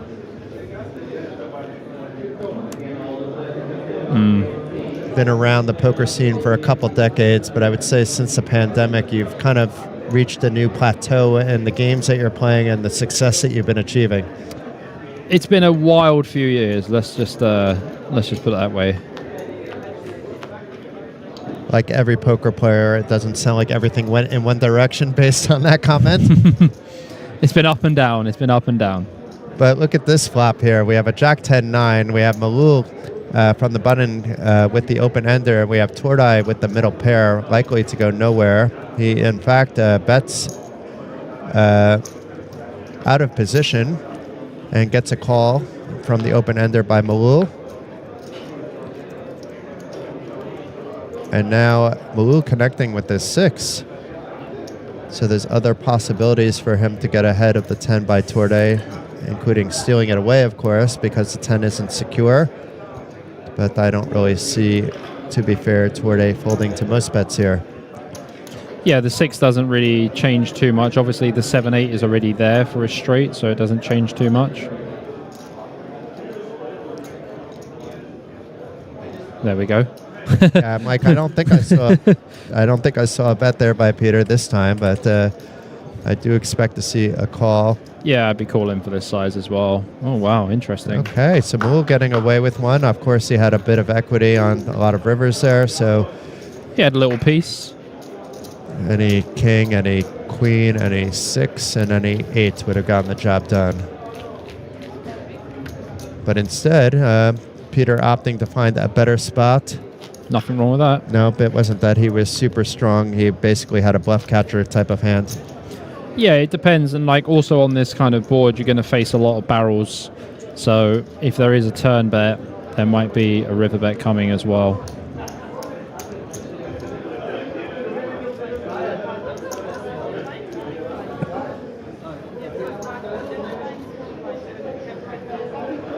And we're getting some lovely photos, which you'll be able to check out on the Card Casino social media channels of the Heads Up affair. Similarly, with Valeria's work as host, or hostess, if we're being gender appropriate. As I expect we should be.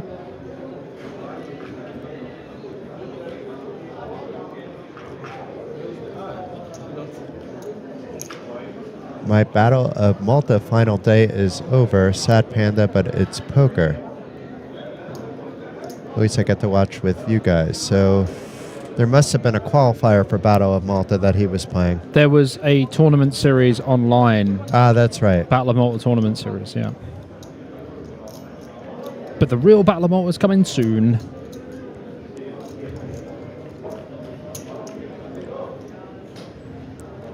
I typically like to watch poker while playing online poker. I can't commentate like others while playing online poker, but watching it's good to have another distraction sometimes. Yeah. I like this raise here actually from Tordai with the Queen 3 suited. Like Malou should be limping button quite a lot, so should have a bunch of folds here versus the raise from Peter.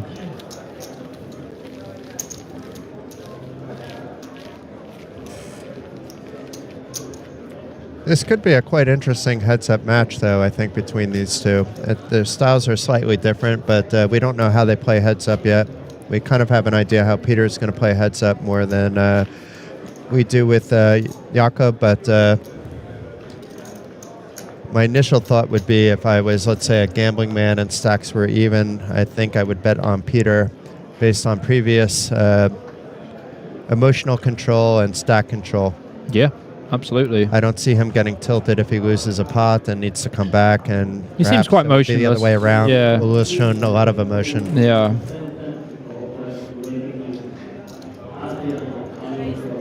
I like this raise on the button here from Peter. 5-3 off is a hand that just doesn't perform that well, and you get Queen 5 off to fold. Yeah, so like these really trashy hands, the 5 deuce, the 5-3, like I don't know, like 9 deuce, 9-3. You can either just open fold or just open. Meanwhile, blinds have just gone up to 600,000, 1.2 million. That's what the last hand was played at.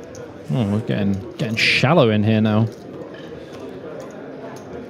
I think I told you before the start of the day that the latest I felt that would go is 1 million, 2 million, but based on that, I think my calculation might have been wrong, and I don't really see this going past the 1.5 million level, especially with bull players not limping pre-flop. With a 40-minute clock as well.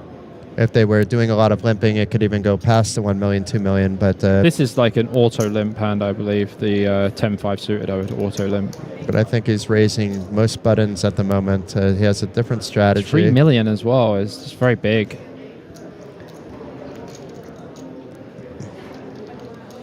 And Malul back to 30 million. Stacks are fairly close to being even. If there's a big pot in the middle, it's not that we would necessarily have a winner, but we would have Peter then down to 9 million trying to come back. As mentioned earlier in the stream, I just got off a 4.5-hour heads-up affair where there was a 70,000 difference between first and second. I love a good long heads-up. It was so amazing, and both players down, to the ropes.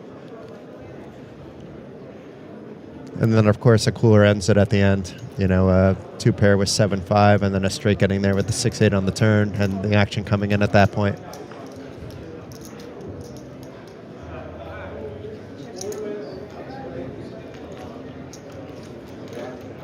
Okay, we have a limp pot.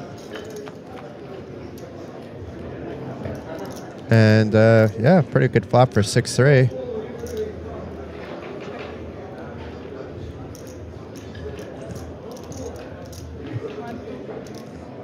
A min bet there by Peter. This is going to be BJP approved bet sizing, I'm pretty sure. It is. With this hand, I like it. You see, I'm quickly learning how you are thinking about poker a little bit differently than me. Although I am still also betting 1.2 there. Yeah, you don't need to bet anymore. But meanwhile, Peter still has a pretty hand, but did get called by Malul. Malul just kind of randomly floating with this 9-3, just maybe to steal later, just with that backdoor flush draw, maybe backdoor straight draw. But we can see now that with the check by Peter, it's going to be that Jakob was also just doing this so he can find a way to try to steal it away, but this isn't going to work for him. I say that, and we've seen Peter fold in these spots actually once or twice before, but I don't think he could possibly fold here. No. We should not be folding here as Peter. This should be a pure call. If he's thinking about what he would be calling the flop with, then maybe he's going to be folding actually, but your opponent basically has to have 7-8 for value, some 5x. Even though we don't have a kicker with our 6, it's likely winning. 7-9 gets there, I guess, as well, which is possible to call that min bet. I like that Peter is actually thinking through everything here. Yeah, it's important. He's perhaps thinking through about how he's previously played. Oh, he does let it go. Wow. I do like he think. I don't like that he folded. Well, APK, my co-commentator that I've been with for the WSOP for the last year and a half, we always say, think long, think wrong.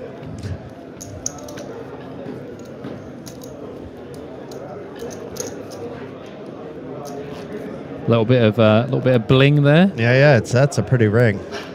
I don't have any of those, by the way. Not yet. No WSOP rings. I haven't really played that many WSOP ring events, to be fair, but I might get one tomorrow. I was going to say, you could wake up and play the early final flight of the PLO, hop into day 2, and by the end of the night, you're going to be showing off the bling in the commentating booth. Maybe I am. Let's see. I think I've played only 4 ring events in my life. I've cashed in 3 of them, but I've had a couple deep runs, but no final tables.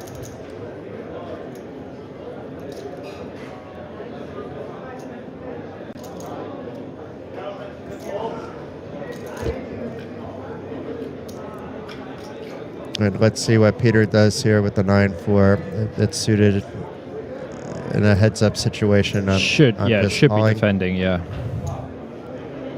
If it's like an under-the-gun open full ring, then you could be thinking longer about Yes, this. then it's a little bit different.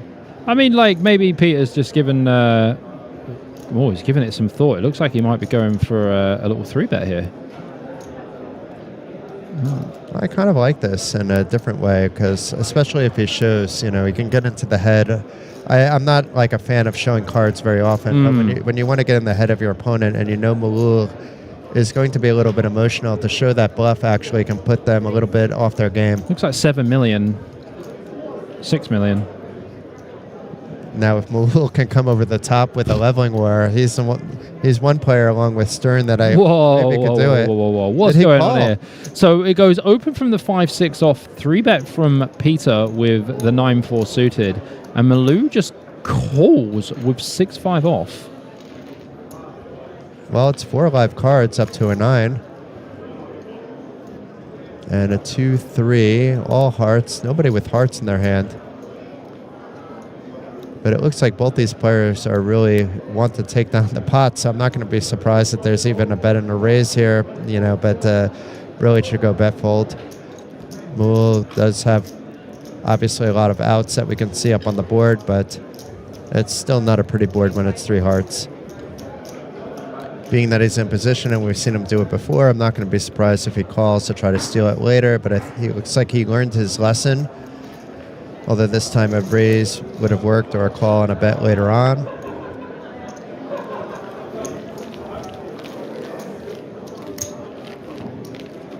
And now we have Torde over 41 million.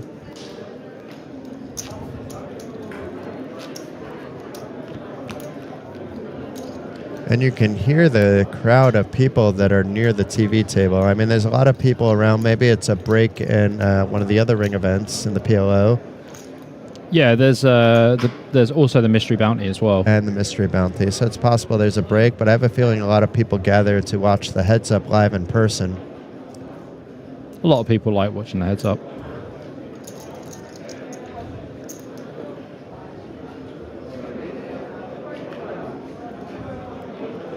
So we see some limping now. This time, Peter with a middling hand, a pretty strong hand, actually heads up with Queen 10. And Malul checking it back with just 9-3. And top pair for Peter. A very quick check there by Jakob. And Torde disguising the strength of his hand, unafraid of the fact that there might be some draws, especially with the 10 in his hand. Yeah, I think he just knows his opponent. He knows he's like hyper aggressive, right? So it allows him to, set the trap. But Malou just shows no interest here in the hand whatsoever.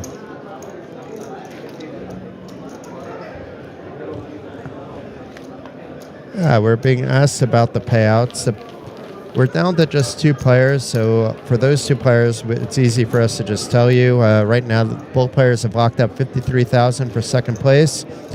And the winner tonight will receive 85,690 euros, plus that ring that was just on the screen, which has value in its own, both physically and emotionally. And that extra 5K package as well for Bahamas. Yes. Lots going on. When Bobby was asked if he's going to Bahamas, I would say, ask him again next stream. Maybe he's already going. Ask him tomorrow. Yes.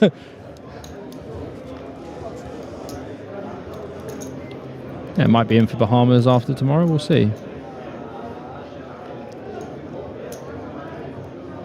Your headspace seems very good, which makes you dangerous, actually, Bobby. It's when your headspace isn't good. It's a different story. Yeah, I've been in some pretty bad headspace as well. So, I've had both sides of the coin, as I say. So Torde opting to jam over the buttons open with the 3s. Yeah, nice. Strong play. And I'm hoping Bobby wins it just then because he's going to be maybe out partying long enough where he's not going to enter the half and half, which gives me a better chance. It's one player that might be stronger than me in both variants. What I like about half and half is I'm pretty good at both games, and there's always going to be players on your table that are only good at one of the games. And I'm good at going back and forth in my head, and that can be an adaptation if it's round of each to go from Hold'em to Omaha and have to quickly readjust your strategy. Yeah, it's nice if you can balance it. There's definitely pros and cons. Like when you have some weaker players in the PLO, you can just take advantage of that, and then you have better players at Hold'em, you just play a bit more passively. Hello, what's going on here? Did Malou just get tilted? I mean, that's something... Yeah, see, I don't think he has the same composure as Peter, so I just expect Peter to be the prevailer here. He just seems to be way more composed, better mindset, and generally, I think, better skill level, to be honest. I can't think of any reason. I'm trying to think why you would jam more than 20 big lines with Queen 5. I can't give you one. Okay. Just to confirm. Okay, good. Yeah. Back to limping for Peter. Limping is pimping.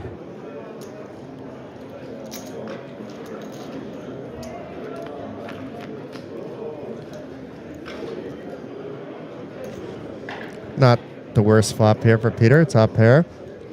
Yeah, pretty nice to have the 6 of Malou dominated actually now, because if Malou does make a pair with the 6, bad times. But I do think he should bet here, not try to trap. I don't think Malou's going to bet. Just go 1.2 back in position. Yeah, just go 1.2. Don't need to go any bigger. A little more than 120. There's a 0 missing, but it's okay. There we go. The 1.2 is still there. Well, these guys are good. That was a quick fix. That was a quick fix. And many other spots, we just kind of have to add 1 million and subtract 1 million to the stacks. I'm sure you've had that before. That's really quick. Definitely had that. Heads up, it's easy enough to do, actually. It's not that big of a deal. But when you have a 9-max final table, you often forget where the chips were supposed to be, in the hand that was miscalculated. Yeah, and that's a much harder job than we have, actually. You have to remain like we're focused, but if we miss part of a hand, it's not a big deal. If these guys miss part of a hand and they're constantly jotting in what the bet sizes is so we can see it, that's not all automated. The chips do not have RFID chips. Yeah, it's not like automatic. The cards do. All right, Queen 8 suited here from Peter. I'd like to see a limp, actually, with the Queen 8 suited. It does perform okay to limp and call a raise. There we go. We see the limp. Peter's been, this is the third hand in a row he's limping. He limped with Queen 10, fourth, I think, 6-3. And I forget what he would just limp with before, but 8-8-9. Oh, this is actually a lot of trouble. Yeah, I mean, especially in a situation where Peter's limped, and we know that Malou is definitely a bit crazy. I mean, if Peter bets like 2 million here, it goes for the 1.2. I like it because, I like going small for sure. And Torde may be facing a raise here by Malou. No, just a call. If the turn's a brick, it could be interesting. That's pretty bricky. That's as bricky as it gets. Probably going to bet 4 million here. Want to size up a little bit. Need protection against hearts, any jack 10s, 6-7s, everything like that. I might even go bigger a little bit just because he has 19 million in the stack and you want to kind of size it up so you can maybe even just win it right here, right now.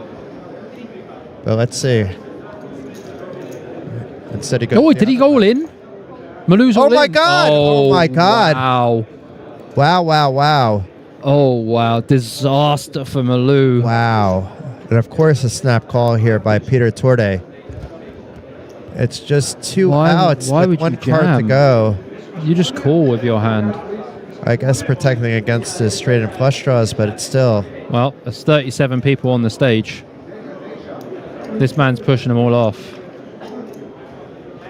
And he doesn't look like the kind of person that you want to be pushing past. No, no, no.